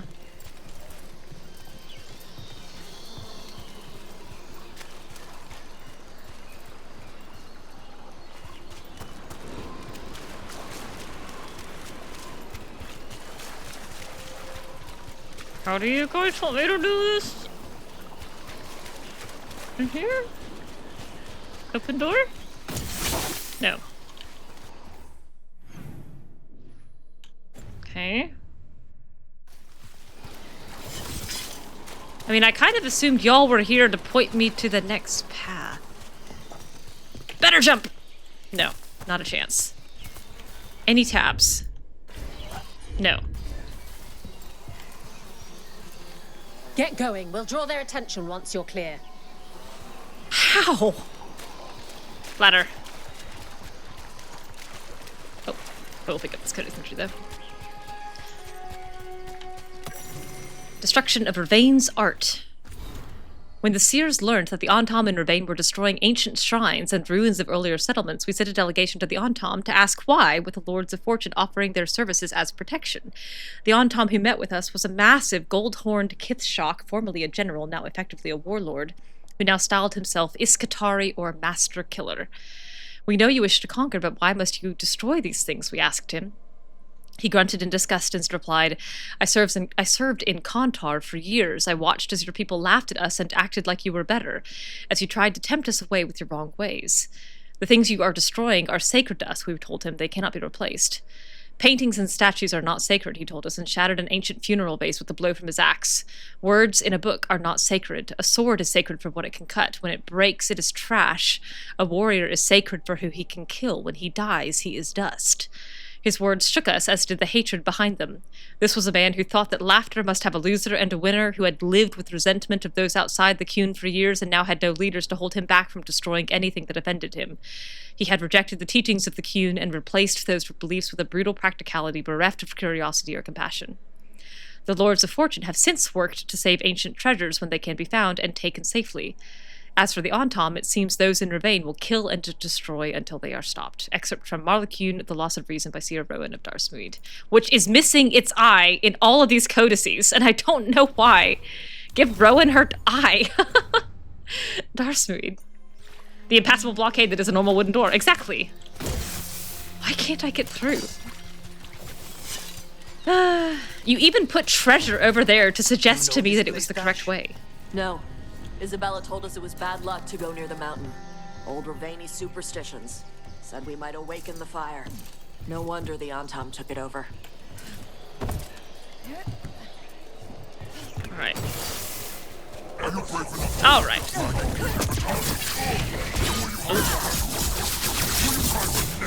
Rook is tall, but not tall enough for Tasha to hide behind. Come and fight!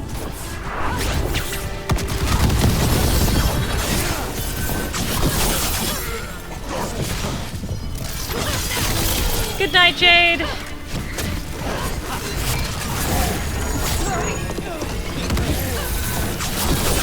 Where do they get all these details? Kata must have given them information. It doesn't matter. Come on. Understandable, Tosh. It doesn't really matter. Ooh, what did I pick up? Qunari worked pillar. I didn't even see what it was. An ancient Qunari pillar of worked stone set with carvings. It is believed to represent revered ancestors and their accomplishments, though the specifics are impossible to translate.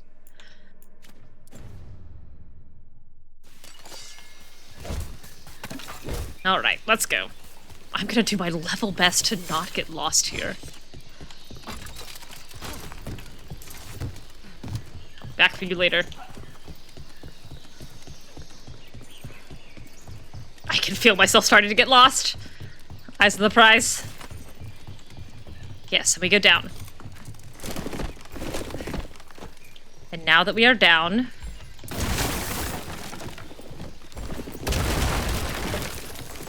we open these doors. Just for access to that ledge from there later. The Dragon King didn't put these fortifications to use? Ba's fortifications? No. He might send his Antam in here to hang banners and crap. But these aren't fancy enough for him to live in. They don't make him look powerful. Mm-hmm. Oh, I left... I want it. How the heck do I get it? One tiny little sack of loot. Oh, and a tiny chest. Excuse me, Lucanis. Anyway, no dilly-dallying. Lucanis, hurry up. We gotta go save Tasha's mom.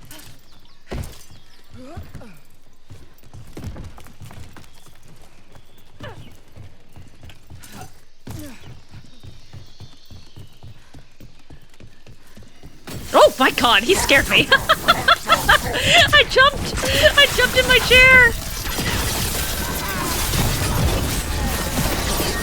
Well, goodbye.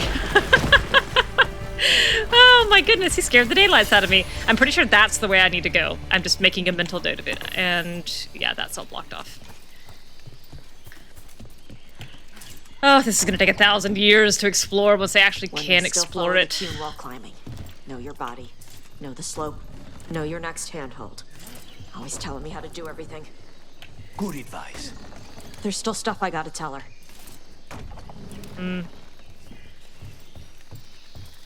It's exactly what Tosh said that Solas would be mad about with Mythal. Stuff he didn't tell her.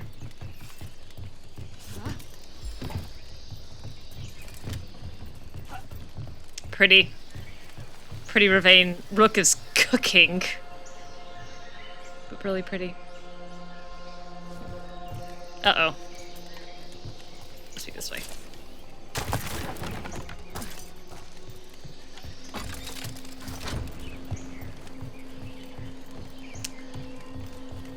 Okay, pick up this one little sack.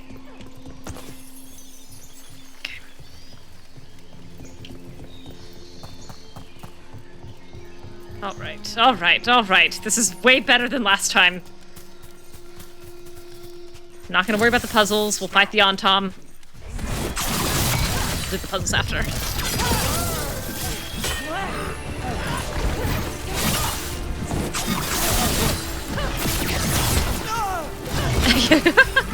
That wall should let you tab companion abilities. Tosh boosties! Right? Tosh is so tall. Where's my animation that lets me just stand on their shoulders?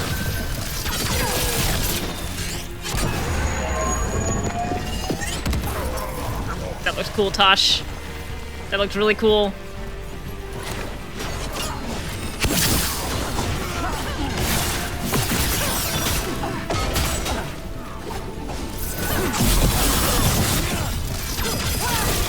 wanted to practice parrying you, but you're really not going to have an opportunity to do it. So be it. I'm coming up! My goofy action sequence where the team does a fastball special on Rook. Oh my goodness, I would love it.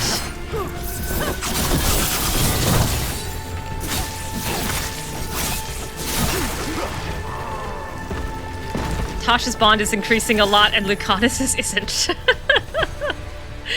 I was really hoping to get some bond from him out of this. Yeah, I'll keep going up. I don't think any of this is quest locked.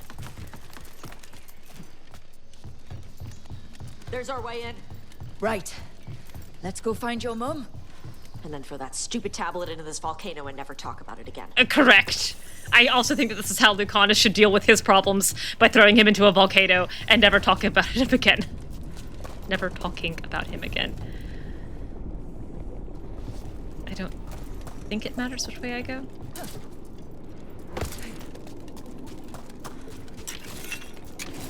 Now, that's something. That's why he made it his lair. Dragon King!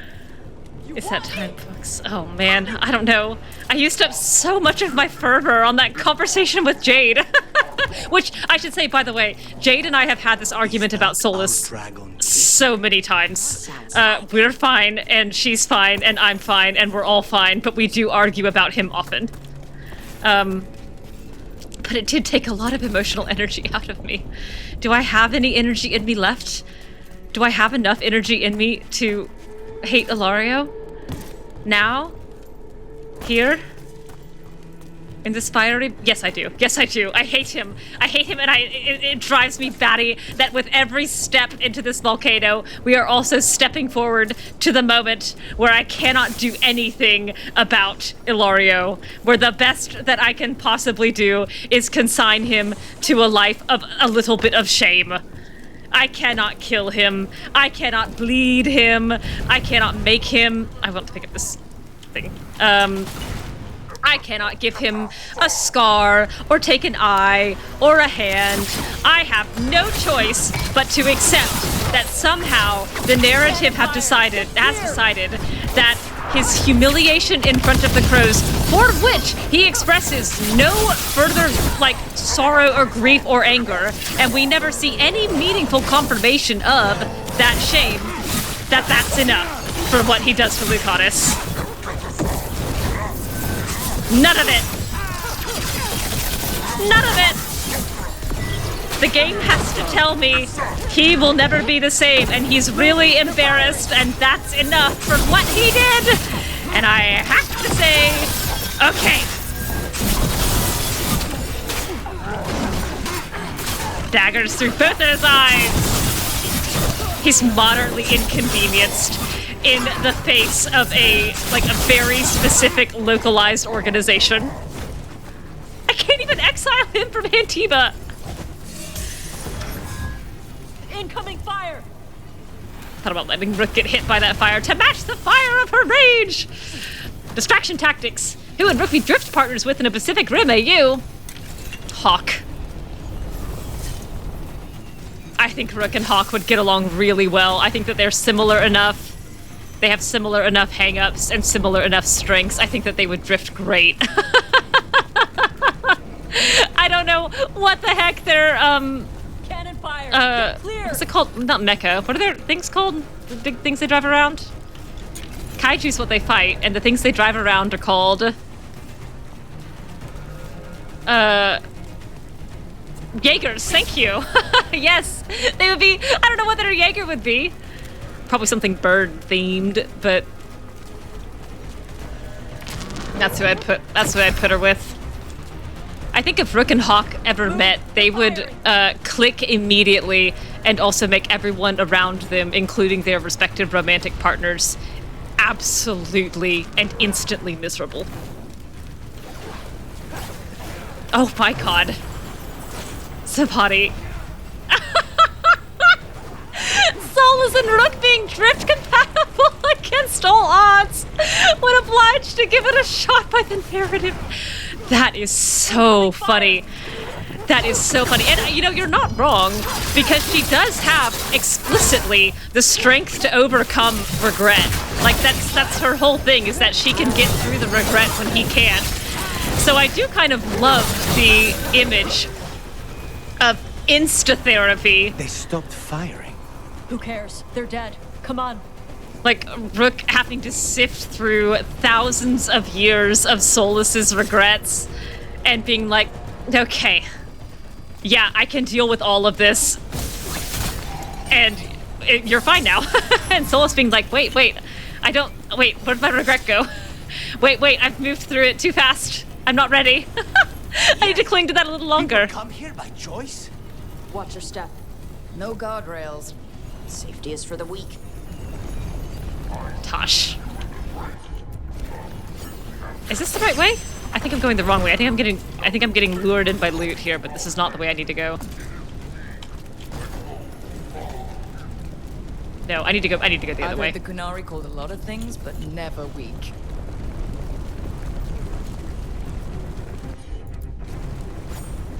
Eternal Hymn Harding. Oh my, that surprised me.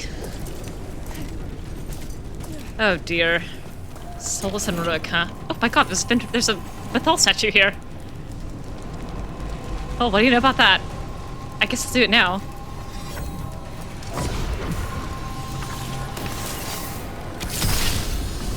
These hitches are infuriating, and I don't know why they're happening. Where is it? I hear you beautiful cling-clang sounds. There you are.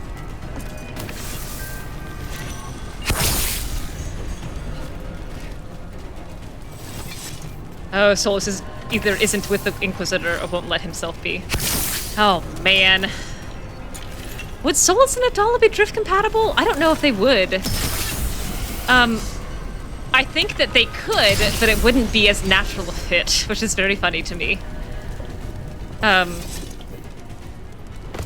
Because they're very different personalities. Oh, Inky can't drift because equipment malfunction fried their left side. Baby! I immediately jumped back to this place. I don't need to go here. I need to go onto you. Here. I also remember getting incredibly lost in this maze of a place. Oh, dear. They probably would be drift compatible. How depressing.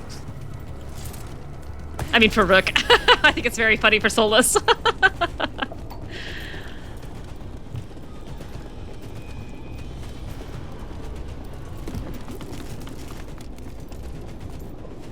ETD, the Lucanis and Fenders being forced to hang out. Oh, man. Here you are. Cutter. I knew you'd come running. Alright. I can't see a thing. Everything lit up immediately.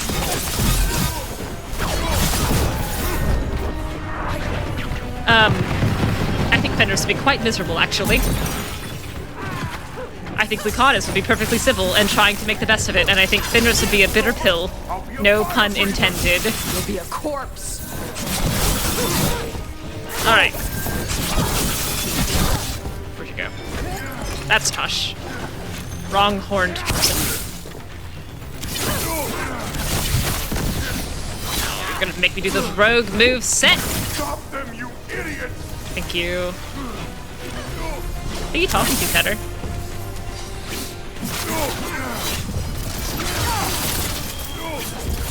Oh, goodness gracious, you really sliced me up there. You think I'm afraid of you? You're not better than me! Oh my god, that's what you're worried about? What? Come on.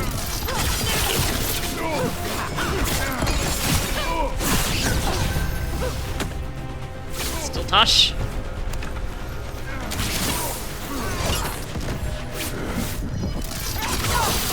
I need this. Thank you. And you can have this. Thank you.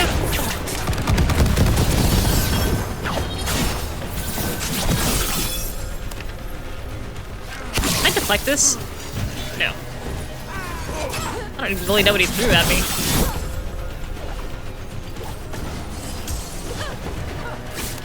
Would you just stand still, my guy?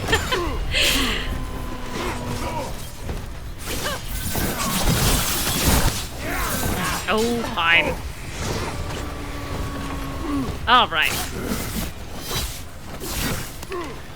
Rook is glowing so much I am having a hard time seeing the enemy's attacks. There's a chest over here.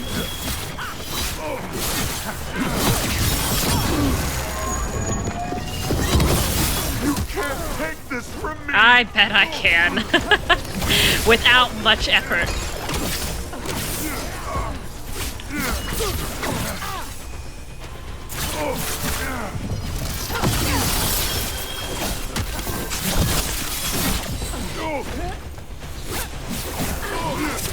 Oh, come on, Rook. Can I get one off before he's dead? No. Connor was the one who betrayed you. That's one down. Oh, Lucanis. The only enemy who matters is the Dragon King. You see what we do to So traitors, stupid Lucanis? name. Dragons don't have kings, they have queens. You should tell him that. Why are you shouting? I can't burn through the gate. Let's look around for a way to open it. Lucanis, we kill traitors. Lucanis.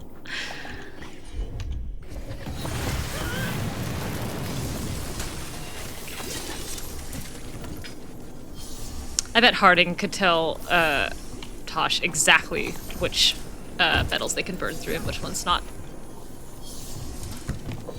And probably why. Alright, what do we got here? Some kind of lumpy old god looking horse-headed thing?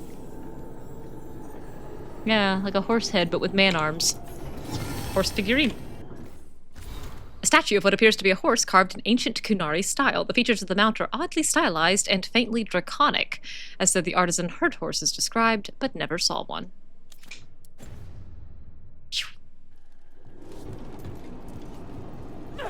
Well, I assumed this was the way to go.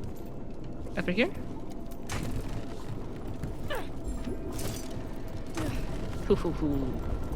I do think Rook could make that jump pretty easily.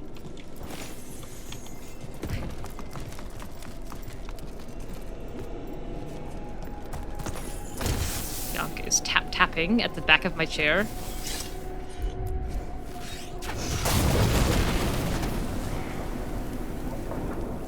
Ah, that's what we did.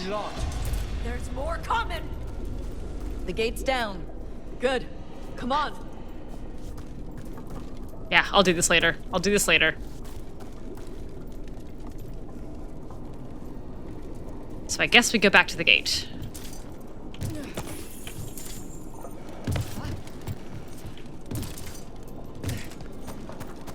Okay. This place is so confusing, and there's so much of it.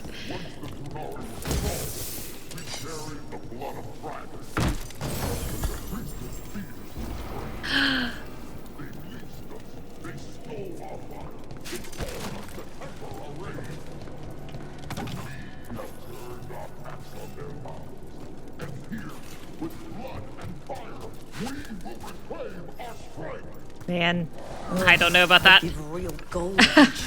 Right? Rook did feel a little uneasy making that joke, not sure if she was about to get snapped at again. Oh, you think your Rook is also drift compatible with Solas, but in your heart of hearts, she's one half of the guys of Gottlieb due to Bellara. That's sweet.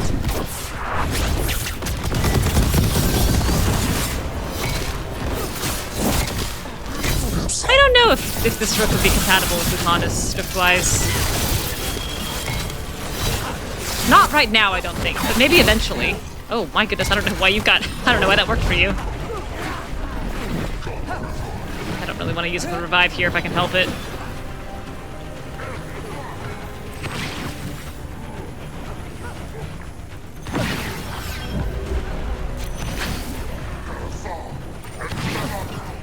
Alright.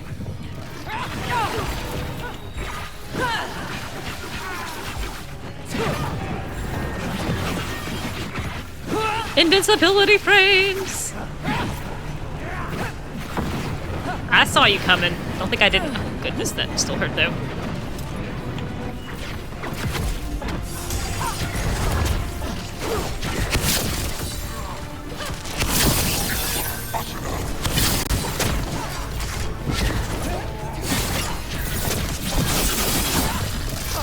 Okay.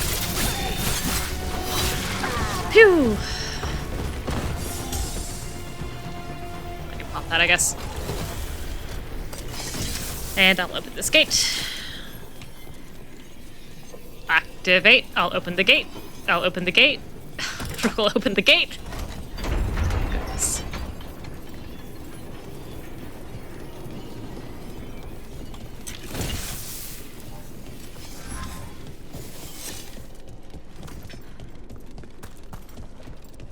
Alright, let's see. Grey Warden book. This Grey Warden book contains directions for alchemical potions and treatments to deal with a blight. Notes have been scrawled in the margin of one page. With these potions, we can blight the dragons enough for the gods to take their minds without making them sicken and die. On the Dragon King's orders, carry out these steps on all dragons we can subdue. Any Ontom who helps capture a dragon will be granted the blessing of Elgar'nan to ascend to their true form. Loot from an old warden base, perhaps. Grey Wardens study the blight. This must have been where the Ontom learned to blight the dragons. Bastards. There is a lot of Grey Warden stuff in here. Also telling that, like Elgar'nan, the Grey Wardens wiped out all their griffins and still themed everything around griffins. I saw that Astrarian up there. Don't think I didn't. Just like Elgar'nan can't make Hala anymore, and yet themes herself around Hala. Oh my goodness, Rook.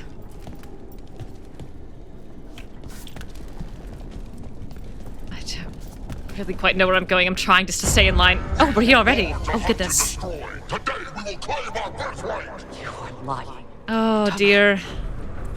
Tosh, wait! Today we claim our true strength by right of fire. Tama!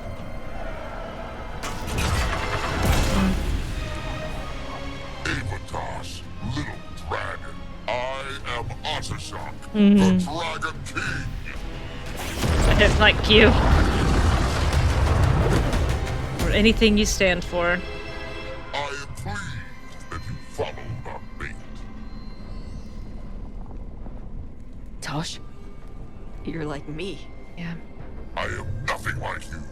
I embrace our birthright. You hide from it. You belong to the Ontom. You should have been ours. Instead, the priest stole you away. Man, I wonder how this Leave her out of this. reads if Tosh embraces the You got King. me. Yes, the one you call Cutter insisted you would follow our bait. Oh, did he? How helpful of him. Could fit to these bars. There, the rage, the passion that burns inside an Adari's heart. Your mother could not quench it entirely. What do you want? I want your fire, little dragon. I want your blood. Oh, is that all? My Ontom have grown strong with the blessings of Elgar'nan. Ugh. And with your lifeblood, Elgar'nan can create an army of Adari for me. Our fire will burn this land pure. Your plan is to let Elgar'nan mess with your people. With her guidance, I'm using my blood though, all of it. Unstoppable. Yeah. Oh, I like that the bars glowed red hot there. I didn't notice that the first time. Hid you away, made you hide the fire. What does she tell you? Shockrato Emmrich. You struggle against yourself, little dragon. You do not deserve this. Oh my God, the toast. It contains a message from our ancestors. The full words can be revealed by a dragon's fire. With this, we will prove we were meant to rule this world. You are wrong, Atashok. This music. Shockrato Emmrich is not an order to struggle against what you are. It is a reminder that through struggle you find what you are. And you have never done so. Evatosh has. They are stronger than you will ever be. Rook, you will keep them safe. Shockrato Emmrich. Tama! Ugh. Ugh. That is such a good scream. A good and awful scream.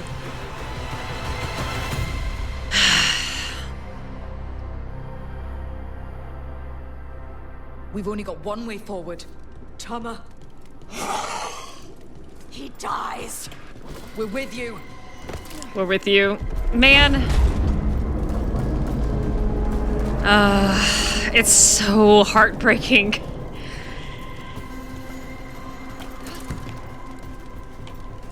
Dash, we're with you. Oh. I need to see her and kill him. Yeah, understandable. Rook is also, I don't think, handling this well at all. I don't think it ever occurred to her that Tasha's mom would die here. I can't see. It looks like just a little rocky pillar. Maybe a face carved on one side. Rider figurine. A statue of a human rider or warrior carved in ancient Kunari style. The details are worked carefully but still show a lack of familiarity with human features. Yeah, Tosh calling her Tama again. And the scream, it's so agonizing. Oh, this ladder. But yeah, I don't think that it ever occurred for an instant to Rook that they were not going to get Chthon back. He's already dead, Tosh. He just doesn't know it yet. What's his line from Leverage? God killed you, I'm just making sure it took. Yeah, the Maker got you. I'm just holding the sword. Why can't I go up? There we go. Come on. three little warriors all in line.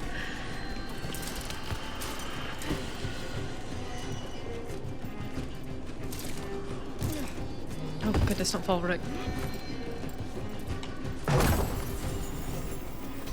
I was still holding out hope as we were approaching here, that maybe Chthon would be okay. Because that would be so unfair. To have her finally realize what we've been trying to tell her all along, and then for her to die. Not to revisit that argument, but...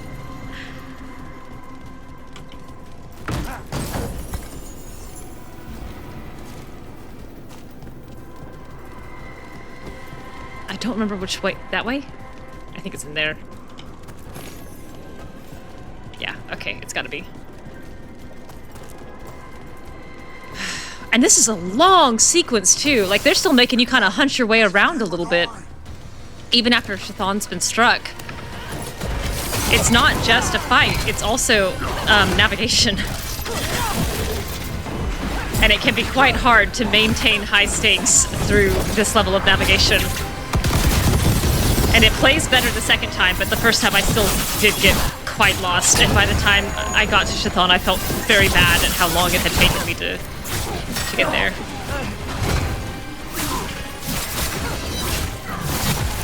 Oh my god. Got toshed again.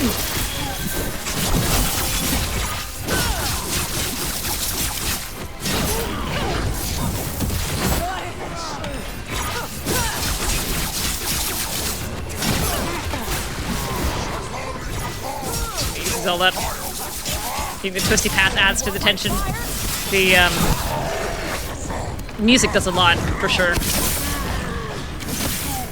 I just felt bad that in the meta-narrative that Tosh is so desperate to get to their mother, and I'm desperately trying to get them there, and I just keep getting lost.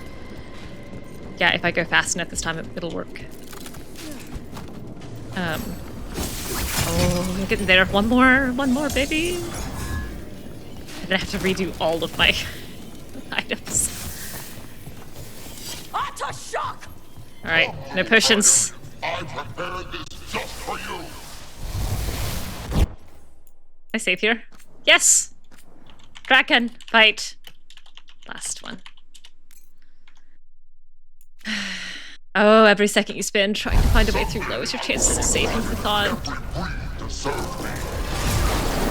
Alright. Alright, here we go. Head in the game. Calton's on. Look out for the dragon!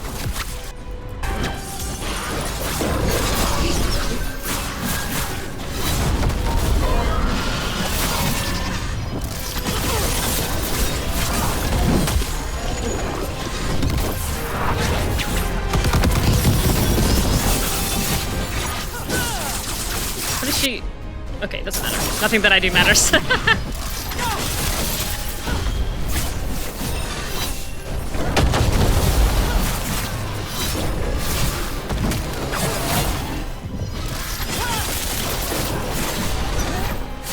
I mean, in terms of resistances or vulnerabilities, not just in general.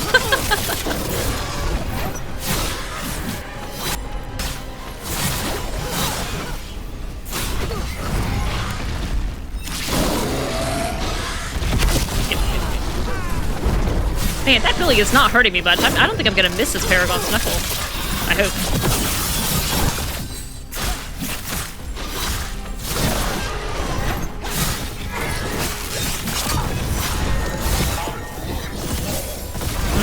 But our will is stronger. Oops.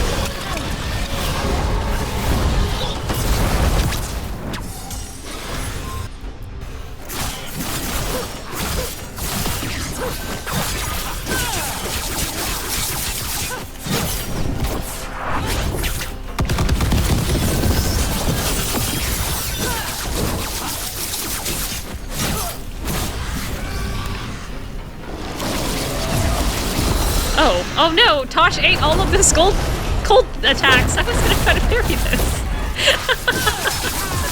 Tosh, don't face tank.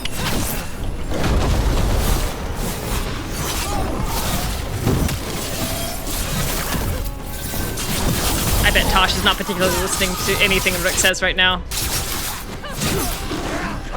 Oh man. Oh, you're right, it's not cooldown, down, and I have no momentum. Oops. That didn't work. That didn't work at all.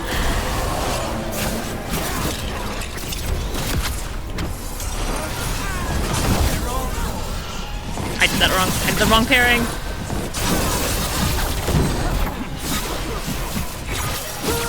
The ice ball just melted. Yeah. Just passed right next to them and turned to steam. Oh, hello. Fair enough.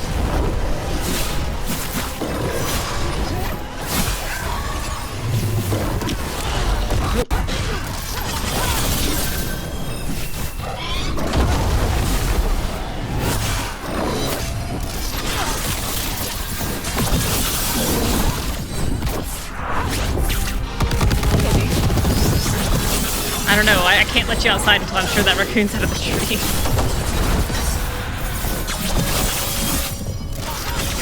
Alright.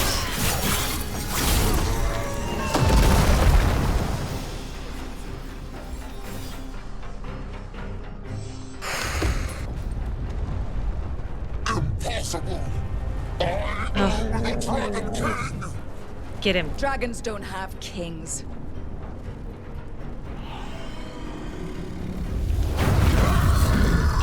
I do love that line. I love that line into Tosh killing him. I think it's really good.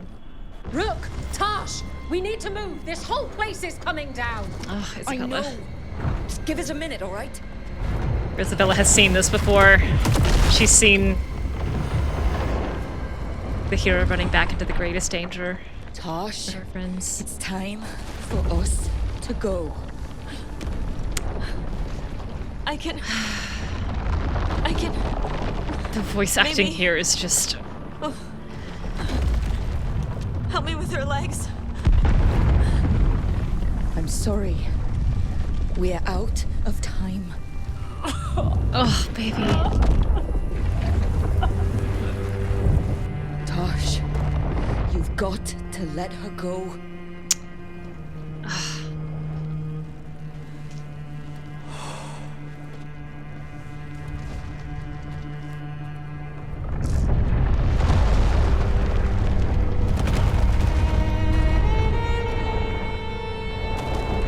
Oh.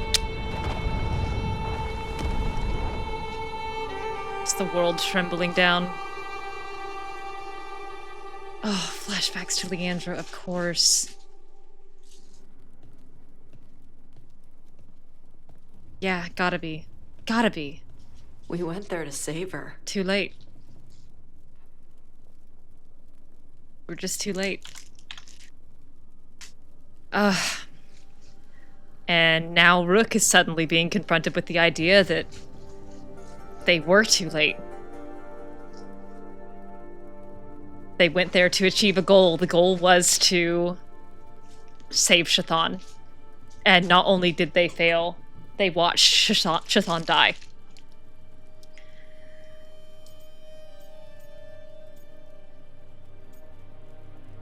And this is a grief counseling she's not ever done before, where she cares a lot about the person grieving. There's an emotional connection here that I don't think that she has had before. Sorry about the squeaking.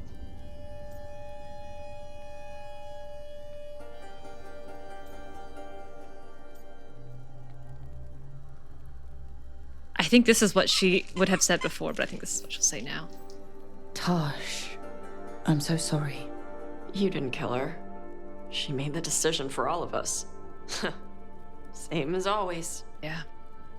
Shokra Toebra. What kind of last words are those for someone you're supposed to care about? She also said you were stronger than the Dragon King. And then I misunderstood the Kunari crap. Like always. We never got to yell it out. We never get to fix it. Yeah, I love... It's a bit of her horn. I cut it off when I... Tosh there. When I left her. I should do something with it. Ravani would wear it as jewelry. But she hated when I acted Ravani. Kunari would graft the horn to their own. But she didn't want me to stay in the Qun. What would make her happy? It's not about her. That's true. Yeah.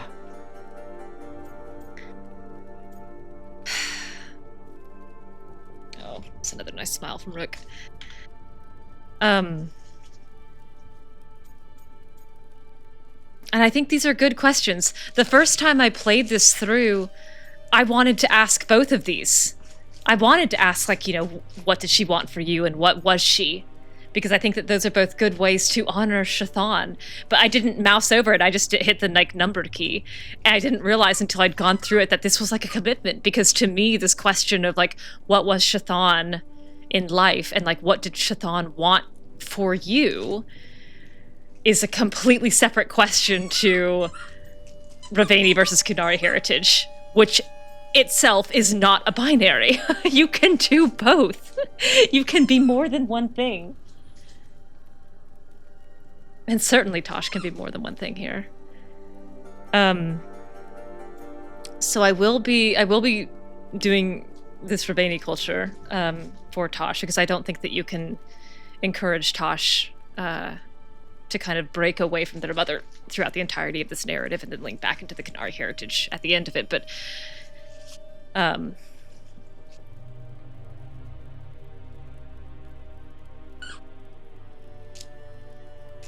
it's funny. I know every character needs a dilemma. I think Harding's is relatively easily fixed, but I don't know...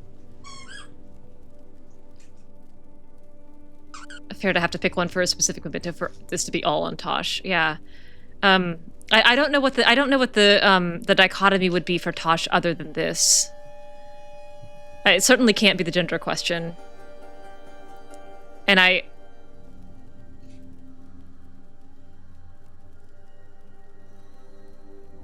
don't know.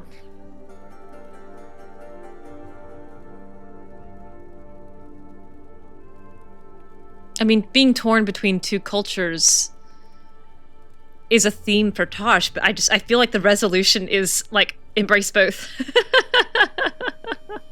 Yeah, the hard binary choice and the non-binary character is quite the choice. Maybe the choice could be, you know,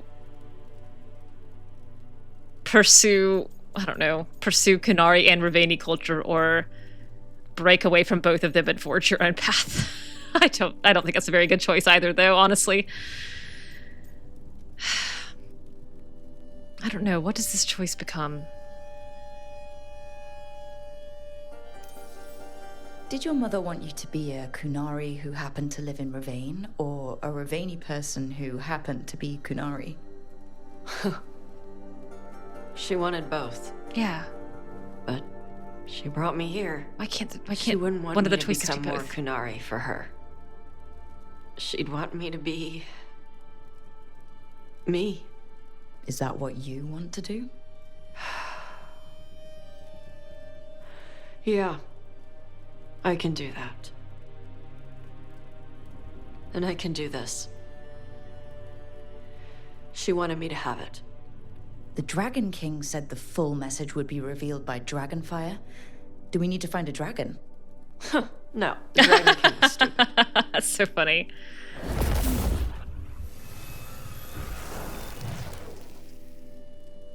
Tasha's dismissive line reads Dragonfire. make me laugh every time.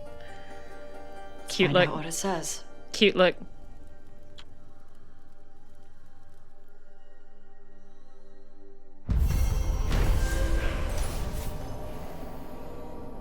When the Dragon King kidnapped Chthon, Tosh raced to his volcano lair to rescue her, only to fall into his trap. Chthon sacrificed herself to free Tosh, who then defeated the Dragon King and his dragon minion in a final deadly fight. While the Antom remain a threat in Rivain, the Dragon King's fire has burned out. Tosh will honor their mother with Rivaini customs. You've done it, Tosh. You're a hero of the Veilguard. You and Harding. My only two. Through struggle and with your support, Tosh... Oh, through struggle, that's nice. Tosh has learned who they are and overcome their doubts. Tosh fights with the speed and flair of the most renowned Lords of Fortune, burning hotter and doing their best work when they're first into the fray. These luxurious silks, decorated with gleaming treasures, lean all the way into a Lord of Fortune's penchant for extravagance. Rivain's legacy. Yeah, let's put that on Tosh. Put it on Tosh for real. And 2 points for Tosh. Oops, get back. That one. Bianca, you are becoming actively annoying. My dear.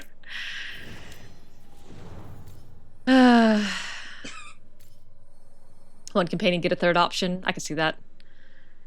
Tosh's dichotomy is living as their true self above all else versus attempting to conform to the expectations of people they love, which also isn't a hard binary, but I do think it's the heart of the struggle to get you. That is true, but I also don't want to tie the gender question into their dichotomy. And I guess that would have to be part of it, like, just not the final choice. Like, they've made that commitment and conforming to other people's expectations. Well, it's hard to write a dichotomy that has that at the heart of it that doesn't also let the player, that doesn't let the player have input into the gender question, which I don't think the player should have input into. Their whole mid-game crisis scene starting off with not a good dragon hunter, not a good daughter, not a good Kunari.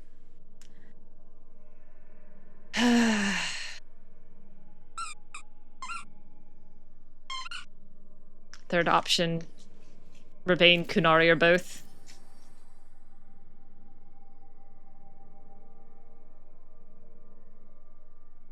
I would have liked that.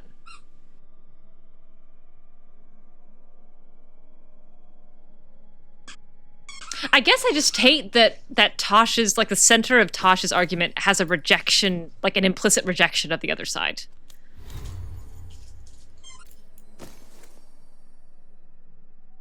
"100% of my momentum." It's a lot. It's a lot of momentum.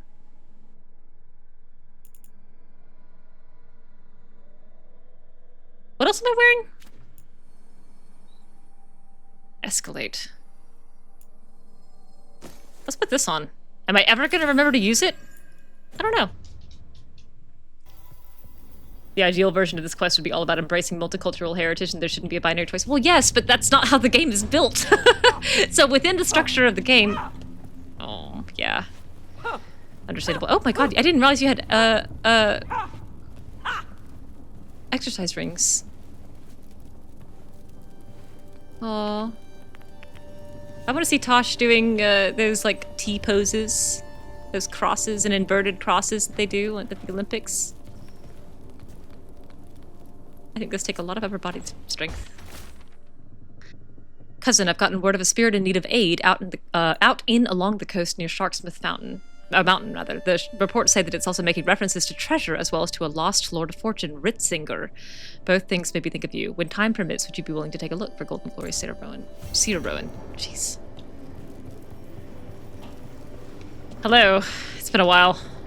Have you ever tracked down someone you didn't want to find? Sure. But if you didn't want to, why did you do it? What made it feel okay? It didn't, but it was the move I had to make. How did you know? Look, I wish I had an easy answer, but I Ooh, don't. Nev, that sounded kind of hurt. Right. Sometimes things are just bad in every way. Emmrich doesn't believe that. Not yet. What is the binary choice at the end of Tasha's questline? If there must be one for how they built the game. Maybe it is just Ravane, Kuhn, or both.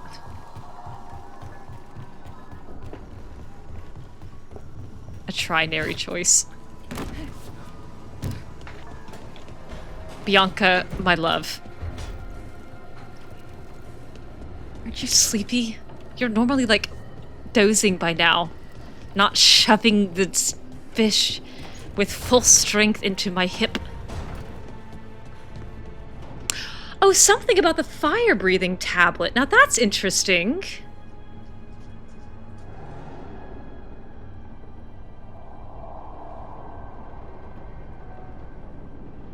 Put the tablet away. Don't learn any more about it. You know, let it go. A tie. I also changed...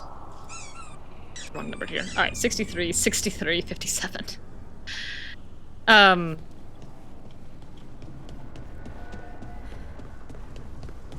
that's an interesting idea.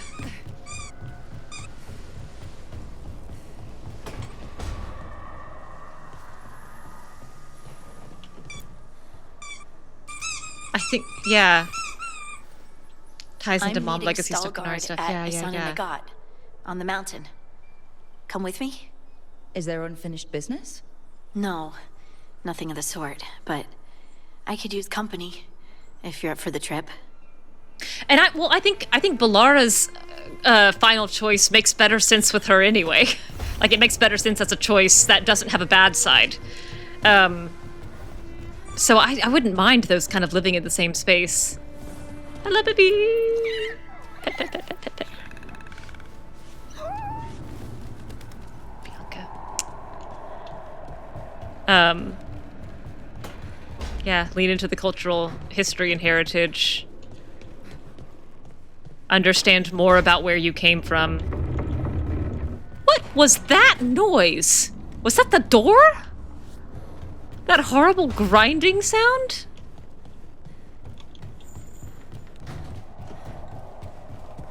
Good heavens. Or... I heard a strange thing, Emmrich. Stop worrying about what your mom wants. It's simply not true that Manfred's doing my laundry. He's got tangled in a bedsheet, and Tash mistook that for... Not that. That's so funny. I heard you're preparing for some big necromancy rite. Yeah. I didn't say anything. Yeah, no. I believe you, Rook. But how... You talk out loud to yourself a lot. Solas will hear it just more often. Oh dear. The rite is a difficult, delicate thing. I promise to explain it if I succeed. Which, if I recall correctly... Good luck. His way of explaining it is just to walk in the room as a lich. That's how he explains it. He just walks in and goes, "This is me now." What are you doing? Both dragons gone. The gods have landed strike after strike. For once, we've struck back. Treviso has its vengeance. But I fear Neve won't have hers while the Venatori hold Minrathos. He tries to ease into it, does he? I've only seen the scene once, and it was many months ago.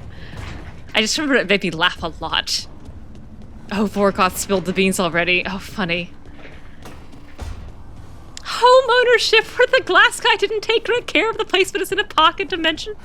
It's so hard to get good contractors to come to the trade. Oh, I almost died because I was looking at what Bianca was doing because she's tugging on my blanket. He walks in as Emmrich, tries to explain, the team gets distracted, so he just liches out. He just liches out. That's so funny. All right, I think that is probably going to have to do me for tonight. There's a lot of stuff that I could do, I think, in 30 minutes or so, but Bianca is being incredibly annoying. I'm gonna have to do something with her before bed, or I'm gonna have a miserable night. So, I'll wrap up here. Thank you for tuning in. Thank you for arguing about Solas. It was all in good fun. I hope it was not too stressful. One time Jade and I got in a really heated argument about a decision she made in Baldur's Gate, and it stressed out the rest of the Discord so bad that Meza was trying to play Peacemaker, and we had to be like, no, I promise we're not mad.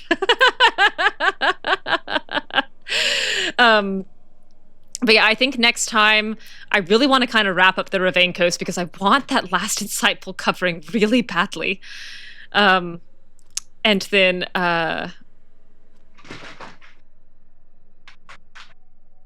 it is recreational arguing. And then somewhere around here, I do want to do Murder of Crows, but I've got to do Love of Treviso first. So maybe Ravane Coast, Love of Treviso, someone else's companion quest, and then Murder of Crows.